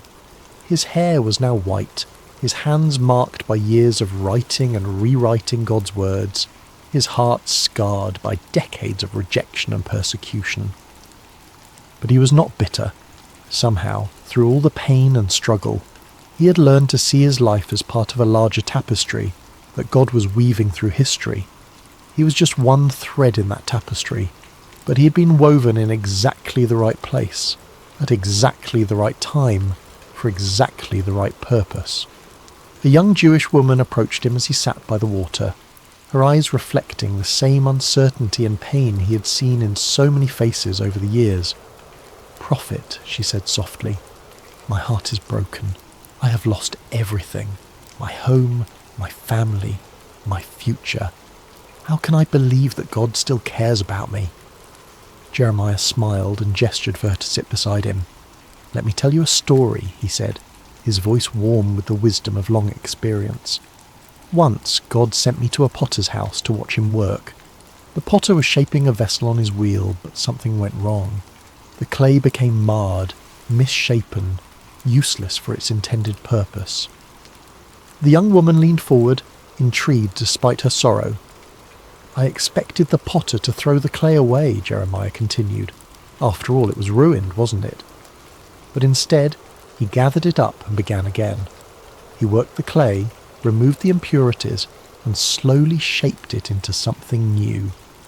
The second vessel was different from the first, but it was beautiful in its own way. Perhaps even more beautiful because it bore the marks of the potter's patient love." "But what does this mean for me?" the woman asked. "How does this help me with my broken heart?" Jeremiah reached down and picked up a small piece of clay from the riverbank.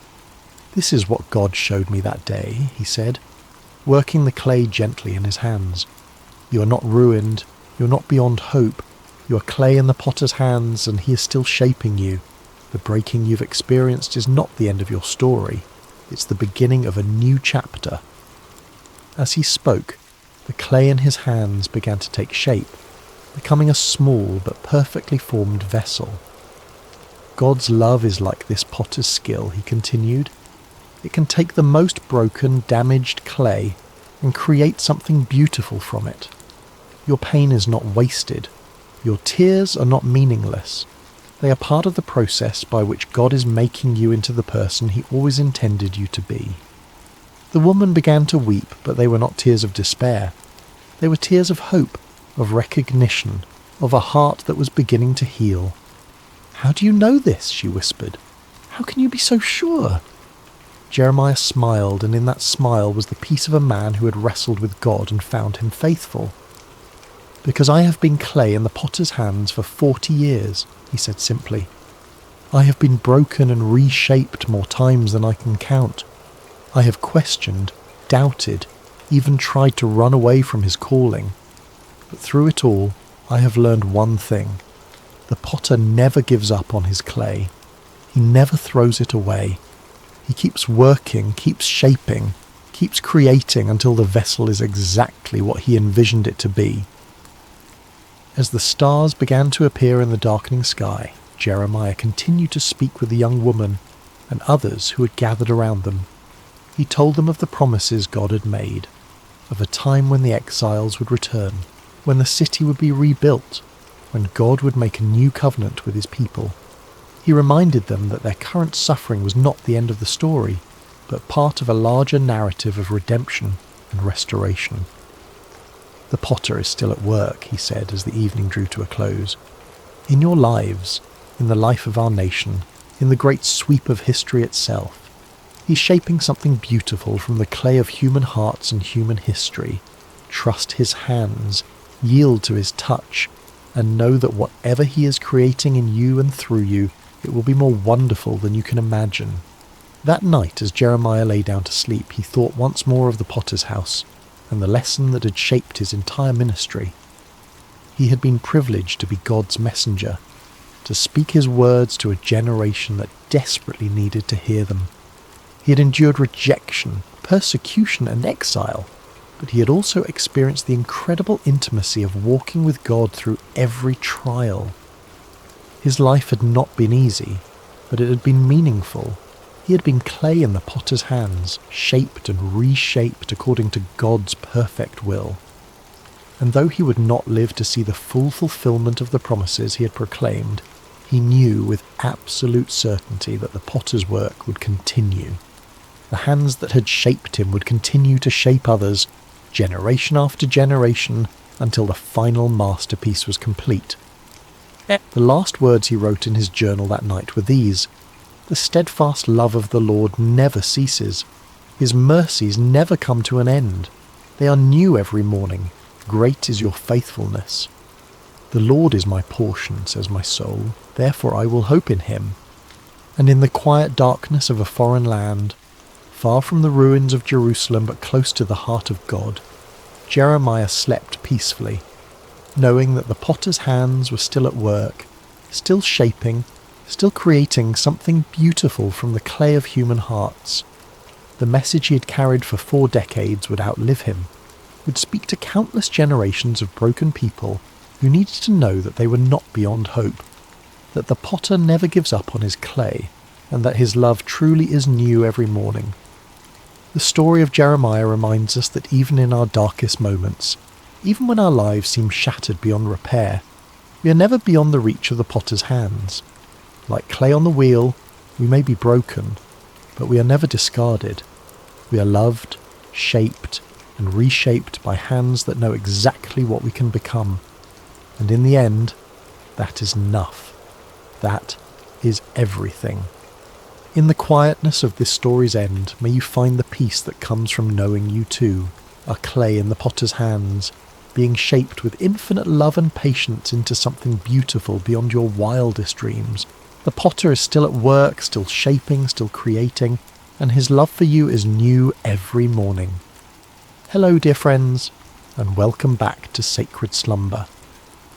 Before we begin tonight's story, I hope your day has been filled with blessings and peace. Whether it's morning where you are, the quiet of afternoon, or the gentle embrace of evening, know that you are exactly where God wants you to be in this moment. I'm curious about where in this beautiful world you're listening from tonight. Are you nestled in your bed in a bustling city, or perhaps finding solace in the countryside under a canopy of stars? Wherever you are, whatever time it is for you, you are welcomed here with open arms. If this story touches your heart tonight, I encourage you to subscribe to Sacred Slumber. We gather here regularly to explore the profound truths and timeless wisdom found in God's Word, bringing comfort to weary souls and strength to troubled hearts. Your subscription helps us continue sharing these sacred stories that remind us of God's unfailing love and faithfulness. Now let us journey together to ancient Israel, to a time when kingdoms stood at crossroads, when truth was a dangerous commodity, and when one man's courage would echo through the ages. This is the story of Micaiah, the forgotten prophet who dared to stand alone. The sun blazed mercilessly over the ancient city of Samaria, its golden rays dancing across the limestone walls of King Ahab's palace. Within those walls, power brooked no opposition, and truth was often the first casualty of political ambition. It had been 3 years since the last war between Israel and Syria, 3 years of uneasy peace that sat heavy on King Ahab's shoulders like an ill-fitting crown. Ahab paced the marble floors of his throne room, his royal robes rustling with each agitated step. The king of Israel was a man consumed by his desires, a ruler who had long ago traded his soul to the altar of self-interest. His marriage to the foreign princess Jezebel had brought prosperity to his kingdom, but at a cost that would echo through generations. The worship of Baal had infiltrated the very heart of Israel, and the prophets of the Lord had been hunted, killed, or driven into hiding. Yet today something stirred within Ahab's ambitious heart. News had arrived that morning of Syrian movements near Ramoth-Gilead, a strategic city that had once belonged to Israel, but now languished under enemy control. The city's location made it a prize worth fighting for, a gateway that could secure trade routes and strengthen his kingdom's eastern border. As Ahab contemplated this opportunity, word came that King Jehoshaphat of Judah was approaching Samaria with a considerable entourage. Jehoshaphat was everything Ahab was not, a king who sought the Lord's face, who had torn down the high places of idol worship, and who ruled with righteousness as his compass. The irony was not lost on Ahab that he would need the help of such a man to achieve his ambitions. The great doors of the throne room swung open with a resonant boom, and Jehoshaphat entered with the dignity befitting a king of David's lineage. He was a man of medium stature but commanding presence, his beard meticulously groomed, and his eyes holding the wisdom of one who had walked closely with the Almighty. Behind him came his advisors and military commanders, their expressions respectful but cautious, as they entered the domain of Israel's controversial king. "Jehoshaphat, my brother," Ahab called out, his voice echoing through the vast chamber as he descended from his throne. "Welcome to Samaria. Your presence brings honour to my house." The two kings embraced in the customary greeting, though those who knew them well could sense the underlying tension. Jehoshaphat had come seeking alliance. but his heart was troubled by what such an alliance might require of him. "Ahab," Jehoshaphat replied warmly, though his eyes remained watchful. "It has been too long since we have spoken face to face. The Lord has blessed both our kingdoms with peace these past years." "Indeed," Ahab agreed, gesturing toward the laden tables his servants had prepared. "Come, let us feast together and speak of matters that concern us both." The banquet that followed was a spectacle of royal excess. Tables groaned under the weight of roasted meats, exotic fruits, and wine from the finest vineyards. Musicians played softly in the background, while servants moved like shadows, attending to every need. Yet beneath the veneer of celebration, both kings harboured their own purposes. As the evening wore on and the wine loosened tongues, Ahab finally revealed his true intention. Leaning toward Jehoshaphat with the conspiratorial air of old friends, he spoke in measured tones. "My brother, there is a matter that weighs heavily upon my heart," Ahab began, his eyes glinting in the torchlight. "You know that Ramoth-Gilead belongs to us, yet it remains in the hands of the king of Syria. Should we not take back what is rightfully ours?" Jehoshaphat set down his goblet carefully, his expression growing thoughtful. He had anticipated this moment, knowing that Ahab rarely extended hospitality without purpose. The question hung in the air between them like incense, heavy with implication. "Ramoth-Gilead has indeed been a source of contention," Jehoshaphat replied diplomatically. "What do you propose?" Ahab's smile was that of a merchant who senses a favourable negotiation. "I propose that we go up together against Ramoth-Gilead. Your army combined with mine would be formidable. We could restore the city to Israel and share in the glory of victory." The words were carefully chosen, appealing to both practical strategy and Jehoshaphat's sense of brotherhood among the tribes of Israel. Yet Jehoshaphat had not survived as king by making hasty decisions. His reign had been marked by careful consultation with the Lord, and he would not abandon that practice now. "I am as you are," Jehoshaphat responded slowly. "My people as your people, my horses as your horses. If the Lord wills it, we shall stand together in battle." He paused, his next words carrying the weight of true conviction. "But first let us inquire of the Lord." Ahab's smile faltered slightly. In his eagerness for military glory, he had hoped to avoid the complications that divine consultation might bring. Yet he could hardly refuse such a reasonable request from a potential ally, especially one whose righteousness was renowned throughout the region. "Of course," Ahab agreed, though his tone lacked enthusiasm. "Let us seek the word of the Lord." What followed was a demonstration of the spiritual corruption that had infected Ahab's court. The king summoned his prophets, all 400 of them, men who wore the garments of holiness, but whose hearts served earthly masters. They came in a great procession, their robes flowing and their voices raised in what appeared to be spiritual fervour. These were not true prophets of the Lord, though they claimed his name. They were court prophets, men who understood that their continued prosperity depended upon telling the king what he wished to hear. Their prophecies were crafted not in the secret place of prayer, but in the calculating chambers of political expediency. As the prophets assembled in the courtyard before the two kings, their spokesman stepped forward. His name was Zedekiah, son of Chenaanah, a man whose pride matched his ambition, and whose hatred for true prophets would soon be revealed in violent fashion. "Hear the word of the Lord," Zedekiah proclaimed, his voice carrying across the courtyard with theatrical intensity. "Go up to Ramoth-Gilead and prosper, for the Lord will deliver it into the hand of the king." The 400 prophets took up the cry with orchestrated precision, their voices creating a chorus of false assurance. "Go up to Ramoth-Gilead and prosper. The Lord will deliver it into the hand of the king."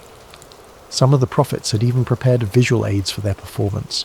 They danced and shouted, waving swords and spears, creating a spectacle that would have been impressive to any observer unfamiliar with the ways of true prophecy. The din was tremendous, the enthusiasm seemingly genuine, and the message exactly what Ahab longed to hear. Yet as Jehoshaphat watched this display, his spirit grew troubled. Something about the performance felt hollow, manufactured. These men spoke with one voice, but it was not the voice of the Lord that Jehoshaphat knew from his own times of prayer and seeking. There was no cost to their prophecy, no challenge to the king's desires, no hint of the divine complexity that marked true encounters with the Almighty. As the prophets continued their enthusiastic proclamations, Jehoshaphat raised his hand for silence.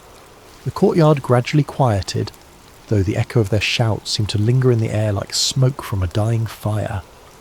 "Is there not here a prophet of the Lord besides these?" Jehoshaphat asked carefully, "that we might inquire of him?" The question fell like a stone into still water, sending ripples of discomfort through the assembly.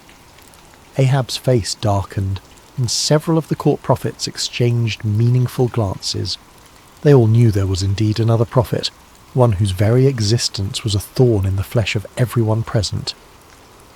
Ahab's response came through gritted teeth, his voice barely concealing his irritation. "There is still one man, Micaiah the son of Imlah, by whom we may inquire of the Lord, but I hate him, for he does not prophesy good concerning me, but evil." The honesty of Ahab's admission was startling in its nakedness. Here was a king openly declaring his hatred for a prophet based not on any moral failing or false prophecy, but simply because the man refused to tell him what he wanted to hear. It was a moment that revealed the true spiritual state of Israel's leadership. Jehoshaphat, ever the diplomat, sought to smooth over the awkward moment. "Let not the king say such things," he replied gently, though his words carried a subtle rebuke. Ahab realized he had revealed too much of his heart. With visible effort he composed himself and called for one of his officers. "Bring Micaiah the son of Imlah quickly," he commanded, though his tone suggested he would rather summon a plague upon his house. As the officer hurried away on his grim errand, the two kings settled in to wait. The 400 prophets remained in the courtyard, their earlier enthusiasm now tempered by the knowledge that their unanimous voice was about to be challenged by a single man they both feared and despised. The sun continued its relentless journey across the sky, and in the distance the sound of the officer's horse could be heard galloping toward the place where truth dwelt in isolation, where a forgotten prophet waited in the shadows of his integrity. The horse's hooves struck the dusty road with rhythmic precision as the king's officer rode toward the humble dwelling where Micaiah made his home. The prophet lived simply, far from the luxury of the royal court, in a stone house that spoke of function rather than ostentation. Here, away from the corrupting influence of political power, dwelt a man who had chosen faithfulness over favour, truth over comfort. Micaiah son of Imlah was not an imposing figure by earthly standards. Of average height and lean build, he bore the weathered appearance of one who had walked through many storms. His beard was streaked with silver, and his eyes held the deep weariness of a man who had spoken unpopular truths for too many years. Yet there was something unbreakable in his demeanour, a quality that suggested he had found his anchor in something far stronger than human approval. When the king's messenger arrived, Micaiah was in his garden, tending to the vegetables that provided much of his sustenance. The prophet lived modestly, supported by the occasional gifts of those few souls who still valued truth above comfort. He had long ago learned to find contentment in simple things, the satisfaction of honest work, the peace of prayer, and the quiet joy of communion with the Almighty. "Micaiah," the officer called out as he dismounted, "the king commands your presence immediately." The prophet looked up from his work, unsurprised. He had sensed in recent days that the Lord was preparing him for something significant. His prayers had been marked by an unusual intensity, and his dreams had been filled with visions he did not yet fully understand. "Very well," Micaiah replied simply, setting aside his tools. "Let me wash and prepare myself." As Micaiah went about the task of making himself presentable for the royal court, the officer felt compelled to share information that might save the prophet from making a costly mistake. The man had witnessed what happened to those who crossed King Ahab, and despite his loyalty to the crown, he possessed enough humanity to feel concern for this solitary figure. "Listen to me, Micaiah," the officer said, his voice dropping to a confidential tone. "The words of the prophets declare good to the king with one mouth. Let your word be like the word of one of them, and speak favourably." It was well-intentioned advice, offered by a man who understood the political realities of Ahab's court. The officer had seen the 400 prophets deliver their unanimous message of victory and prosperity. He knew that Micaiah's reputation for speaking uncomfortable truths could lead to imprisonment, exile, or worse. In his mind, he was offering the prophet a lifeline, a chance to align himself with the majority and avoid the consequences of standing alone. Micaiah paused in his preparations, considering the messenger's words. The offer was clear: conform, agree with the crowd, tell the king what he wants to hear, and enjoy the benefits of royal favour. It would be so easy, so practical, so utterly reasonable by every human measure. But as Micaiah looked into the officer's earnest face, he felt the familiar stirring of the spirit within him, that unmistakable presence that had guided him through decades of faithful service. The Lord had not called him to an easy path, but he had never failed to provide strength for the journey. "As the Lord lives," Micaiah replied with quiet dignity, "whatever the Lord says to me, that I will speak." The words hung in the air between them, a declaration of absolute commitment that left no room for compromise. The officer's face showed his disappointment and concern, but he knew better than to argue further. He had delivered his warning. What the prophet did with it was beyond his control. The journey back to Samaria was made in relative silence, the officer pondering the stubborn integrity of his passenger, while Micaiah prayed and prepared his heart for whatever lay ahead. As they approached the city, the prophet could see the banners of both Israel and Judah flying from the palace walls, confirming his suspicion that this summons involved more than a routine consultation. The palace courtyard was a scene of controlled chaos when they arrived. Servants scurried about preparing for what appeared to be an important gathering, while guards stood at attention in their finest armour. The 400 prophets were still present, clustered in small groups and speaking in hushed tones. Their earlier enthusiasm had given way to a more subdued attitude, though their confidence in their message remained unshaken. As Micaiah dismounted and followed the officer toward the throne room, he could feel the weight of many eyes upon him. Some looks were curious, others hostile, and a few held the barely concealed contempt of those who viewed his independence as a personal affront.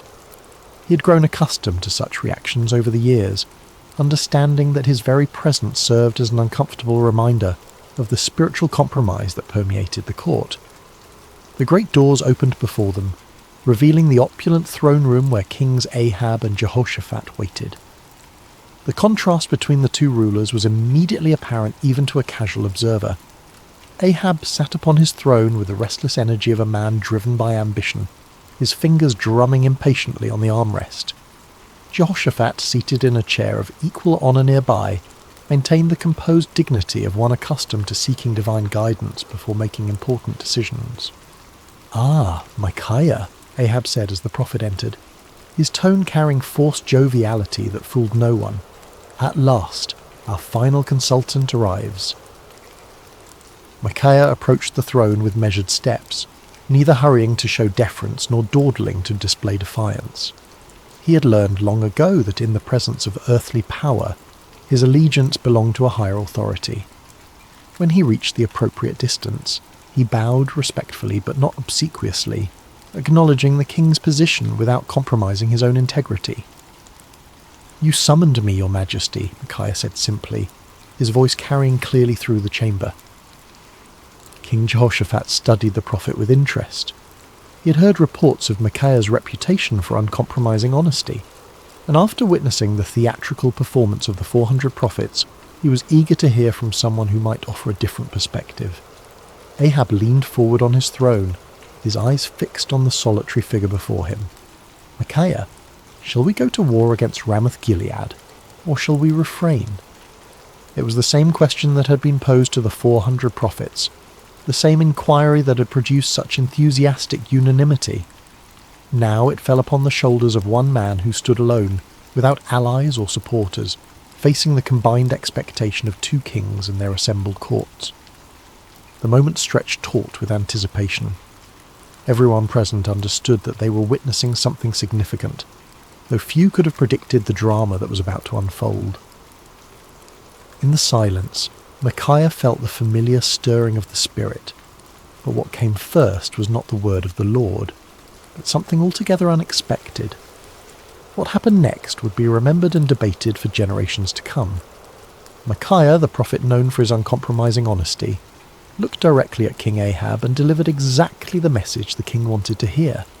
"Go up and prosper," Micaiah declared, his voice carrying throughout the throne room, "for the Lord will deliver it into the hand of the king." A murmur of surprise rippled through the assembled court. The 400 prophets exchanged glances of confusion and perhaps a touch of irritation. Here was the man they had feared would contradict their unanimous verdict, and instead he was confirming their prophecy word for word. Some of them smiled with what they imagined was vindication, while others seemed puzzled by this unexpected development. But King Ahab was no fool. Despite his many moral failings, he had known Micaiah for years, had heard his prophecies of judgment and warning countless times. Never once had the prophet told him what he wanted to hear. Never once had Micaiah's words aligned so perfectly with royal desires. The king's eyes narrowed as he studied the prophet's face, searching for the truth behind this suspicious compliance. There was something in Micaiah's tone, a subtle quality that suggested layers beneath the surface of his words. It was the same tone a parent might use when agreeing with a child's obviously foolish plan, allowing them to proceed while knowing full well what the consequences would be. King Jehoshaphat, too, sensed that something was amiss, though he remained silent, observing the interaction with keen interest. "How many times shall I make you swear," Ahab said slowly, his voice carrying a warning, "that you tell me nothing but the truth in the name of the Lord?"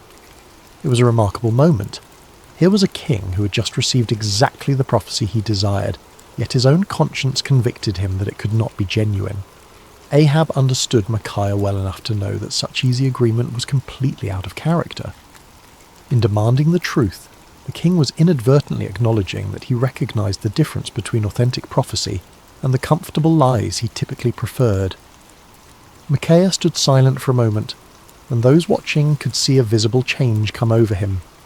The sardonic expression faded from his face, replaced by the solemn countenance of one who was about to deliver a message from the throne room of heaven.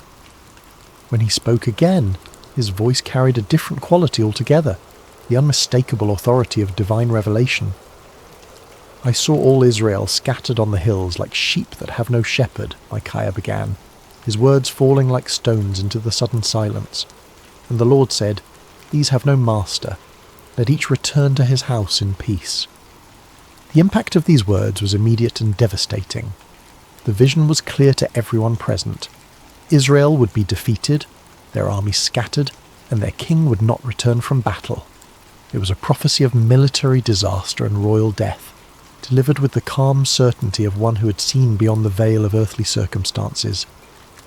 King Ahab's face flushed with anger, but beneath the rage was something that looked remarkably like fear.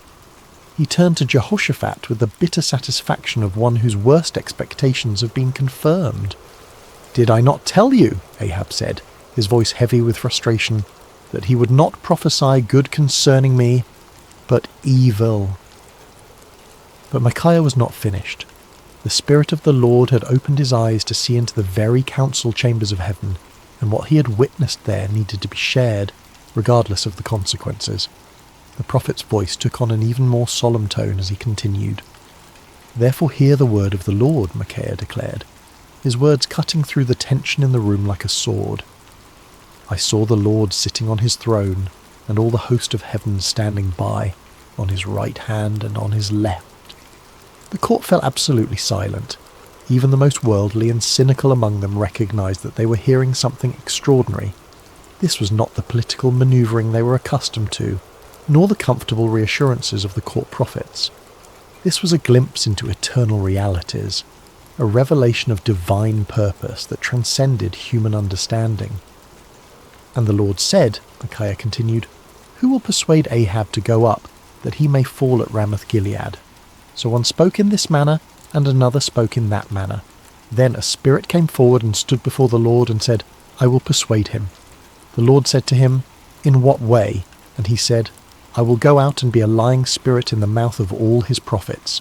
And the Lord said, "You shall persuade him and also prevail. Go out and do so." The revelation was staggering in its implications. Micaiah was claiming that the Lord himself had allowed, indeed, had orchestrated, the deception that had been proclaimed by the 400 prophets. It was a divine judgment in the form of false prophecy, a spiritual trap set for a king who had repeatedly chosen lies over truth.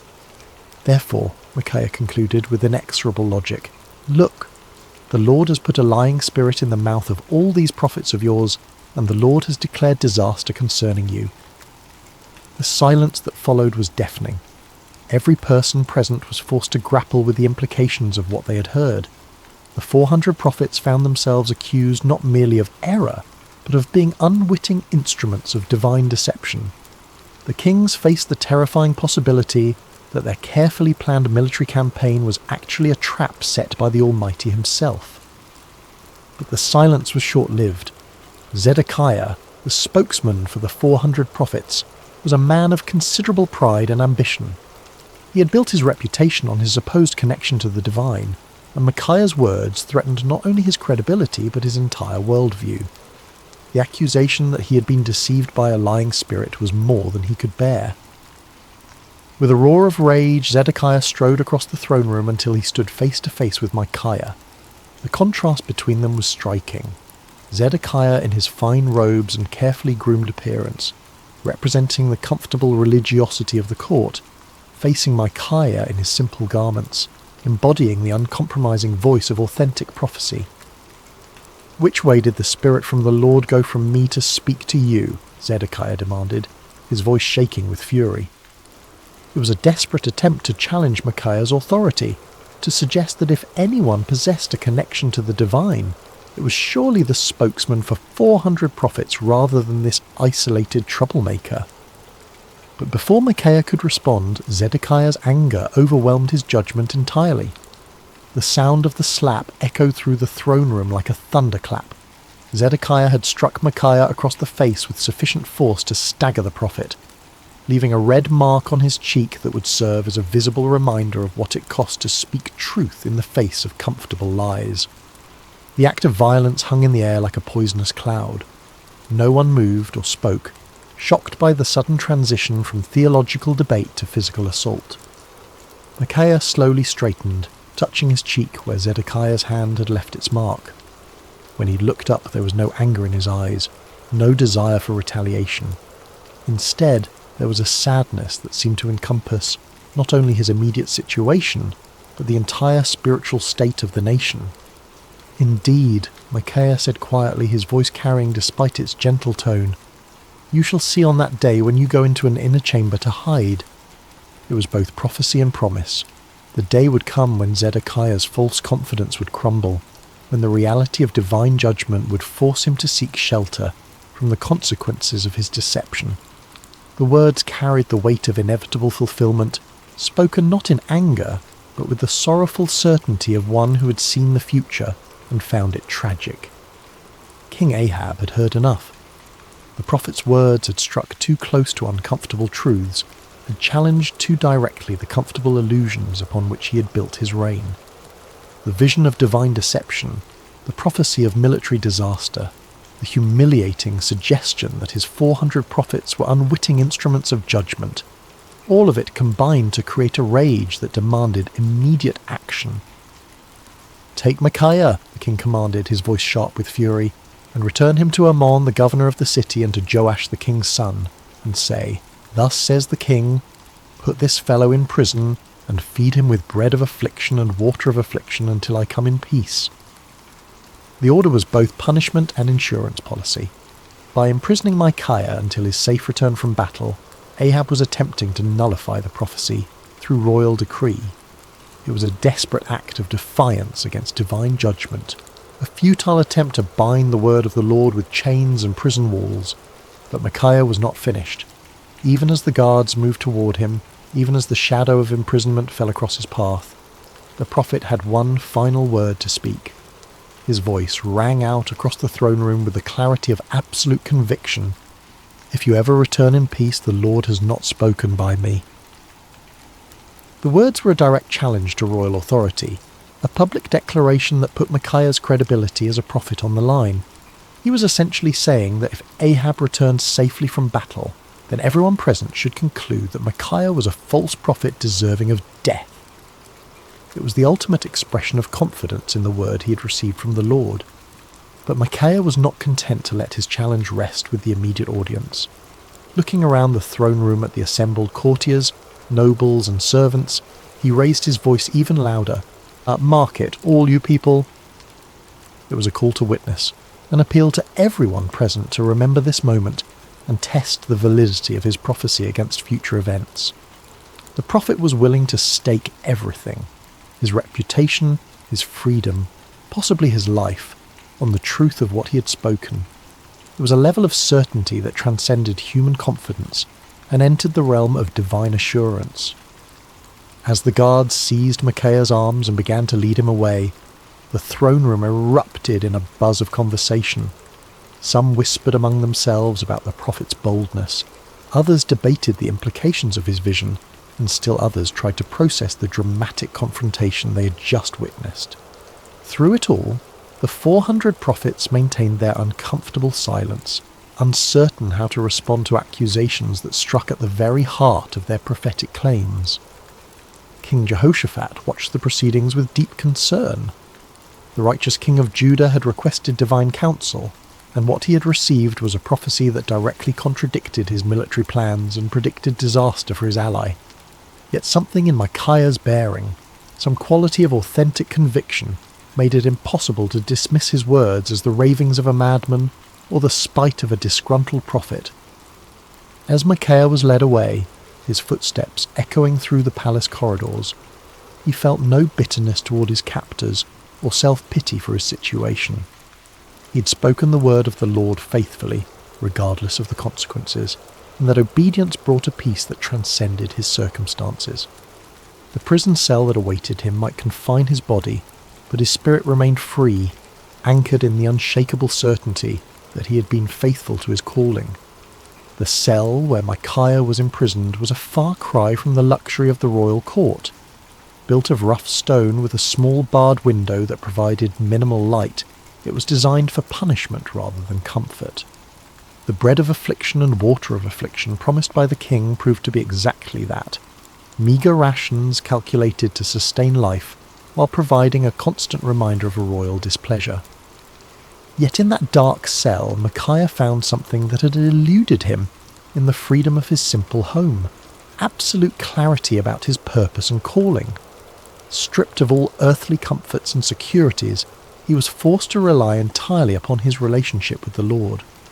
In the long hours of solitude, he prayed not for deliverance but for continued faithfulness, not for vindication but for grace to endure whatever lay ahead. Meanwhile, preparations for war continued with increasing intensity. King Ahab threw himself into military planning with the fervour of a man trying to drown out unwelcome voices of conscience.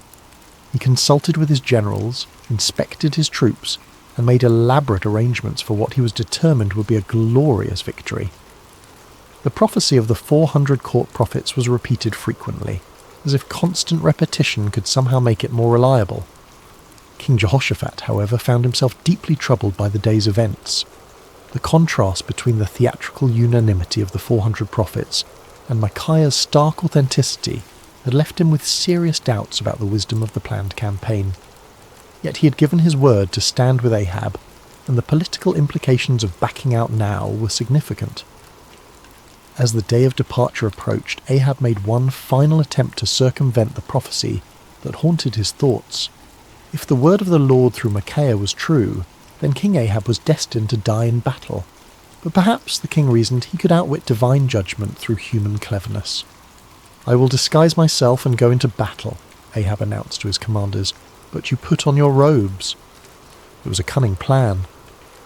By dressing as an ordinary soldier while Jehoshaphat wore royal garments, Ahab hoped to deceive the enemy about his identity and location. If the Syrians could not identify him as the king of Israel, perhaps he could survive the battle and prove Micaiah wrong. It was the kind of tactical thinking that had served Ahab well in political manoeuvring, but he was about to discover that divine judgment operates by different rules than human conflict. The morning of battle dawned clear and bright, with a gentle breeze that carried the scent of wildflowers across the plains surrounding Ramoth Gilead. It seemed an unlikely day for the fulfillment of prophecy, too beautiful for the tragic events that were about to unfold. The armies of Israel and Judah had assembled in impressive formation, their banners flying proudly in the morning air, their weapons gleaming in the sunlight.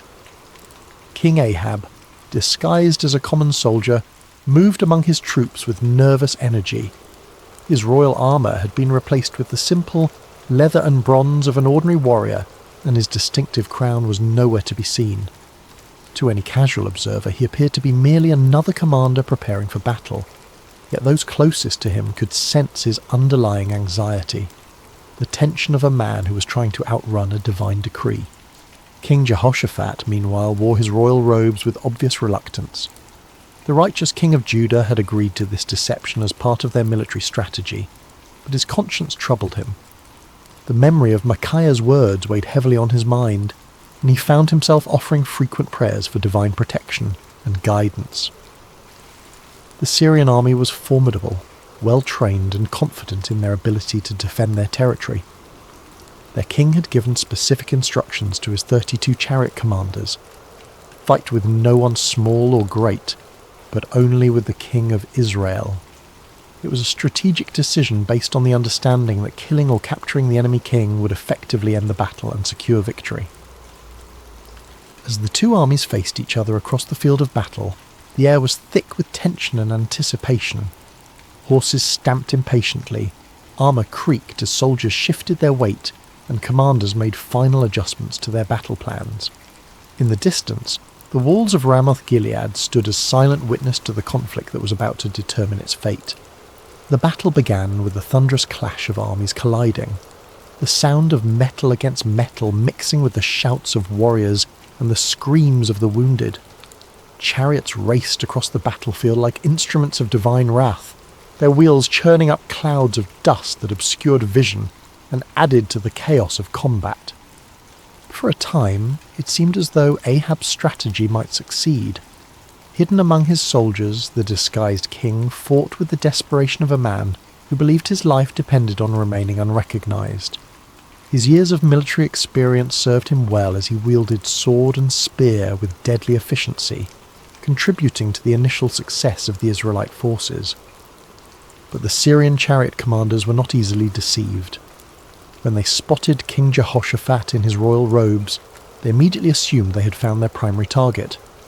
A group of them converged on the king of Judah with deadly intent, their chariots cutting through the battle lines like ships through stormy seas.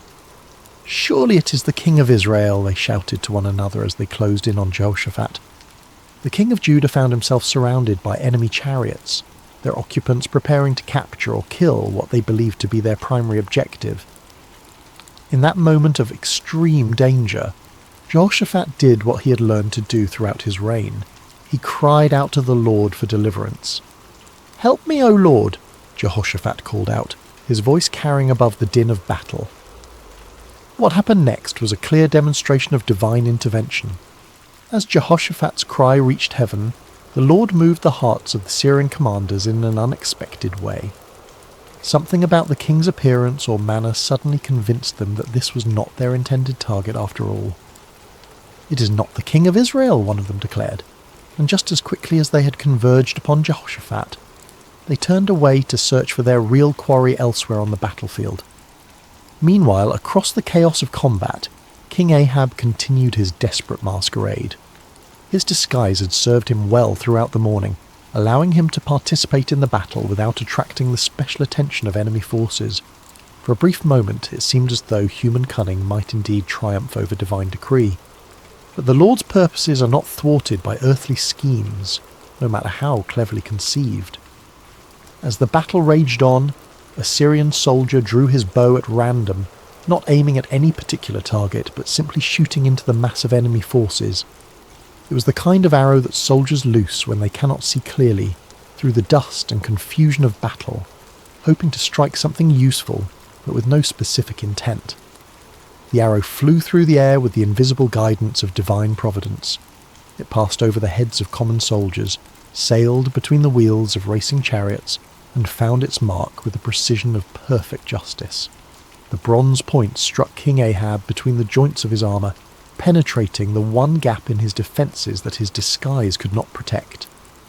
The king felt the arrow's impact like a thunderbolt, the sudden sharp pain followed by the warm spread of blood across his chest.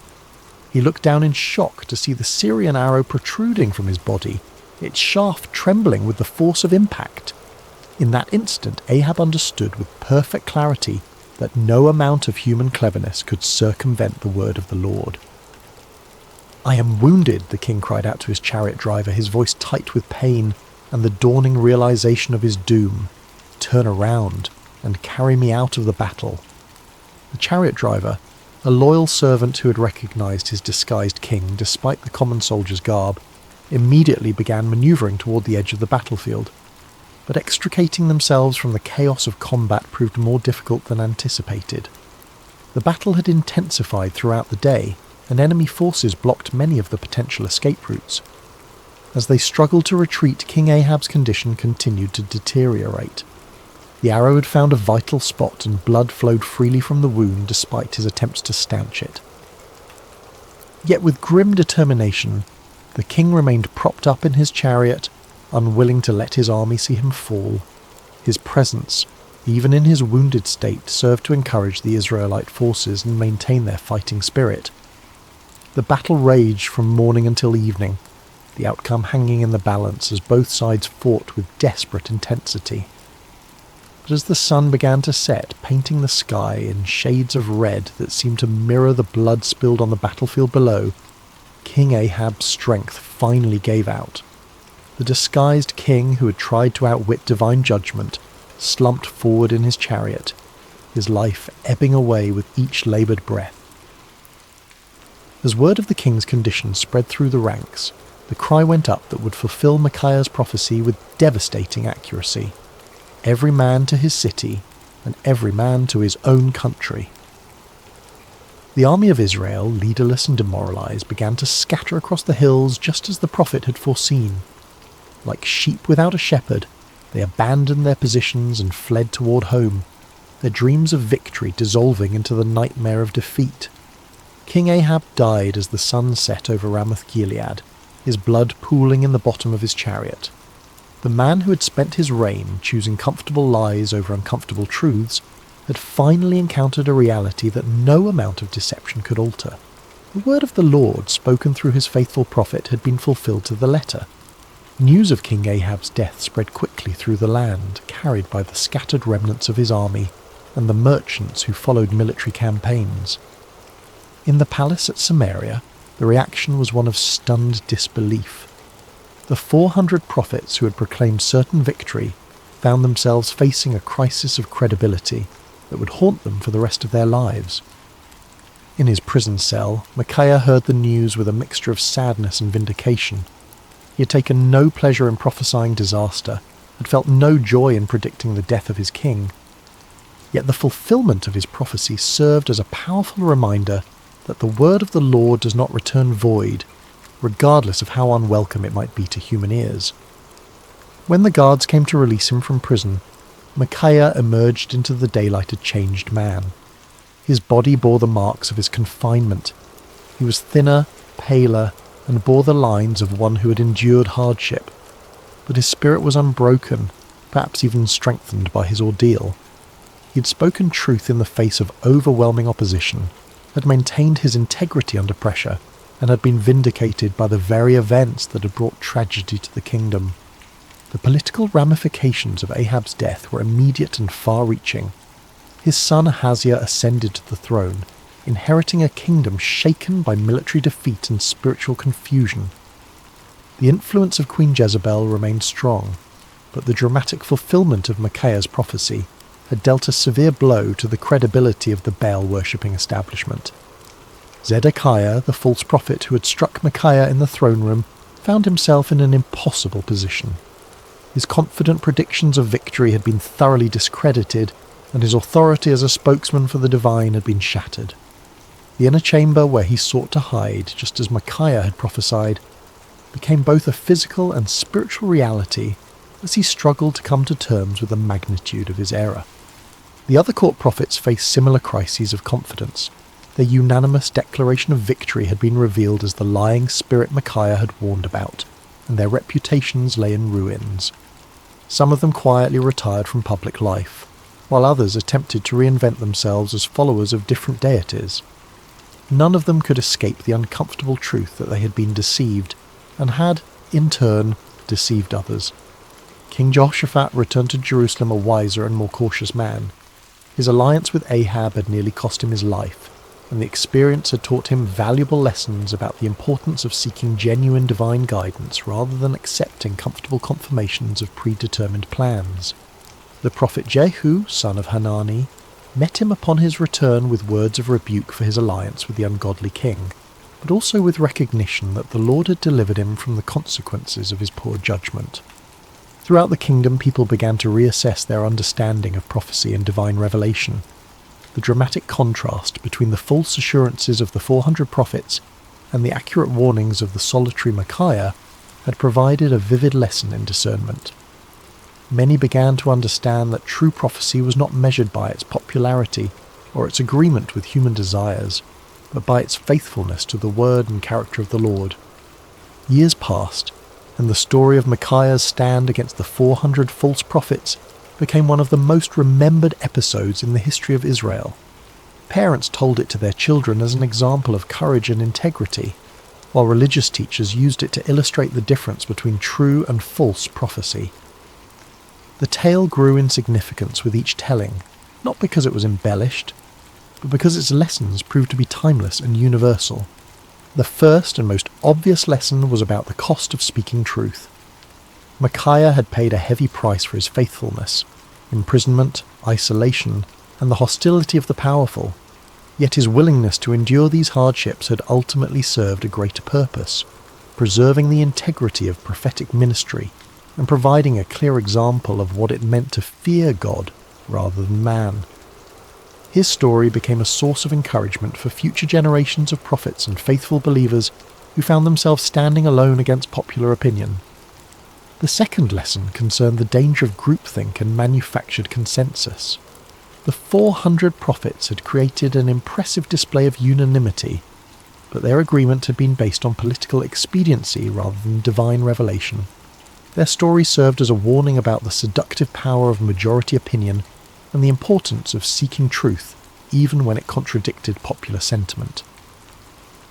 The comfort of belonging to the crowd, they learned, was no substitute for the sometimes lonely path of authentic faith.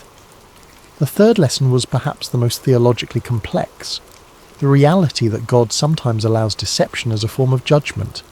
The lying spirit that had influenced the false prophets was not an independent force, but an instrument of divine justice, permitted by the Lord as part of his sovereign plan.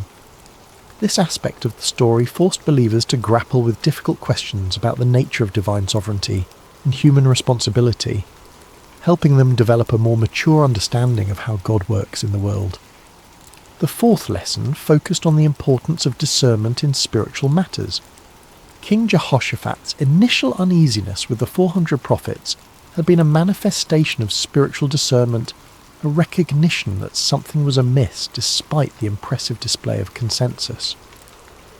His request for a prophet of the Lord had demonstrated the value of seeking authentic divine guidance rather than accepting convenient confirmations of predetermined plans. The fifth lesson was about the ultimate futility of human schemes when they oppose divine purposes. King Ahab's elaborate disguise had been a clever attempt to circumvent prophecy through human ingenuity, but it had proven utterly useless against the sovereign will of the Lord. The random arrow that found its mark had served as a powerful reminder that God's purposes will be accomplished regardless of human attempts to thwart them. As the years passed and the kingdom of Israel continued its spiritual decline, the story of Micaiah took on additional significance. It became a benchmark against which other prophets and prophecies were measured, a reminder of what authentic faithfulness looked like in the face of opposition. When Elijah stood alone against the prophets of Baal on Mount Carmel, people remembered Micaiah's solitary stand. When Jeremiah faced persecution for his unpopular messages, the example of Micaiah's courage provided encouragement and precedent. The story also served as a cautionary tale for those in positions of authority. King Ahab's admission that he hated Micaiah because the prophet never spoke favourably about him had revealed the dangerous tendency of leaders to surround themselves with yes men rather than truthful counsellors. Future kings and officials who heard the story were challenged to examine their own relationships with advisors and to consider whether they were seeking truth or merely confirmation of their existing beliefs. In the quiet of his later years, Micaiah often reflected on that pivotal day when he had stood alone before 2 kings and 400 false prophets. The physical scars from his imprisonment had faded, but the spiritual impact of his experience continued to shape his understanding of his calling and his relationship with the Lord. The prophet had learned that faithfulness was not measured by immediate results, but by obedience to divine instruction. His warning had not prevented the battle or saved King Ahab's life, but it had preserved the integrity of prophetic ministry and provided a clear demonstration of the difference between true and false revelation. Sometimes, he realized, the greatest victories were won not through changing circumstances, but through maintaining faithfulness in the midst of difficult circumstances. Micaiah had also discovered that standing alone was not the same as being alone. In his prison cell, deprived of human companionship and comfort, he had experienced a deeper intimacy with the Lord than he had ever known before. The isolation that had seemed like punishment had actually become a pathway to greater spiritual understanding and strength. He had learned that the approval of the crowd was a poor substitute for the approval of the Almighty. The prophet had come to understand that his role was not to be popular, but to be faithful, not to tell people what they wanted to hear, but to speak what the Lord had given him to say. This understanding had freed him from the burden of trying to manage people's reactions to his messages, and had allowed him to focus entirely on the sacred responsibility of accurate communication of divine truth. The peace that came from this clarity of purpose was worth more than all the royal favour he might have gained through compromise. As news of Micaiah's faithfulness spread beyond the borders of Israel, his story began to influence other nations and cultures. Foreign dignitaries who visited the kingdom often asked to hear the account of the prophet who had stood against 400 false prophets and accurately predicted the death of a king. The story became a testament to the power of truth and the importance of moral courage, inspiring people of various backgrounds to examine their own commitments to integrity and faithfulness. The story also had a profound impact on the understanding of prophecy itself. Future generations would use Micaiah's example as a standard for evaluating prophetic claims, recognizing that true prophecy was characterized by faithfulness to the Lord's character and purposes rather than by popular appeal or immediate gratification. The account helped establish criteria for distinguishing between authentic divine revelation and human manipulation disguised as spiritual authority. In the broader context of Israel's history, Micaiah's stand represented a crucial moment in the preservation of true worship and authentic faith. At a time when the kingdom was sliding towards spiritual apostasy, his unwavering commitment to truth served as a beacon of hope for those who still sought to follow the Lord with integrity. His example encouraged other faithful believers to maintain their convictions even when they seemed to be in the minority. The story of Micaiah also served as a bridge between the ministries of the earlier prophets like Elijah and later ones like Jeremiah and Ezekiel. His experience of standing alone against popular opinion and suffering for his faithfulness would be echoed in the lives of many subsequent prophets who faced similar challenges. The patterns of persecution, vindication, and ultimate triumph that characterized his story became recurring themes in the ongoing narrative of God's relationship with his people. As we reach the end of Micaiah's story, we find ourselves confronted with questions that transcend the ancient world and speak directly to our modern hearts. In an age of social media echo chambers and manufactured consensus, the prophet's example challenges us to examine our own commitment to truth and our willingness to stand alone when necessary. The 400 false prophets of Micaiah's day have their counterparts in every generation. Those who tell us what we want to hear rather than what we need to hear, who offer comfortable lies instead of challenging truths. The temptation to join the crowd, to find safety in numbers, to seek approval rather than accuracy, remains as strong today as it was in ancient Israel. Micaiah's courage reminds us that faithfulness is not a group activity, but an individual responsibility. Each of us must decide whether we will speak truth or remain silent, whether we will stand for what is right or compromise for what is convenient. The prophet's example shows us that the path of integrity is often lonely, but it is never walked alone by those who trust in the Lord. The story also challenges us to examine our own relationship with authority and our tendency to surround ourselves with people who confirm our existing beliefs rather than challenging us to grow. Like King Ahab, we may find ourselves preferring the comfort of familiar lies to the discomfort of unfamiliar truths. Micaiah's example calls us to seek out voices that speak with authenticity, rather than those that merely echo our own opinions. Perhaps most importantly, the story of Micaiah reminds us that truth has a way of prevailing in the end, even when it seems overwhelmed by opposition. The prophet's vindication did not come immediately, and it came at great personal cost, but it came nonetheless.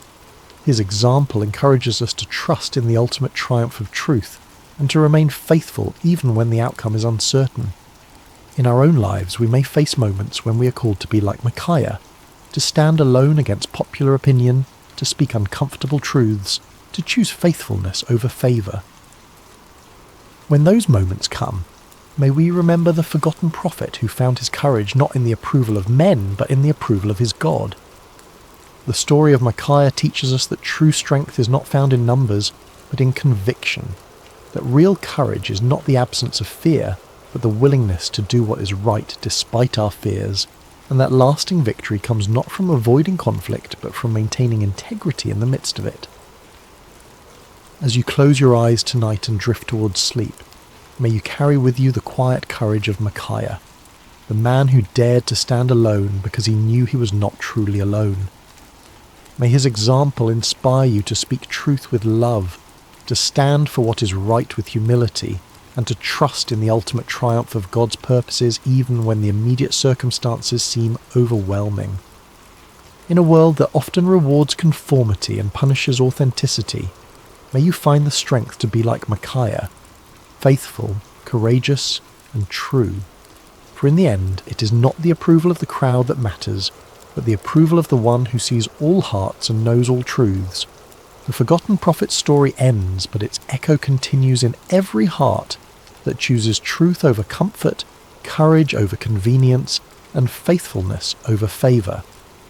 May that echo sound clearly in your own life, guiding you toward the kind of integrity that leaves a lasting legacy long after the voices of the crowd have faded into silence. Rest well, dear friends, and may your dreams be filled with the peace that comes from knowing you serve a God who honours faithfulness, rewards courage, and never abandons those who trust in him. The story of Micaiah reminds us that in God's kingdom, standing alone with truth is always better than standing with the crowd in deception. Sleep peacefully, knowing that like Micaiah, you're never truly alone when you walk in the light of divine truth. Hello there, dear friend. Before we begin this peaceful journey together, I want to know a little about you. How has your day been? Whether it's been filled with joy or challenges, busy moments or quiet pauses, you're exactly where you need to be right now. What time is it where you are in the world? Are you settling in for the night, taking a midday rest, or perhaps greeting the early morning hours? Wherever you are, from the bustling cities of New York to the quiet countryside of England, from the mountains of Colorado to the shores of Australia, you're welcome here in this sacred space. If this story brings you peace, I'd love for you to subscribe to Sacred Slumber, where we gather each week to find rest in timeless tales of faith, hope, and gentle grace. Now, let's begin. Take a deep breath with me. Let your shoulders soften, your jaw relax, and your heart settle into this moment. Whether morning light is streaming through your window, afternoon shadows are dancing on the walls, or midnight quiet surrounds you like a gentle blanket, let us walk together through a story of gentle strength and unseen grace. We're about to enter a time long ago during the days of the judges in ancient Israel. It was a time of chaos and uncertainty, when everyone did what was right in their own eyes. But this is not a story of chaos. This is a story of peace, of quiet faithfulness. of love that chooses to remain when it would be easier to leave. This is the story of Ruth, a young woman whose loyalty would echo through generations and whose humble heart would become part of the greatest story ever told. So close your eyes if you wish, breathe slowly, and let us journey together to the ancient land of Moab, where our story begins beside still waters of the soul. In the rolling hills of Moab, where the morning mist clung to the barley fields like a gentle prayer, lived a young woman named Ruth. She had married into a Hebrew family who had come to Moab during a time of famine in their homeland of Bethlehem. Her husband's name was Mahlon, and his mother was Naomi, a woman whose very name meant pleasant, and whose heart had once been full of joy. But sorrow has a way of finding us, even in the most peaceful places. First, Naomi's husband Elimelech died, leaving her alone with her 2 sons in a foreign land. The boys had grown into men and married Moabite women, Ruth and her sister-in-law Orpah. For 10 years they lived together, and Ruth learned to love not just her husband, but his faith, his God, and especially his mother, who had welcomed her with open arms. Then tragedy struck again, swift and merciless. Both Mahlon and his brother Shiloh died, leaving 3 widows to face an uncertain world alone. In those days, a woman without a husband or sons had little hope of survival. They were vulnerable, forgotten, with no one to provide for them or protect them. Naomi sat in her small house, looking at the 2 young women who had become like daughters to her. The silence was heavy with grief, but also with decision. She had heard news from Bethlehem that the famine there had ended, that the Lord had visited his people and given them bread. Her heart longed for home, for the familiar hills of Judah, for the place where she had known happiness before sorrow came calling. "My daughters," she said softly, her voice worn thin by weeping, "I must return to my people. But you are young. You have your whole lives ahead of you. Go back to your mother's houses. May the Lord deal kindly with you, as you have dealt with the dead and with me." She kissed them both, and they wept together. How can you say goodbye to someone who's been your family, your comfort, your companion through the darkest days? Orpah, after much tears and embracing, finally agreed to return to her people and her gods. It was the practical choice, the safe choice, the choice that made sense to everyone around them. But Ruth clung to Naomi with a determination that surprised them all. When Naomi urged her again to follow her sister-in-law, Ruth spoke words that would echo through history, words that came from the deepest place in her heart. "Do not urge me to leave you or to return from following you. For where you go, I will go, and where you lodge, I will lodge. Your people shall be my people, and your God my God. Where you die, I will die, and there will I be buried. May the Lord do so to me, and more also, if anything but death parts me from you." There was something in Ruth's voice that told Naomi this was not a decision made in the heat of emotion, but a choice carved in stone, written in the very fibre of her being. This young Moabite woman was choosing love over security, faithfulness over comfort, an unknown future over a predictable past. And so they began the long journey from Moab to Bethlehem, 2 women with nothing but the clothes on their backs and the strength of their love for each other. They walked through valleys where wildflowers nodded in the breeze, past streams that sang ancient songs, under skies that seemed to stretch endlessly toward hope. As they travelled, Ruth would gather berries and herbs along the way, always making sure Naomi had enough to eat. She would find the softest spot for them to rest each night, would share her cloak when the desert air grew cold. She had chosen this path, and she would walk it with grace and dignity, one step at a time. The journey took many days, and with each step toward Bethlehem, Ruth was walking further from everything she had ever known. She was leaving behind the gods of her childhood, the customs of her people, the language of her birth. She was choosing to become a stranger in a strange land, not because she had to, but because love had made the choice for her. When they finally crested the hill that overlooked Bethlehem, The city spread before them like a handful of pearls scattered on brown velvet. The sun was setting, painting the stone houses in shades of gold and amber. Smoke rose from evening fires, and the sound of children playing drifted up to them on the evening breeze. "Look," Naomi whispered, her voice thick with emotion. "There it is, home." But as they descended into the city, the women who had known Naomi in her happier days barely recognised her. "Is this Naomi?" they asked each other, seeing how sorrow had aged her, how loss had bent her shoulders and silvered her hair. "Do not call me Naomi," she told them, her voice steady but sad. "Call me Mara, for the Almighty has dealt very bitterly with me. I went out full, and the Lord has brought me home empty." But Ruth, standing quietly beside her, knew that Naomi was not truly empty. She had brought with her the love of this young woman, who had chosen to forsake all for the sake of faithfulness. And though neither of them knew it yet, they had arrived in Bethlehem at the beginning of barley harvest, when the fields were golden and ready, when provision was about to unfold in ways they could never have imagined. The story was just beginning, and the God who notices every sparrow that falls, who counts every tear that is shed, who remembers every act of kindness, was already preparing the next chapter of their lives. The morning air in Bethlehem was crisp and clean, carrying the scent of ripening grain and the promise of a new day. Ruth woke early, as she always did, listening to the gentle rhythm of Naomi's breathing beside her. They had found a small place to stay, but their provisions were nearly gone, and Ruth knew that something had to be done. She'd heard about the law of gleaning, a beautiful provision that the God of Israel had made for the poor and the stranger. After the reapers went through the fields harvesting the grain, the needy could follow behind and gather what was left. It was honest work, humble work, but it was work that could keep them alive.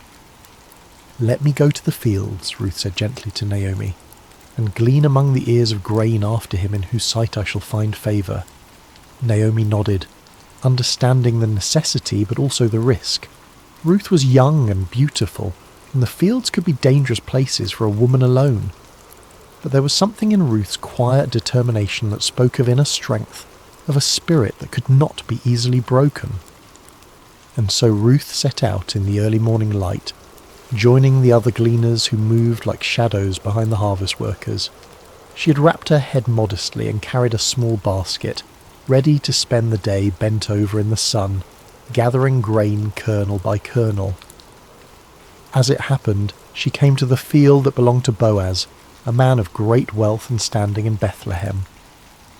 But more than that, though Ruth did not know it yet, Boaz was a relative of Naomi's late husband, a kinsman who had the right and responsibility to help family members in need. The phrase, "as it happened," seems simple enough, but sometimes the most profound movements of providence come disguised as coincidence. Ruth's feet carried her to that particular field not by accident, but by the gentle guidance of a God who was weaving a story larger than she could imagine. Boaz arrived at his field that morning, as was his custom, to greet his workers and oversee the harvest. He was a man in his middle years, with kind eyes and calloused hands that spoke of honest work. When he saw his reapers, he called out, "The Lord be with you," and they responded, "The Lord bless you." It was more than a greeting. It was a glimpse into the heart of a man who knew that all good things come from above. But his attention was caught by a young woman he had never seen before, working quietly at the edge of his field. She moved with grace and dignity, even in the humbling work of gleaning. There was something about her that drew his eye, not just her beauty, but the way she carried herself with quiet strength. "Whose young woman is this?" he asked his foreman. "She is the young Moabite woman who came back with Naomi from the country of Moab," the foreman replied. "She asked permission to glean and gather among the sheaves after the reapers, and she has been working steadily from early morning until now with only a brief rest." Boaz watched her for a moment longer, seeing how she worked without complaining, how she was careful not to take more than was rightfully hers, how she paused to help an elderly gleaner who had dropped her grain. His heart was moved by her diligence and her kindness. He approached her quietly, not wanting to startle her. "Listen, my daughter," he said gently. Do not go to glean in another field, and do not leave this one. Stay close to my young women. Keep your eyes on the field that they are reaping, and go after them. I have charged the young men not to touch you, and when you are thirsty, go to the vessels and drink what the young men have drawn." Ruth was so surprised by his kindness that she fell on her face and bowed to the ground. "Why have I found favour in your sight," she asked, "that you should take notice of me, since I am a foreigner?" But Boaz had already heard the story of her loyalty to Naomi, how she had left her own people to care for her mother-in-law. "All that you have done for your mother-in-law since the death of your husband has been fully told to me," he said, his voice warm with admiration. "How you left your father and mother and your native land and came to a people that you did not know before. The Lord repay you for what you have done, and a full reward be given you by the Lord, the God of Israel, under whose wings you have come to take refuge." Ruth's eyes filled with tears at his words. She had not expected such kindness from a stranger, such recognition of her small acts of faithfulness. "You have comforted me and spoken kindly to your servant," she said softly, "though I am not one of your servants." As the day wore on, Boaz continued to watch over her. At mealtime he invited her to eat with his workers, to dip her bread in the wine and share in the meal.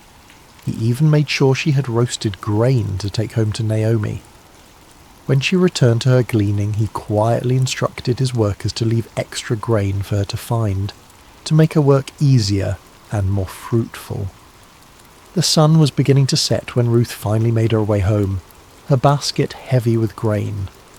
She had gathered an ephah of barley, enough to feed herself and Naomi for many days.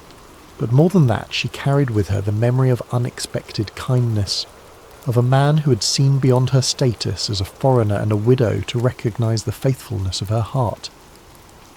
When she showed Naomi all that she'd gathered and told her about the kindness of Boaz, Naomi's eyes brightened for the first time in months. "Blessed be he by the Lord," she said, "whose kindness has not forsaken the living or the dead. The man is a close relative of ours, one of our redeemers." Ruth continued to glean in the fields of Boaz throughout the barley harvest and the wheat harvest, always welcomed, always protected, always provided for. She would come home each evening with grain and with stories of the kindness she had experienced. And slowly, so slowly that neither of them noticed it happening, hope began to take root in their hearts once again. Little did they know that this was only the beginning of a story that would change not just their lives, but the course of history itself. For the God who sees every act of kindness, who remembers every sacrifice made in love, was already preparing the next chapter of their beautiful story. The harvest season was drawing to a close, and the grain had been gathered from the fields and brought to the threshing floor. It was a time of celebration and completion, when the hard work of the harvest gave way to the satisfaction of provision secured. The air was filled with the sound of winnowing, as the grain was separated from the chaff in the evening breeze. Naomi had been watching the growing affection between Ruth and Boaz with the wisdom of a woman who had lived long enough to recognize the hand of God in everyday circumstances. She had seen how Boaz's eyes followed Ruth, how he spoke to her with special gentleness, how he made sure she was always provided for and protected. And she had seen how Ruth, despite her natural reserve, had begun to smile more often, how she spoke Boaz's name with a special warmth. One evening, as they sat together in their small dwelling, Naomi took Ruth's hands in hers. "My daughter," she said softly, "should I not seek rest for you, that it may be well with you? Is not Boaz our kinsman, with whose young women you were? See, he is winnowing barley tonight at the threshing floor." Ruth listened carefully as Naomi explained the custom of the kinsman redeemer, how a close relative had the right and responsibility to marry a widow to preserve the family line and inheritance. It was not just about marriage, but about redemption, about restoring what had been lost, about ensuring that the names of the dead were not forgotten. "Wash therefore and anoint yourself," Naomi continued, "and put on your cloak and go down to the threshing floor. But do not make yourself known to the man until he has finished eating and drinking. But when he lies down, observe the place where he lies. Then go and uncover his feet and lie down, and he will tell you what to do." It was a bold plan, one that required great courage and faith. Ruth would be placing herself in a vulnerable position, trusting in the character of a man she had come to respect and admire. But she had learned to trust Naomi's wisdom, and more than that, she had learned to trust the God who had been guiding her steps from the very beginning. "All that you say I will do," Ruth replied simply. As the sun set and the first stars appeared in the clear night sky, Ruth prepared herself carefully. She bathed and anointed herself with fragrant oil, then put on her best garment. But this was not about seduction or manipulation. This was about approaching a good man with dignity and respect, trusting in his honour and in the customs that governed their society. The threshing floor was a place of hard work and celebration, where the grain was separated from the chaff and the harvest was completed. By the time Ruth arrived, the work was done, and the men had eaten and drunk and told stories under the stars. The atmosphere was one of contentment and satisfaction, of work well done and provision secured. Ruth waited in the shadows, watching as Boaz finished his meal and settled down to sleep beside the heap of grain. It was his responsibility to guard the grain through the night, to ensure that nothing was stolen or damaged. The night was warm and peaceful, filled with the sounds of crickets and the gentle rustle of the evening breeze.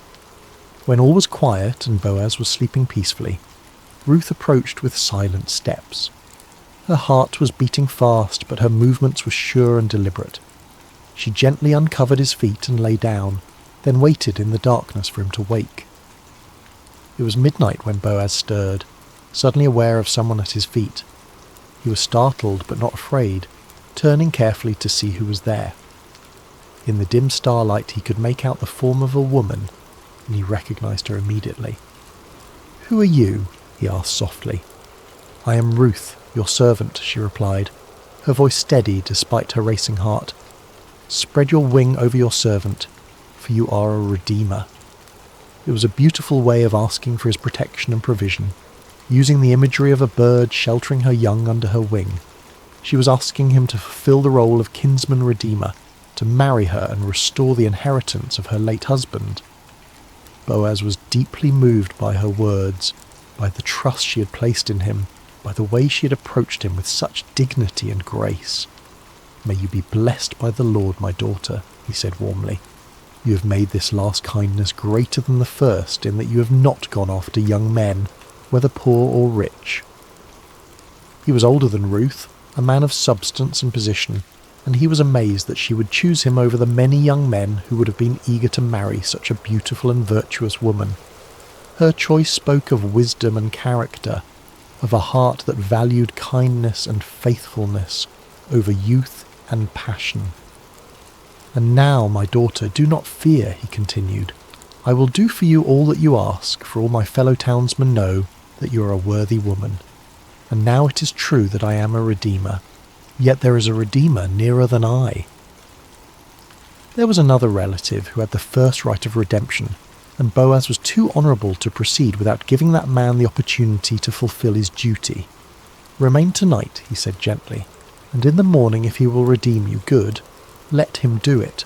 But if he is not willing to redeem you, then, as the Lord lives, I will redeem you. Lie down until the morning."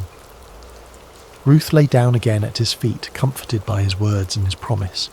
She had taken a great risk in coming to him, but she had found in Boaz a man of integrity and honour, someone who would do what was right even when it was difficult. When the morning came, before anyone else was stirring, Boaz quietly measured out 6 measures of barley and helped Ruth arrange it in her cloak. "Do not go back to your mother-in-law empty-handed," he said with a smile. Then he sent her on her way before anyone could see her and misunderstand her presence there. Ruth returned home with her heart full of hope and her arms full of grain. When Naomi saw her coming, she knew immediately that something significant had happened. "How did you fare, my daughter?" she asked eagerly. Ruth told her everything that had happened, every word that had been spoken, every kindness that had been shown. When she finished, Naomi smiled with satisfaction. "Wait, my daughter," she said, "until you learn how the matter turns out, for the man will not rest but will settle the matter today." And so they waited, two women who had learned that sometimes the greatest acts of faith happen in the quiet moments, when we trust in the goodness of others and in the providence of God. The next chapter of their story was about to unfold, and with it the fulfillment of promises they had hardly dared to hope for. The morning sun was just beginning to warm the stones of Bethlehem when Boaz made his way to the city gate. This was where the elders gathered, where business was conducted, where legal matters were settled according to the ancient customs of Israel. His heart was full of purpose as he took his seat and waited for the other Redeemer to pass by. He didn't have to wait long. Soon he saw the man approaching, and Boaz called out to him by name. "Come over, friend, and sit down here." The man, curious about what business Boaz might have with him, came and sat down. Then Boaz gathered 10 of the city elders to serve as witnesses, for what he was about to do would affect not just 2 people, but entire family lines and inheritances. "Naomi, who has come back from the country of Moab," Boaz began, his voice carrying clearly in the morning air, "is selling the parcel of land that belonged to our relative Elimelech. So I thought I would tell you of it and say, buy it in the presence of those sitting here and in the presence of the elders of my people. If you will redeem it, but if you will not, tell me, that I may know, for there is no one besides you to redeem it, and I come after you." The other man considered this carefully. A piece of land was valuable, an investment that could bring profit and increase his holdings. "I will redeem it," he said confidently. But Boaz was not finished. "The day you buy the field from the hand of Naomi, you also acquire Ruth the Moabite, the widow of the dead, in order to perpetuate the name of the dead in his inheritance." Suddenly the proposition became more complicated. To marry Ruth would mean that any children born to them would be considered the heirs of her first husband, not his own. The land would eventually pass to them, not to his existing family line. What had seemed like a good business deal now became a sacrifice that would cost him more than he was willing to pay. "I cannot redeem it for myself," he said, backing away from the commitment, "lest I impair my own inheritance. You take my right of redemption, for I cannot redeem it." It was exactly what Boaz had hoped to hear. According to the custom of the time, the man removed his sandal and gave it to Boaz as a sign that he was transferring his right of redemption. The sandal was a symbol of walking in someone else's place, of taking on their responsibilities and privileges. Boaz accepted the sandal and turned to address the elders and all the people who had gathered to witness this transaction. "You are witnesses this day that I have bought from the hand of Naomi all that belonged to Elimelech and all that belonged to Chilion and to Mahlon. Also Ruth the Moabite, the widow of Mahlon, I have acquired to be my wife, to perpetuate the name of the dead in his inheritance, that the name of the dead may not be cut off from among his brothers and from the gate of his native place. You are witnesses this day." The crowd erupted in celebration and blessing. "We are witnesses," they called out joyfully. "May the Lord make the woman who is coming into your house like Rachel and Leah, who together built up the house of Israel. May you act worthily in Ephrathah and be renowned in Bethlehem, and may your house be like the house of Perez, whom Tamar bore to Judah, because of the offspring that the Lord will give you by this young woman." It was a beautiful blessing, invoking the names of the great matriarchs of Israel and expressing the hope that Ruth would become equally honoured in the history of God's people, and how prophetic those words would prove to be. Meanwhile, Ruth and Naomi had been waiting at home, their hearts full of anticipation and hope. When the messenger came running to tell them what had happened at the gate, they could hardly believe their ears. The legal proceedings had gone exactly as they had hoped. Boaz had redeemed not just the land, but Ruth herself, and they were to be married. The wedding was a joyous occasion, celebrated by the entire community. Ruth, the young Moabite woman who had arrived in Bethlehem as a poor widow, was now the honoured wife of one of the most respected men in the city. But more than that, she had found in Boaz a man who valued her faithfulness, who cherished her loyalty, who would love and protect her for the rest of their days. As the seasons passed, Ruth and Boaz settled into a life of contentment and purpose. Boaz was a generous provider, and Ruth was a wise and gentle wife. Naomi, no longer bitter but filled with joy, lived with them and was cared for in her old age. The house that had once echoed with sorrow now rang with laughter and love. And then came the greatest blessing of all. Ruth conceived and bore a son, a healthy, beautiful child who would be raised in the love and fear of the Lord. The women of the neighbourhood came to congratulate Naomi, saying, "Blessed be the Lord who has not left you this day without a redeemer, and may his name be renowned in Israel. He shall be to you a restorer of life and a nourisher of your old age. For your daughter-in-law who loves you, who is better to you than 7 sons, has given birth to him." They named the child Obed, which means servant or worshipper, and Naomi took him on her lap and became his nurse. The child brought healing to her broken heart, restoration to her empty life, and joy to her golden years. But the story doesn't end there. Little Obed grew up to become the father of Jesse, who became the father of David, the great king of Israel, and through David's line would come the Messiah, the saviour of the world. Ruth, the foreign woman who had chosen loyalty over security, faith over fear, had become part of the most important family tree in all of human history. In the genealogy of Jesus Christ, recorded in the Gospel of Matthew, we find these words: Boaz the father of Obed by Ruth, and Obed the father of Jesse, and Jesse the father of David the king. A Moabite woman's name is written forever in the lineage of the Son of God, a testament to the truth that God's grace knows no boundaries, that his love extends to all who seek refuge under his wings. Ruth's story teaches us that faithfulness in small things leads to blessing in great things, that loyalty and love are never wasted, that God can take our deepest sorrows and weave them into his greatest joys. She reminds us that sometimes the most profound acts of faith happen not in grand gestures, but in quiet decisions to remain faithful, to keep loving, to keep trusting, even when we cannot see the end of the story. As we come to the end of Ruth's story, let us pause beside these still waters and reflect on the gentle truths that flow through this ancient tale. Like a quiet stream that shapes the landscape over time, Ruth's life teaches us lessons that can transform our own journey of faith. Ruth's story shows us the profound power of remaining faithful, even in seasons of pain and uncertainty. When Naomi urged her to return to her people and her gods, Ruth could have chosen the easier path, the path that made sense to everyone around her. Instead, she chose love. She chose to remain loyal to a woman who had shown her kindness, to a faith that had captured her heart, to a God she was still learning to trust. Her famous words, "Where you go, I will go, and where you lodge, I will lodge. Your people shall be my people, and your God my God," were not spoken in a moment of emotional impulse, but from a deep well of commitment that had been growing in her heart over years of walking with Naomi. In our own lives, we face moments when loyalty is tested, when it would be easier to walk away from relationships, commitments, or callings that have become difficult. Ruth's example reminds us that some of the most beautiful chapters of our lives are written in the ink of faithful love, even when that love costs us something precious.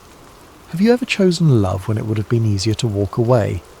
Perhaps you stayed with a friend through a difficult season, remained committed to a calling when it became challenging, or continued to love someone even when they couldn't love you back in the same way. These quiet acts of loyalty are never wasted. They shape us into people of depth and character, and they often open doors to blessings we never could have imagined. One of the most beautiful aspects of Ruth's story is how rarely God's name is mentioned, yet his presence is evident in every chapter. The phrase, "as it happened," appears when Ruth comes to Boaz's field, but we understand that this was no accident. It was divine providence working through ordinary circumstances to bring about extraordinary results.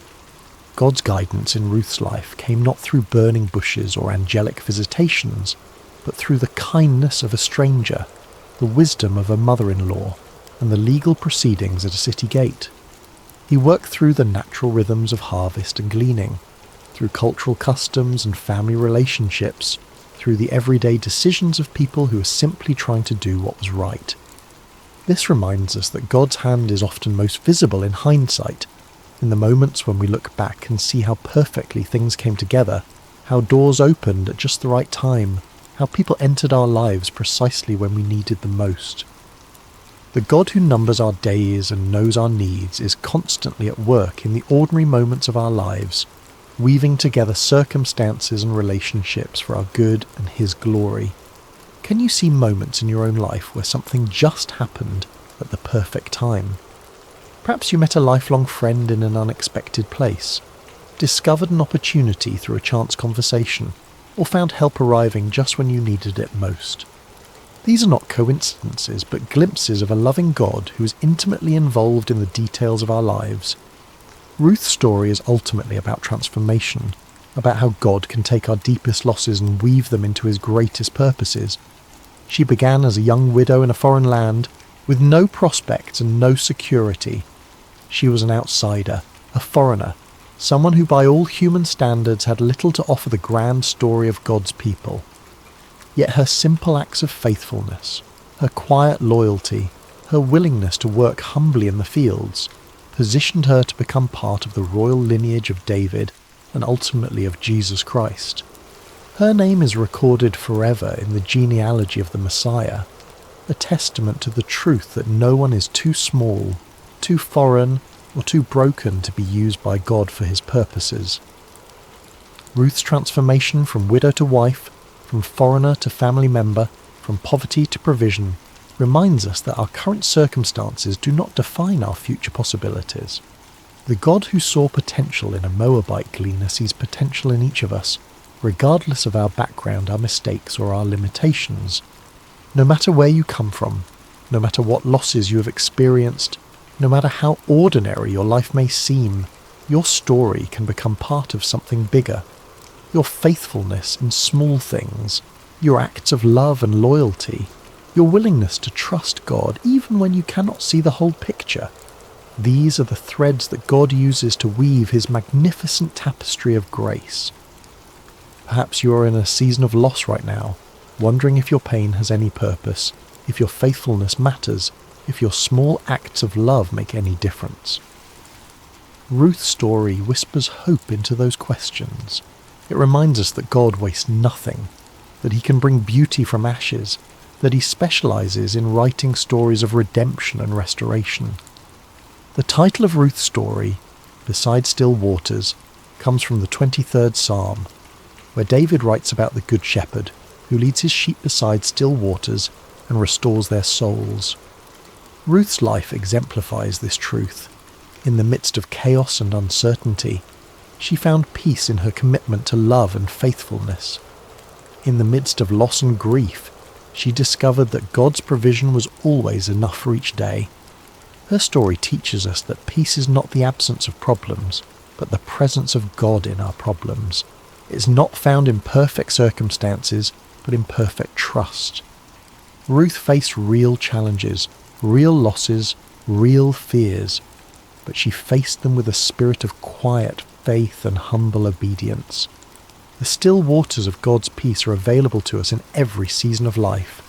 They flow not from our circumstances, but from our relationship with the one who is the source of all peace.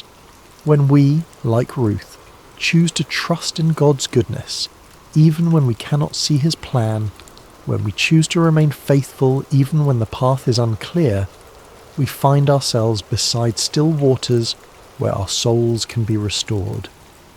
As you drift toward rest tonight, may you carry with you the gentle strength of Ruth's example.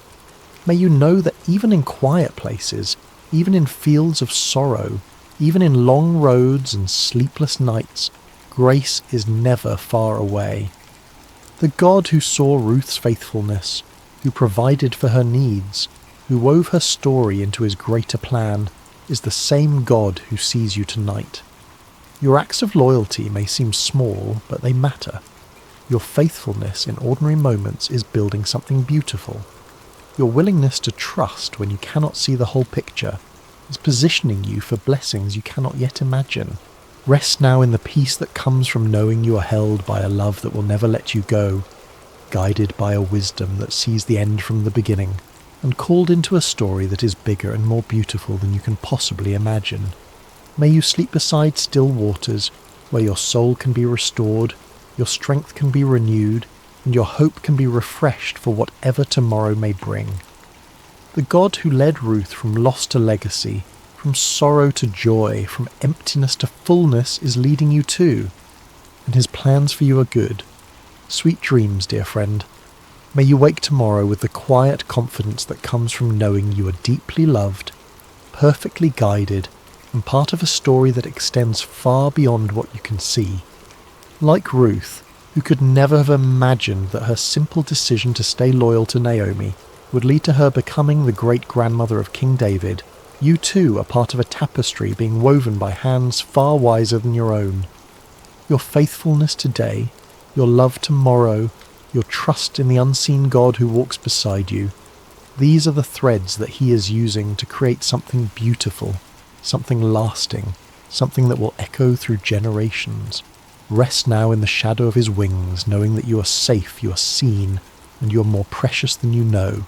The same God who led Ruth beside still waters is leading you too, and his love will never fail. Amen. Hey everyone, welcome back to Sacred Slumber.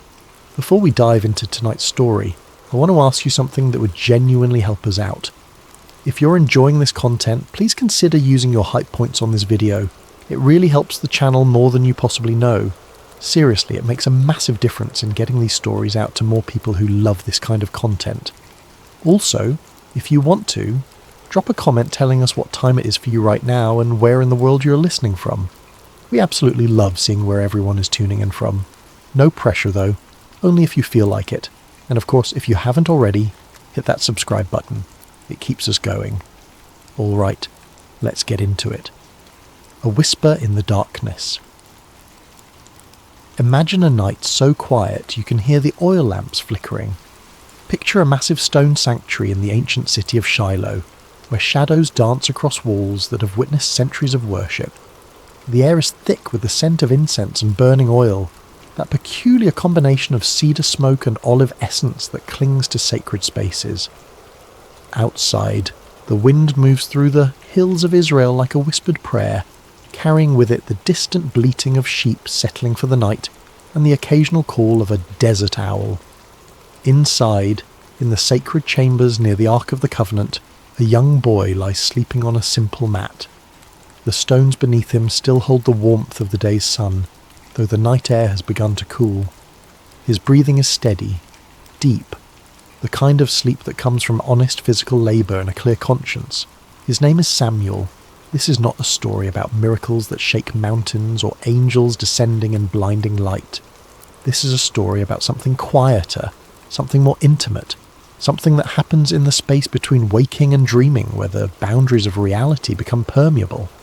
It is about a voice in the darkness, a child who learned to listen when the entire world had gone deaf, and a moment that would alter the spiritual trajectory of an entire nation. Because sometimes the most profound truths do not arrive with thunder and earthquake. Sometimes they do not announce themselves with burning bushes or pillars of fire. Sometimes they arrive in whispers, in the stillness between breaths, in the gentle calling of a name spoken 3 times before it is finally understood. What you're about to hear is one of the most mysterious and beautiful moments in ancient scripture. A moment when heaven reached down to touch earth, not through spectacular signs, but through the simple act of calling a child's name in the night. But it is also a story about silence broken, about the end of a spiritual drought, about what happens when the divine decides to speak again after generations of absence. This is the story of Samuel, the boy who heard God speak when the rest of the world had forgotten how to listen. And perhaps, hidden within this ancient narrative, there are questions we have forgotten to ask. Questions about why heaven goes silent. Questions about who gets chosen to break that silence. Questions about whether the voice that called to Samuel in that darkened sanctuary is still calling, still speaking, still searching for those rare individuals who know how to say, "I am listening." Chapter 1. Hannah's Promise. To understand Samuel's calling, we must first understand how he came to be sleeping in that sanctuary. His story begins not with him, but with his mother, a woman named Hannah, who knew the bitter taste of desperation and the hollow ache of prayers that seemed to vanish into an empty sky. In the hill country of Ephraim, in a small village whose name has been lost to history, there lived a man named Elkanah who had 2 wives, as was common in that era. His first wife, Peninnah, had given him several children, sons to carry his name, daughters to arrange in marriage, a legacy written in flesh and blood.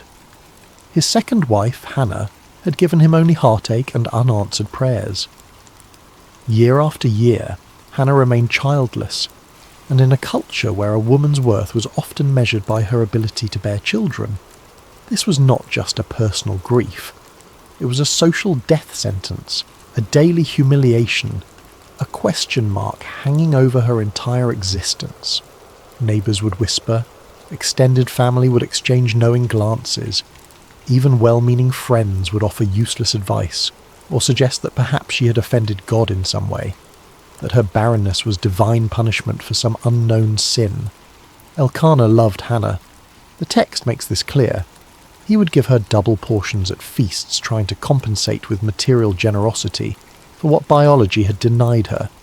He would ask her with genuine confusion, "Am I not better to you than 10 sons?"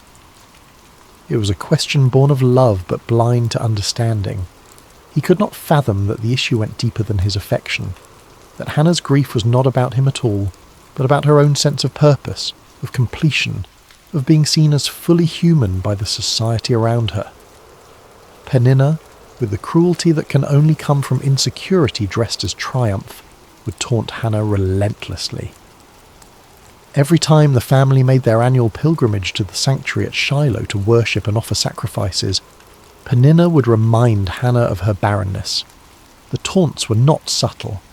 They were designed to cut deep, to remind Hannah that in the eyes of the world she was incomplete, cursed, forgotten by the very God she came to worship. Peninnah would parade her children before Hannah, would make comments about how blessed she was, would turn every moment of worship into a reminder of Hannah's failure. And Hannah would weep. She would refuse to eat. The pain went beyond physical longing for a child. It touched something deeper, the existential question that haunts anyone who feels overlooked by the divine. Does God see me? Does he hear my prayers? Am I worthy of his attention?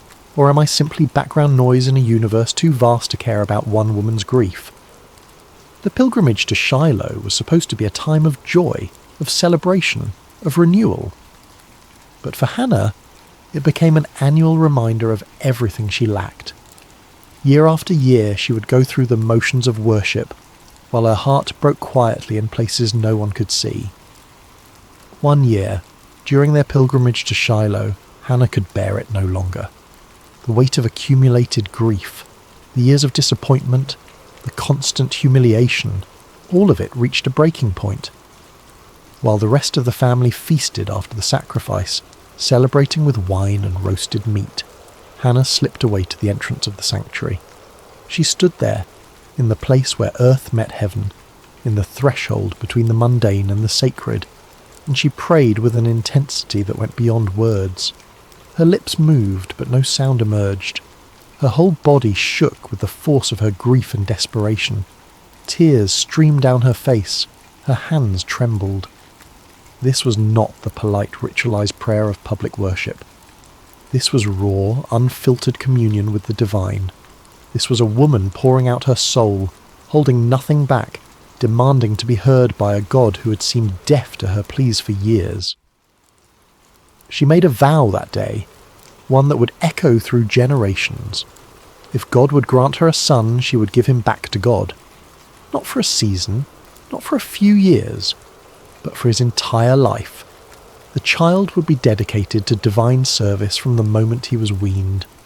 It was the prayer of a woman who understood that sometimes the greatest gift we can receive is not something to hold on to, but something to offer back to its source. She was not bargaining with God so much as she was declaring her willingness to participate in something larger than her own desires. Eli, the high priest, sat by the doorpost of the sanctuary and watched this strange woman swaying and muttering.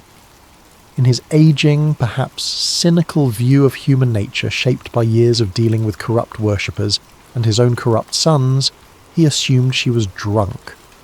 The accusation was harsh, almost cruel. What are you doing here, intoxicated in the house of the Lord? How dare you bring your drunkenness into this sacred space?" Hannah lifted her eyes, and in them Eli saw not the glaze of wine, but the clarity of absolute desperation, the look of someone who has nothing left to lose, who has stripped away all pretense and pride, who stands naked before God with only their need. She explained that she was not drunk but deeply troubled, pouring out her soul before God. She had been praying out of her great anguish and grief. Something in her words, or perhaps in her eyes, or perhaps in the raw authenticity of her pain, convinced Eli. His response was both blessing and prophecy. "Go in peace, and may the God of Israel grant what you have asked of him." It is unclear whether Eli knew what he was saying, whether he was simply offering the standard priestly blessing, or whether something moved through him in that moment. Some whisper of the divine speaking through a man who had grown complacent in his religious duties. But the words landed on Hannah like rain on parched earth. Hannah left the sanctuary that day transformed. Her face was no longer downcast. She ate. The grief lifted from her countenance like a fog dispersing under the morning sun. She had been heard, if not by man, then by something infinitely greater. She did not yet have the child she longed for, but she had something perhaps more precious. The certainty that her prayers had reached their destination, that her voice had penetrated the silence, that she mattered to the God she served. Within the year, Hannah conceived. When she gave birth to a son, she named him Samuel, which in Hebrew carries the meaning heard by God, or asked of God, or some translations suggest name of God. The name itself was a testimony, a permanent reminder that this child was an answer to prayer, a gift that came from somewhere beyond the ordinary workings of the world. Every time someone spoke his name, they were acknowledging that this boy represented the moment when heaven responded to earth, when silence gave way to acknowledgement. For the first few years of his life, Samuel remained with Hannah. She nursed him, taught him his first words, held him close during thunderstorms, watched him take his first steps, knowing that each day brought them closer to the moment of separation. She must have memorized the sound of his laugh, the feel of his small hand in hers, the weight of him sleeping against her chest. She was not raising a son to keep, but a son to give away, and that knowledge must have coloured every moment with a bittersweet intensity. When he was old enough to be weaned, somewhere around 3 years old by the customs of that time, Hannah kept her vow. She could have rationalised her way out of it. She could have argued that God understood, that the vow was made in a moment of emotional extremity, that surely keeping her son would be acceptable. But Hannah was a woman who understood that integrity means keeping promises even when they cost you everything. She took Samuel to Shiloh. She brought him before Eli, the same priest who had blessed her years earlier, and she said words that must have torn her heart even as she spoke them. "I am the woman who stood here praying. I prayed for this child, and the Lord has granted me what I asked. So now I give him to the Lord. For his whole life he will be given over to the Lord." Then Hannah sang, not a lament, but a song of triumph and praise. She sang of God overturning the proud and lifting up the humble. She sang of barren women bearing children and the powerful being brought low. She sang of the Lord bringing death and giving life, bringing down to the grave and raising up. She sang of God judging the ends of the earth, giving strength to his king and exalting his anointed. Her song was radical, revolutionary, a declaration that the God she served delighted in reversing the expectations of the world, in using the weak to shame the strong, in lifting up those the world had written off as irrelevant. And then she left her son in that sanctuary and went home. Imagine being that child, too young to fully understand why your mother brought you to this vast, echoing building filled with strange smells and unfamiliar faces and then walked away. Too young to grasp that you had become the physical embodiment of a promise, a living prayer offered back to its source. You watch her figure receding, growing smaller, disappearing down the road back to the only home you have ever known, and you are left in the care of an old man whose eyes can barely see you, whose own sons are corrupt, in a place that will become your entire world. Samuel's childhood was unlike any other in Israel. While other boys played in fields and learned their father's trades, running through olive groves and swimming in streams, Samuel grew up in the sacred space of the tabernacle. His world was one of ritual and reverence, of ancient objects and whispered prayers, of shadows and lamplight, and the constant awareness that this place was different from all other places. He opened the doors of the sanctuary each morning, flooding the holy space with light.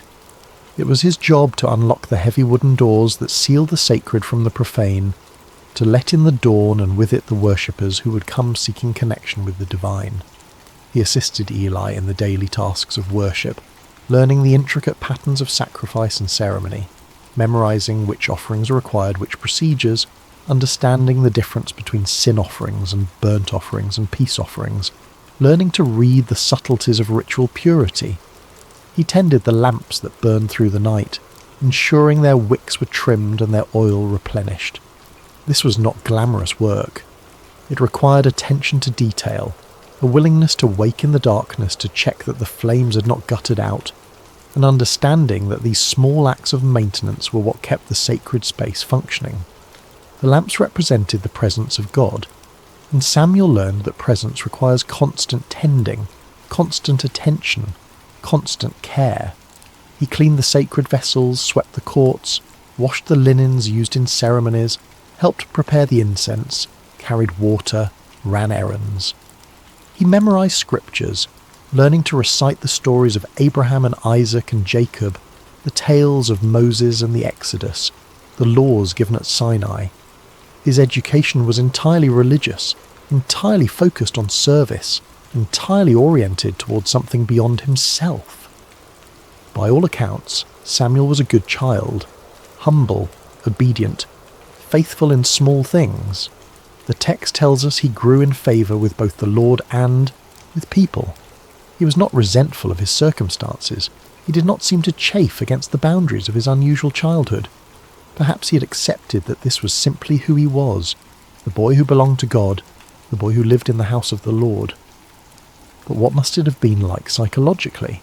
To have no mother to comfort you when you woke from nightmares, to have no siblings to quarrel and play with, to grow up watching Eli's corrupt sons come and go, seeing the way they abused their position, hearing the whispers of their misconduct, to be surrounded by holiness and yet witness its corruption, to serve faithfully while those who should have been models of righteousness displayed only greed and lust and contempt for the sacred. Did Samuel wonder why he had been left here? Did he feel abandoned by the mother who had kissed him goodbye and walked away? Did he question whether the God he served even noticed his small acts of service? The text does not tell us. We see only the external facts, a boy growing up, performing his duties, learning his role. But surely there were moments of loneliness, moments of doubt, moments when the weight of it all felt too heavy for small shoulders to carry. Hannah visited when she could. Each year during the family's annual pilgrimage to Shiloh, she would bring Samuel a new robe she'd made for him, watching him grow, trying to compress a year of mothering into a few brief encounters. These visits must have been both blessing and torment. The joy of seeing his mother mingled with the pain of watching her leave again.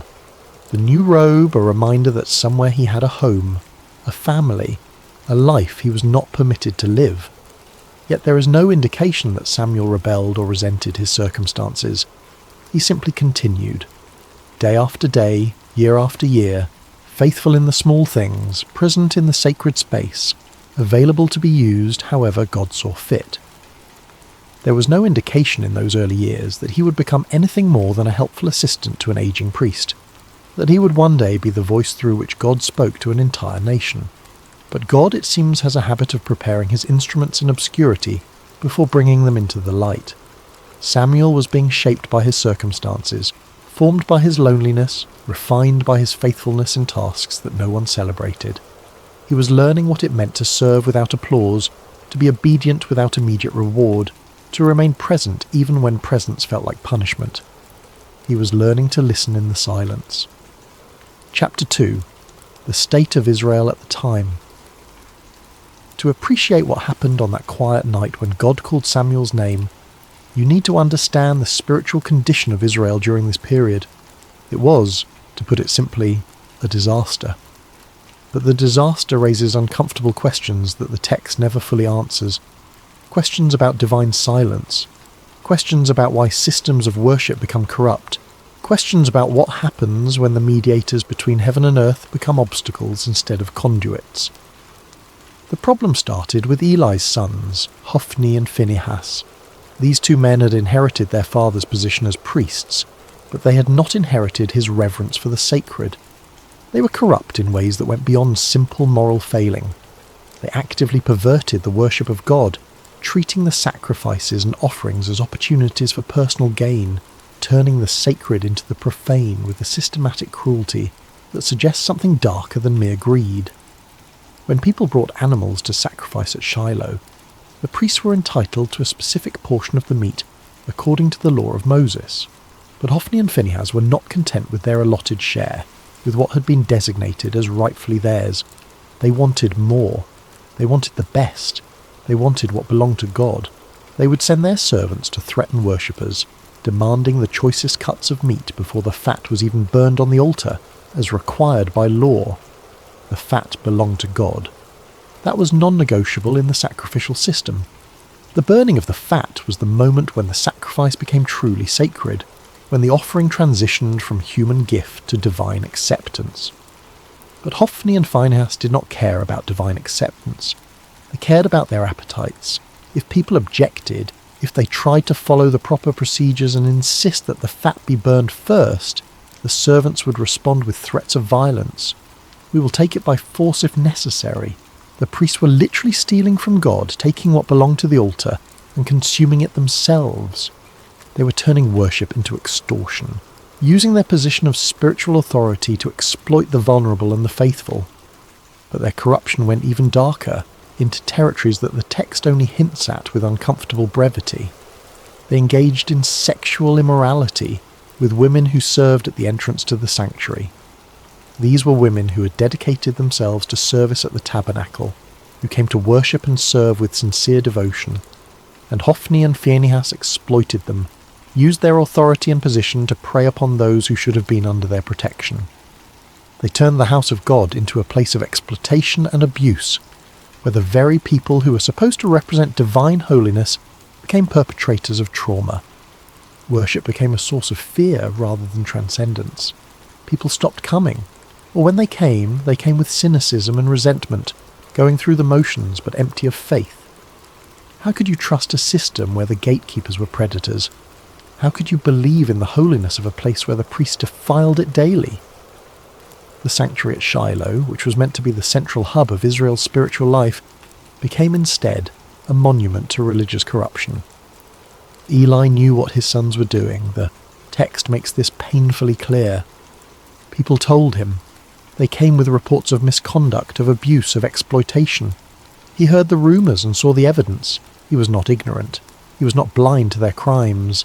And to his credit, he confronted them. But his rebukes were weak, almost apologetic, carrying no weight and no consequence. Why do you do such things? I hear reports from the people about your wicked deeds.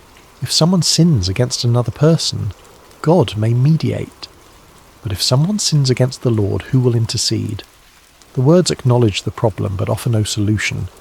There is no threat of removal from office, no stripping of authority, no punishment that might actually deter the behaviour. Just words, just disappointment, just a father hoping his wayward sons might suddenly develop a conscience they had never demonstrated.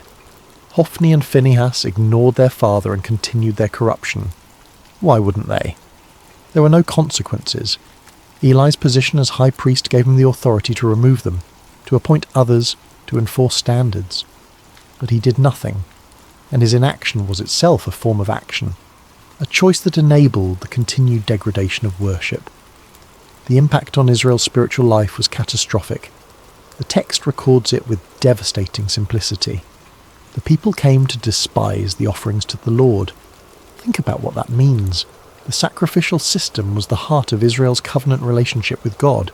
It was how sins were atoned for, how gratitude was expressed, how the community maintained its connection with the divine. And people were learning to despise it, to see it as corrupt and meaningless, to associate worship with exploitation rather than with holiness. Faith withered. Cynicism spread.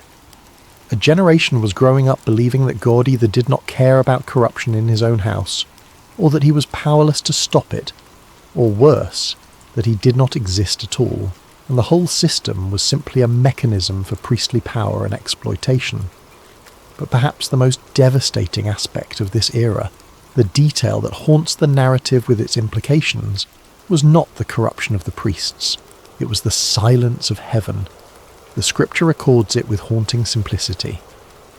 In those days, the word of the Lord was rare. There were not many visions. Think about what that means. In a culture where prophets and priests were meant to be the conduits between God and humanity, the channel had gone quiet. God was not speaking, or if he was, no one was hearing. Prophecies were scarce to the point of being legendary. Divine visions were so uncommon that when someone claimed to have received one, it was met with skepticism rather than expectation. But why? The text does not explain. It simply records the fact of divine silence as if it were weather, as if the absence of God's voice was as natural and unremarkable as a drought. But this raises uncomfortable questions. Had God withdrawn because of the corruption? Was the silence a form of judgment, a divine turning away from a people who had corrupted worship? Or had the people simply stopped listening? Had they become so cynical and so wounded by a religious hypocrisy that they could no longer hear what was being said? Or was there another possibility, one that the text does not explore but that hangs in the air like smoke? Perhaps the priests, who were supposed to be the mediators between God and people, had become such effective blockers of communication that divine messages simply could not get through. Perhaps Hophni and Phinehas were not just corrupt individuals, but symptoms of a systemic failure, a spiritual infrastructure that had collapsed under the weight of its own contradictions. Israel was spiritually adrift, navigating by dead reckoning through waters where the stars had gone dark. There were no prophets to consult, no clear word from God about how to proceed, no divine guidance about which way to turn, just the daily grind of existence, the hollow rituals performed without meaning, the slow death of a people's faith in the face of institutional betrayal. This was the world into which Samuel was growing up, a world where the representatives of God were corrupt, where worship had become hollow, where heaven seemed distant and disinterested. If you were a young person in that era, what would you believe about the divine? Would you expect God to speak? Would you even know what his voice sounded like? Would you be able to distinguish a divine call from your own imagination or from the voice of a very human priest? Samuel cleaned the lamps each evening, ensuring the light would burn through the night. It was a practical task, a maintenance duty, nothing spiritual about it. He trimmed the wicks, refilled the oil reservoirs, ensured the flames were steady. But in that small act, there was a symbol that perhaps Samuel himself did not fully understand. The lamp of God had not yet gone out. Somewhere in the darkness a light still burned, and into that darkness, cutting through the silence that had lasted for generations, a voice was about to break through. Chapter 3. The night God spoke. The night began like any other. Samuel had completed his duties for the day, working through the familiar routines that structured his life. The sanctuary was clean, the floors swept, the vessels washed and arranged in their proper places. The lamps were lit, their flames steady, casting dancing shadows across the ancient stones.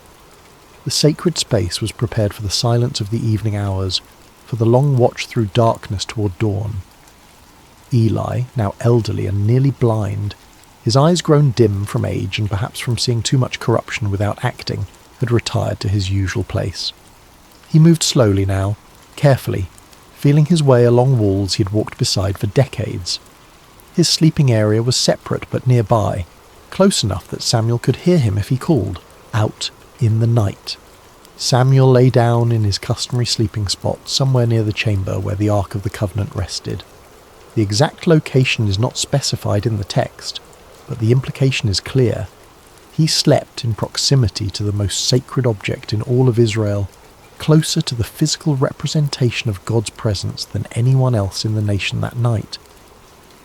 The ark was the most sacred object in Israel, a gold-covered chest containing the tablets of the law, a jar of manna, and Aaron's staff that had budded.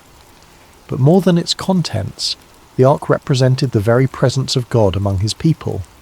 It was the throne of the invisible king, the place where heaven touched earth, the point of contact between the divine and the mortal. To sleep near it was to sleep in the shadow of holiness, though Samuel likely thought nothing of it. This was simply where he slept, as ordinary to him as any bedroom, as familiar as his own breathing. The lamp of God was still burning, casting flickering shadows across the stone walls. This detail matters more than it might initially seem. In the Jewish tradition, the lamp in the sanctuary, the menorah that burned with consecrated oil, was not allowed to go out until morning light made it unnecessary. It represented the presence of God, the light that persisted even in darkness, the hope that had not yet been extinguished. The phrase, "the lamp of God had not yet gone out," carries within it both promise and warning. Not yet, but it could. The light was still burning, but barely. The presence was still there, but fading. As long as the lamp burned, there was hope. As long as the light persisted against the encroaching darkness, God had not abandoned his dwelling place entirely. Samuel drifted into sleep, a boy exhausted from the honest labour of serving in the house of God. His breathing slowed, his muscles relaxed. He sank into that deep, dreamless sleep that comes from physical work and a clear conscience. The sanctuary around him settled into its nighttime sounds. The creak of cooling stone, the whisper of wind through high windows, the distant cry of a night bird, the soft flutter of the lamp flames, and then, in the darkness, cutting through the silence like a knife through cloth, he heard his name, Samuel. The voice was clear, distinct, personal. Not a shout that would echo through the halls, but not a whisper that could be mistaken for imagination either. It had the quality of someone standing nearby, speaking with intention and purpose, with the certainty that they would be heard. It was a voice that expected a response. Samuel's eyes snapped open. His heart leaped in his chest. There was no confusion, no moment of disorientation. He knew immediately that someone had called him. The voice had been too clear, too deliberate, too unmistakably directed at him. In the darkness, with the lamp casting its uncertain light, Samuel did what made perfect sense to a boy who had grown up serving under an elderly priest. Eli must need something. The old priest was nearly blind now, stumbling in the darkness. Perhaps he had dropped something. Perhaps he needed water. Perhaps he was unwell and required assistance. Samuel threw off whatever covering he used against the night chill and ran to where Eli slept. "Here I am. You called me?" The response was immediate, instinctive. "Here I am." Two words that would become the defining posture of Samuel's entire life. Not, "What do you want?" Not, "Can it wait until morning?" Just presence. Just availability. Here I am. Eli, pulled from sleep and confused, his mind foggy with the remnants of dreams, looked in the direction of Samuel's voice with eyes that could barely make out shapes in the darkness. "I did not call. Go back and lie down." Samuel returned to his place, perhaps a little puzzled, but not overly concerned. Perhaps he had been dreaming. Perhaps the transition from sleep to waking had jumbled his perceptions. Perhaps the old man had called out in his sleep and forgotten. These things happen. The mind plays tricks in the boundary spaces between consciousness and unconsciousness. He lay back down, pulled his covering around him, and closed his eyes, willing himself back towards sleep. The sanctuary settled back into silence. The lamp continued its steady burning. Outside, the wind moved through the hills with a sound like breathing. Samuel's heartbeat slowed back to its resting rhythm. Samuel? Again. The same voice, the same clarity, the same undeniable sense that someone was speaking directly to him, calling him by name with purpose and intention. This was not imagination. This was not the remnant of a dream clinging to the edge of waking. This was not the echo of Eli's voice misheard in the darkness. Someone had called his name, clearly and deliberately, as real as the stone beneath him and the lamplight flickering against the walls. Once more, Samuel got up and went to Eli. His bare feet made soft sounds against the cold stone floor. His breathing was quicker now, his confusion deeper. If Eli had not called the first time, then who had? "Here I am. You called me."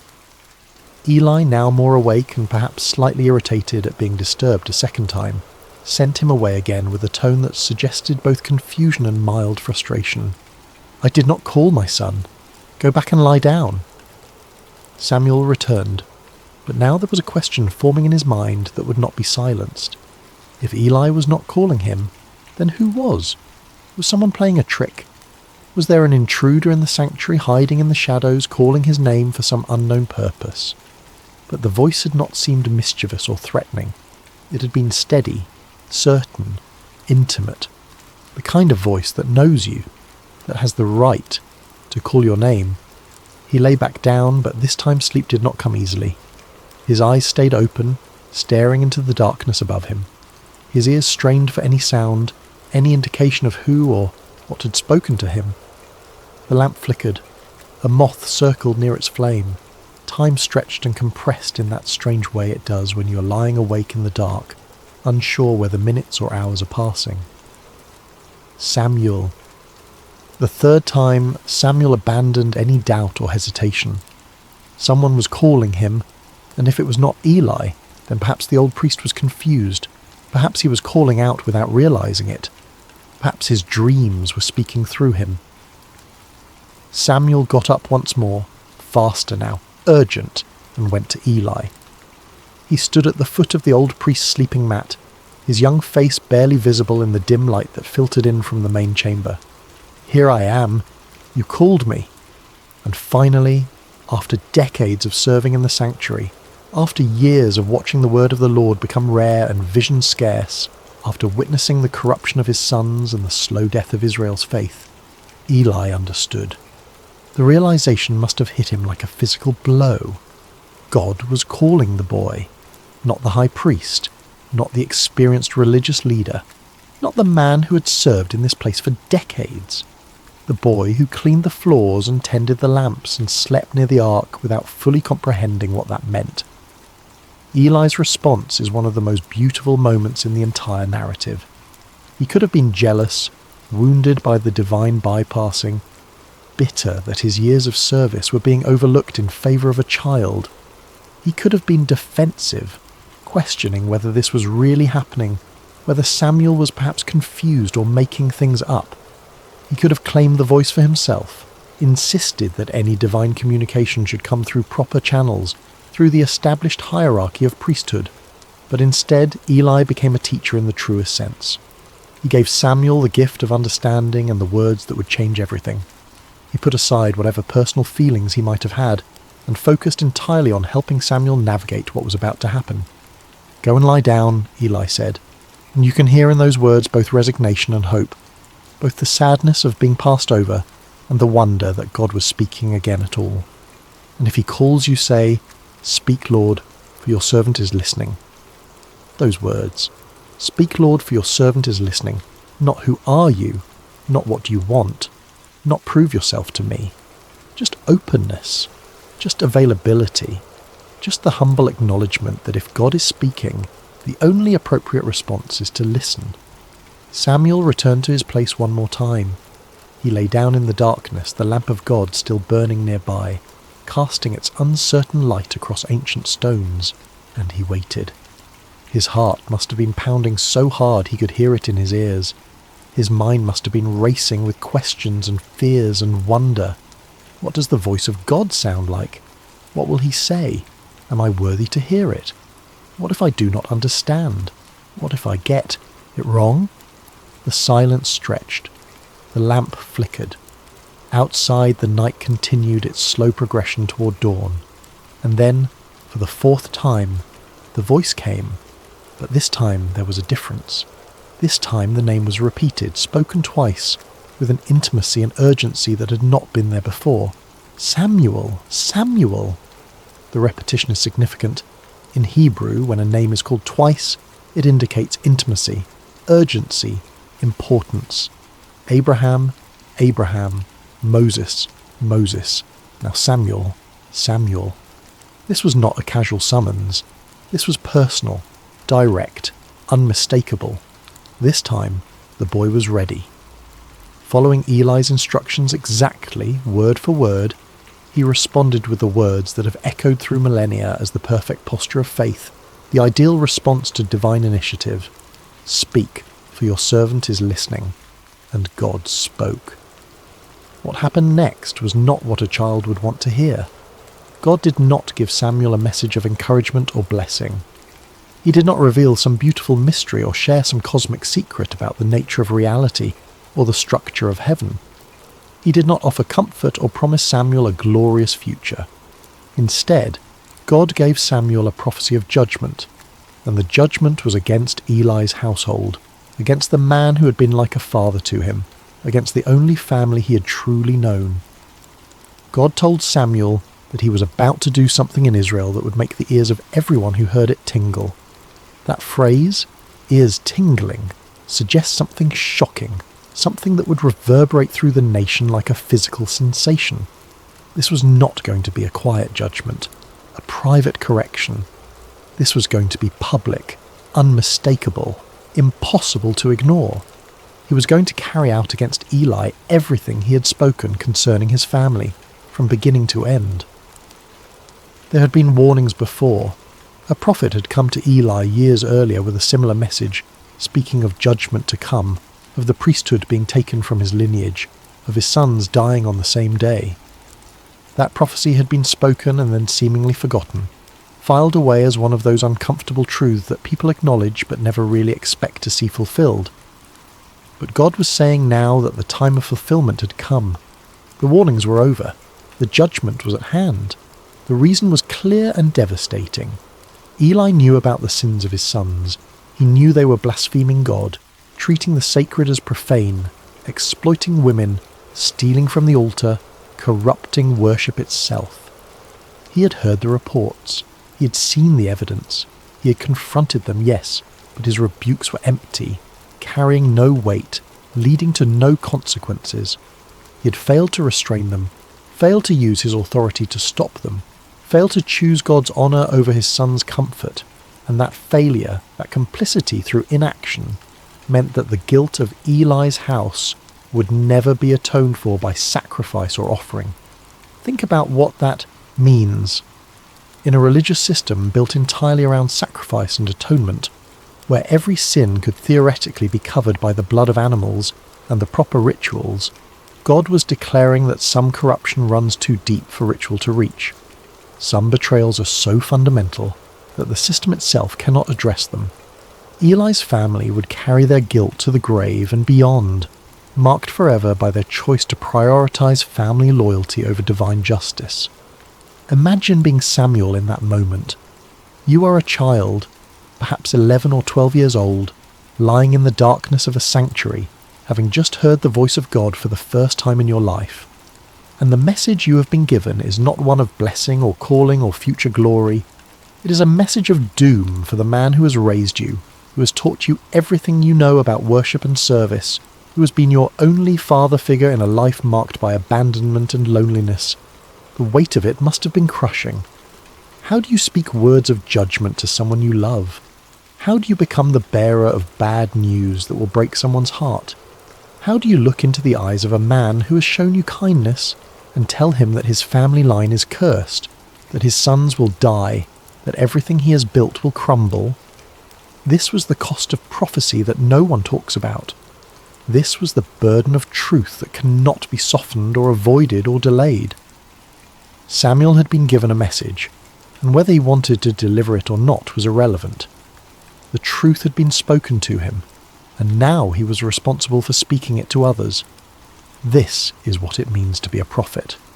Not visions and mystical experiences and spiritual heights, but the grinding, awful responsibility of speaking truths that wound you as deeply as they wound those who hear them.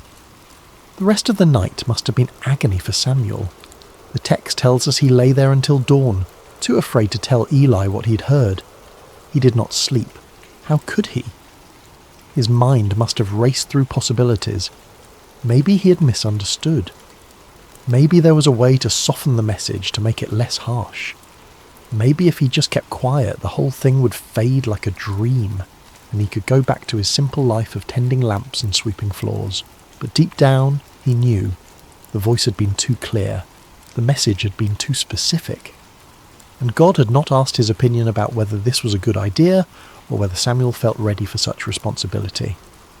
The divine does not consult us about our readiness. It simply calls, and we must answer. Chapter 4. The Weight of the Message.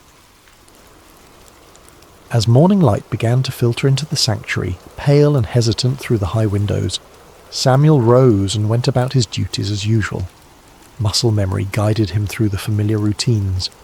He opened the doors of the house of the Lord, pushing aside the heavy wooden barriers that sealed the sacred from the profane, letting in the day, with all its ordinary demands.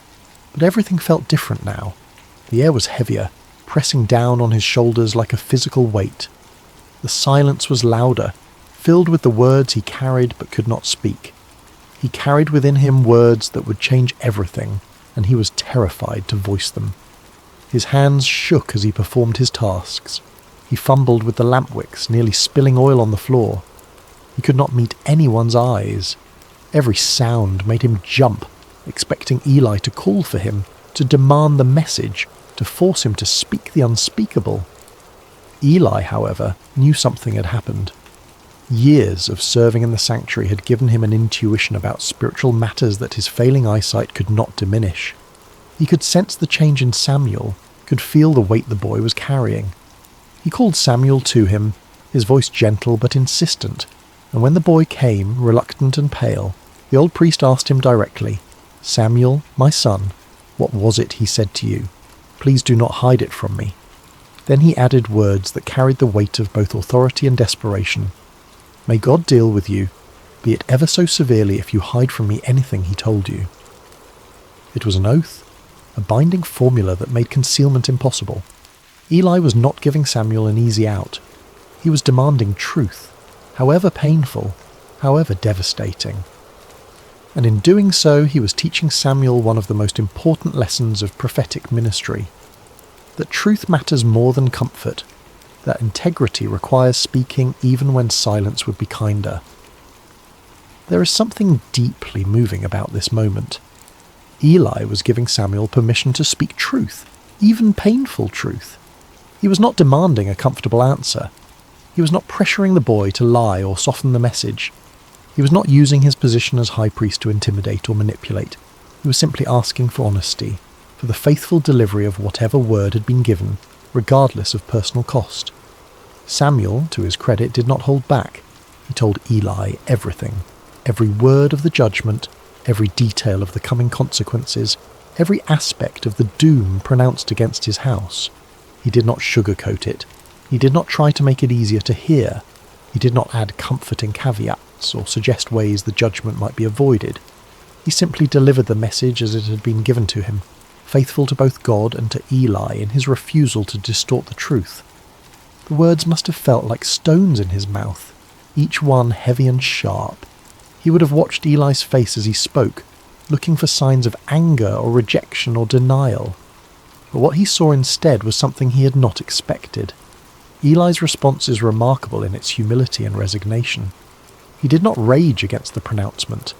He did not question Samuel's experience or suggest the boy had misunderstood or imagined things. He did not blame Samuel for being the messenger or accuse him of disloyalty or ingratitude. He simply said, with a weariness that spoke of years of knowing this moment would come, "He is the Lord. Let him do what is good in his eyes." There is defeat in those words, yes, but there is also acceptance. A kind of peace that comes from finally having the truth spoken aloud, from no longer living in the shadow of unacknowledged reality. Eli had known for years that his sons were corrupt. He had known that his failure to stop them was a kind of complicity, a betrayal of his calling and his God. The judgment was not a surprise.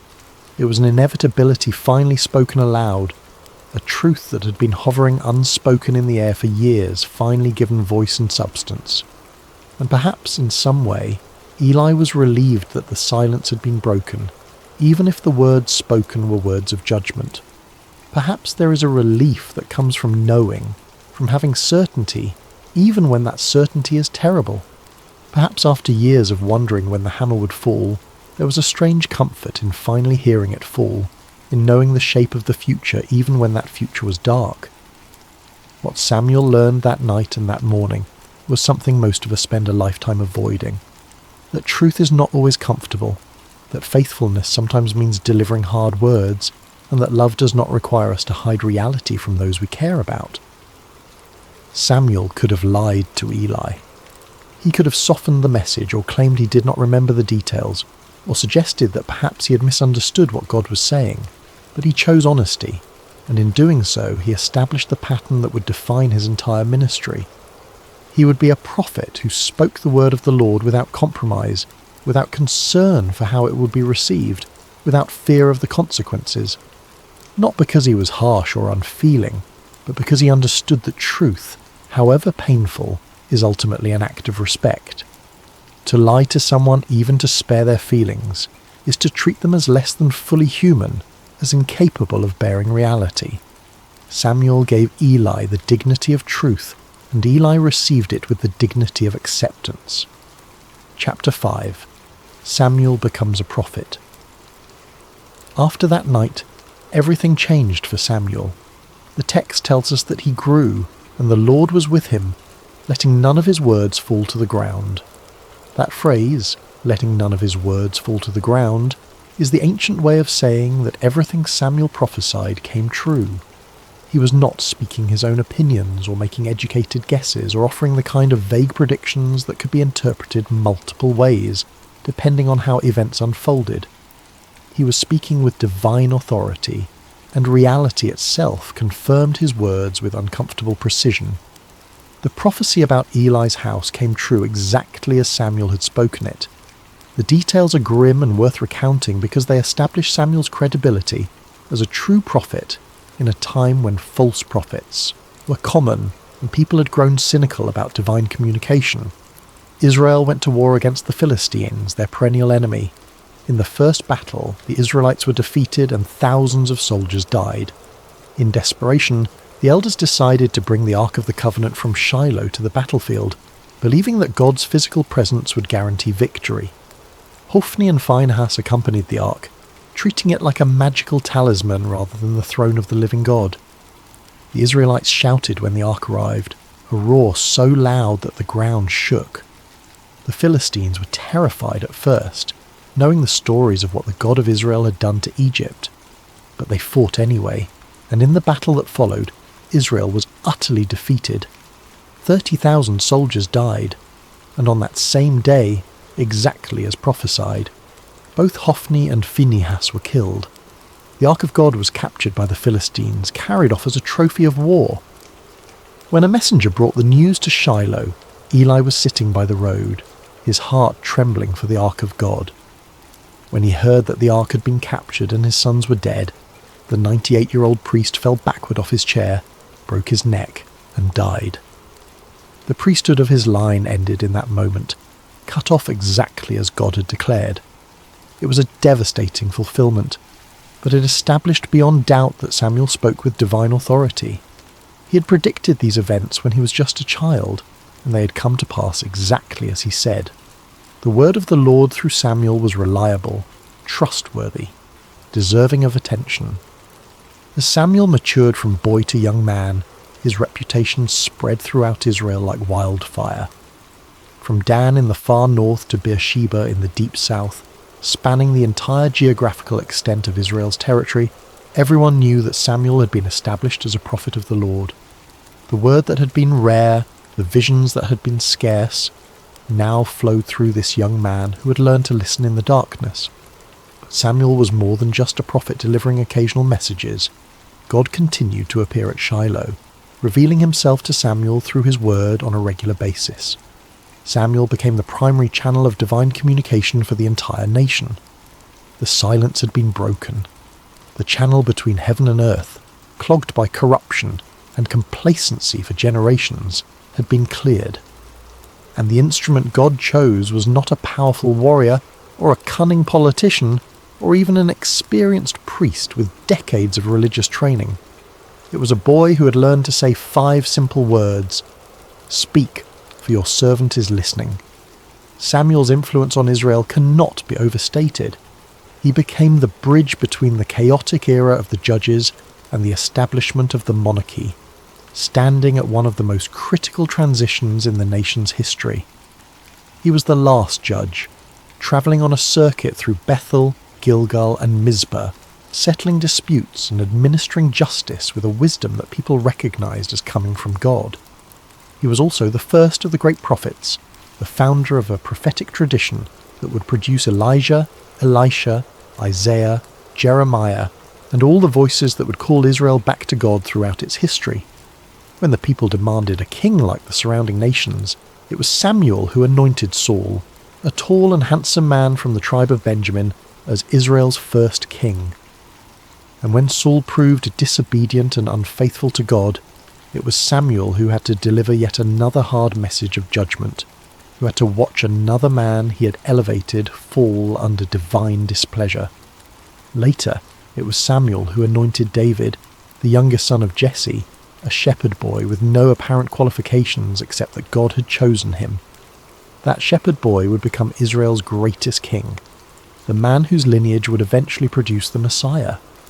But beyond the political role, beyond the anointing of kings and the settling of disputes, Samuel represented something Israel desperately needed: spiritual integrity in a world corroded by compromise. In a time when the priesthood had become corrupt, when worship had become hollow, when the word of the Lord was rare, Samuel embodied what it meant to hear from God and speak his truth faithfully regardless of personal cost. He reformed religious life throughout Israel, establishing schools of prophets where young men could learn to listen for God's voice and speak his word. He called the people back to authentic worship, challenging them to put away their foreign gods and serve the Lord only. He led the nation in repentance at Mizpah, where they fasted and confessed their sins, acknowledging that they had abandoned God. And when the Philistines attacked during that gathering, Samuel interceded for the people, and God threw the enemy into confusion with thunder and lightning, giving Israel a decisive victory. Samuel demonstrated that God had not abandoned his people, that the silence had been circumstantial rather than permanent, that divine presence and power were still available to those who would seek them with integrity. The boy who once cleaned floors and trimmed lamp wicks became the conscience of a nation. The child who slept near the ark became the voice through which God spoke to kings and commoners alike. His authority came not from position, or political power, or military might, but from the simple fact that he had learned to listen and had the courage to speak what he heard, even when speaking cost him dearly. Chapter 6. The Legacy of the Story. So what do we take from this ancient narrative? What does it mean for us, centuries removed from oil lamps and tabernacles and sleeping near the Ark of the Covenant? And perhaps more intriguingly, what questions does this story raise that it never fully answers? First, there is the theme of listening. God can speak in quiet places, in ordinary moments, when we least expect it. Samuel was not performing some elaborate spiritual ritual when God called his name. He was not fasting on a mountain. He was not in a trance or a vision quest. He was sleeping, exhausted from a day of mundane labour. He was simply present in a sacred space, available to be awakened. How often do we miss the voice of the divine because we are too busy, too distracted, too convinced that revelation only comes in spectacular packages? We wait for burning bushes and angelic visitations, for dramatic signs and unmistakable interventions, while the still small voice speaks in the darkness and we mistake it for our imagination, or for human conversation, or for nothing at all. Samuel teaches us that sometimes the most profound moments arrive softly, in the space between waking and sleeping, in the darkness when our defences are down and our minds are quiet enough to hear what has always been speaking. But this raises uncomfortable questions. How many times has that voice spoken and we have ignored it? How many times have we attributed divine communication to coincidence or psychology or wish fulfillment? Because we have lost the ability to recognise it for what it is. Second, there is the theme of obedience. Samuel's first response when he heard his name was immediate and complete. Here I am. No hesitation, no calculation, no weighing of options or considering whether this was a good time, just presence and availability. Not, what do you want, but here I am. Not, let me think about it, but immediate response. Later, when Eli gave him the words to use, Samuel followed the instruction exactly. He did not improvise or try to improve on the formula or insert his own personality into the exchange. He simply said what he had been taught to say, "Speak, for your servant is listening." Obedience in this story is not about blind submission to authority. It is about being teachable, about recognizing when someone knows more than you do, about trusting guidance even when you do not fully understand where it is leading. But there is something deeper here, something that troubles the waters of easy interpretation. Samuel was obedient to a voice he had never heard before, to a presence he could not see, based entirely on the instruction of a priest whose own family was corrupt, and whose judgment had been compromised by his failure to discipline his sons. What made Samuel so certain that this was God speaking, and not some other voice? What internal compass guided him toward trust, when skepticism would have been equally reasonable? Third, there is the theme of humility. Samuel's greatness began in small acts of service. He was faithful in opening doors, in cleaning, in tending lamps, in all the unglamorous work that keeps a sacred space functioning. He did not despise the small things, or consider himself above menial tasks. He swept floors with the same attention he later brought to anointing kings. He trimmed lamp wicks with the same care he would later exercise in delivering prophetic words, and it was in that posture of humble service, in the daily repetition of small faithful acts, that God found him. How different this is from our modern obsession with platform and visibility, with making a name for ourselves and ensuring everyone knows our accomplishments, with treating service as a stepping stone to something better rather than as its own reward. Samuel reminds us that true influence is built in obscurity, that character is formed in the small decisions no one sees, that greatness is the fruit of faithfulness in little things rather than the result of ambitious self-promotion. But again, there is a mystery here. Why Samuel? What was it about this particular boy that made him suitable for this calling?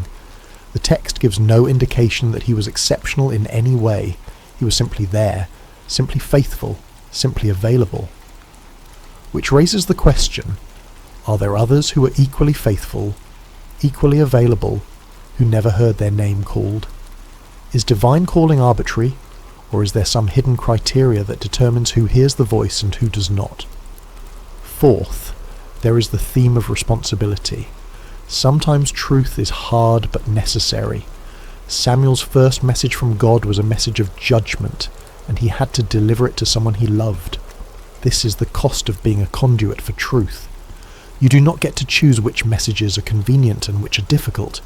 You do not get to edit reality to make it more palatable. You do not get to withhold hard truths, because speaking them might damage relationships or cost you social capital. If you are going to be a voice for something beyond yourself, whether you call that voice God or conscience or truth, or simply what is, you have to be willing to speak even when the words cut you as deeply as they cut those who hear them. Samuel could have spared Eli. He could have lied or softened the message or claimed he did not remember the details.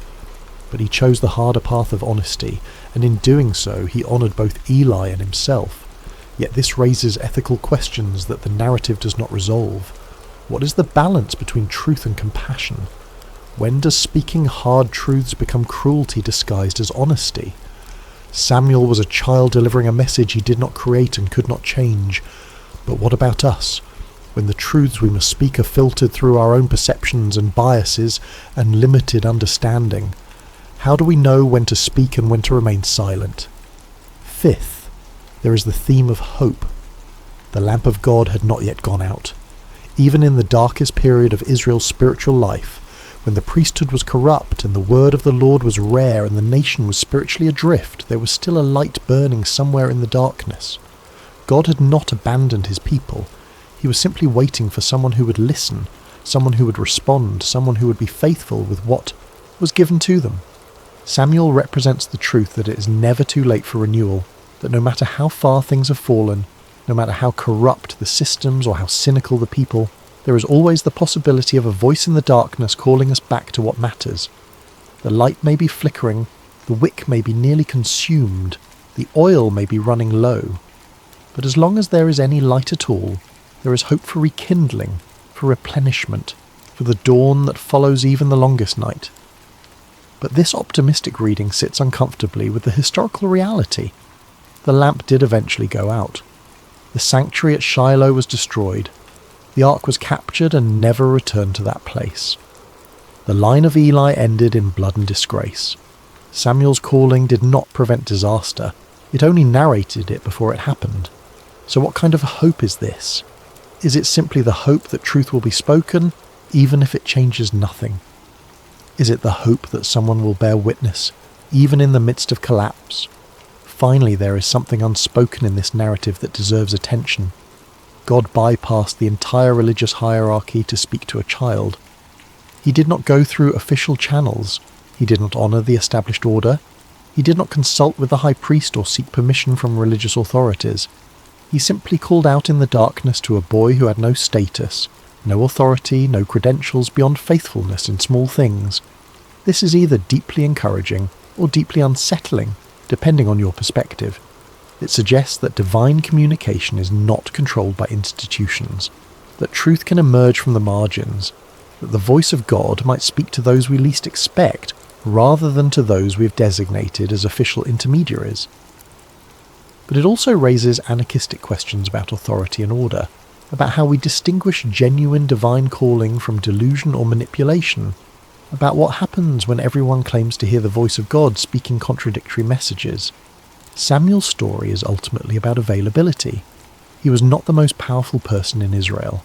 He was not the most educated or the most connected. He was simply present, attentive, and willing to respond when he heard his name called. And that was enough. That has always been enough. But it invites us to ask, what are we available for? What sacred spaces do we inhabit, whether physical or spiritual or psychological, where we might be found by whatever calls to us in the darkness? And when that call comes, will we recognize it, or will we mistake it for something ordinary, something explainable, something that requires no response? Epilogue: The Voice in the Night. Close your eyes and imagine that sanctuary again. The vast stone building in Shiloh, the oil lamps casting their gentle light, the shadows dancing on walls that have witnessed generations of worship and neglect. Imagine the boy lying near the ark, exhausted from a day of simple service, drifting into sleep with no expectation that this night will be different from any other. And then the voice, clear, personal, undeniable, a voice that breaks through the silence of heaven and calls a child by name. Samuel's story is a reminder that the divine does not always announce itself with thunder and lightning. Sometimes it comes as a whisper in the darkness.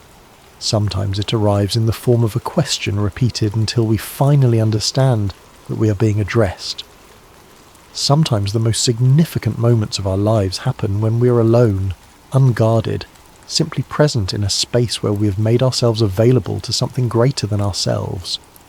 The lamp of God is still burning. That is the promise embedded in this ancient narrative. No matter how dark the times, no matter how corrupt the systems, no matter how silent heaven seems, there is always a light somewhere refusing to go out, and there is always the possibility that in the quiet, in the stillness, in the spaces between our busy thoughts and desperate prayers, we might hear our name spoken by a voice we do not yet recognize.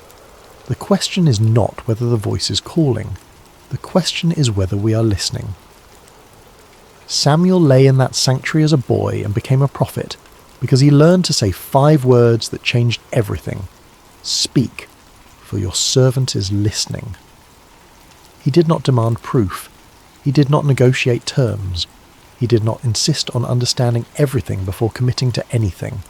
He simply made himself available, and availability was enough. Perhaps that is the real legacy of Samuel's calling. Not that he became powerful or influential or historically significant, though he became all those things. The real legacy is that he teaches us what it looks like to be genuinely open to transformation, to be willing to hear hard truths, to be faithful in small things while waiting for larger purposes to reveal themselves. In our age of constant noise and perpetual distraction, where silence is something to be feared rather than cherished, Samuel's story feels almost subversive. It suggests that the most important communications might not come through our devices or our carefully curated information streams. They might come in the quiet, in the dark, in the moments when we stop performing and simply exist in the presence of something that knows our name. So tonight, as you drift towards sleep, consider the possibility that you, too, might be lying in a sacred space, even if you do not recognize it as such. Consider the possibility that there might be a voice, gentle and persistent, calling your name in the darkness. Consider the possibility that the most profound transformation of your life might not begin with a grand revelation or a spectacular sign, but with the simple decision to respond to that voice with 5 words. Speak, for your servant is listening. The lamp is still burning. The voice is still calling. The only question is whether we have ears to hear.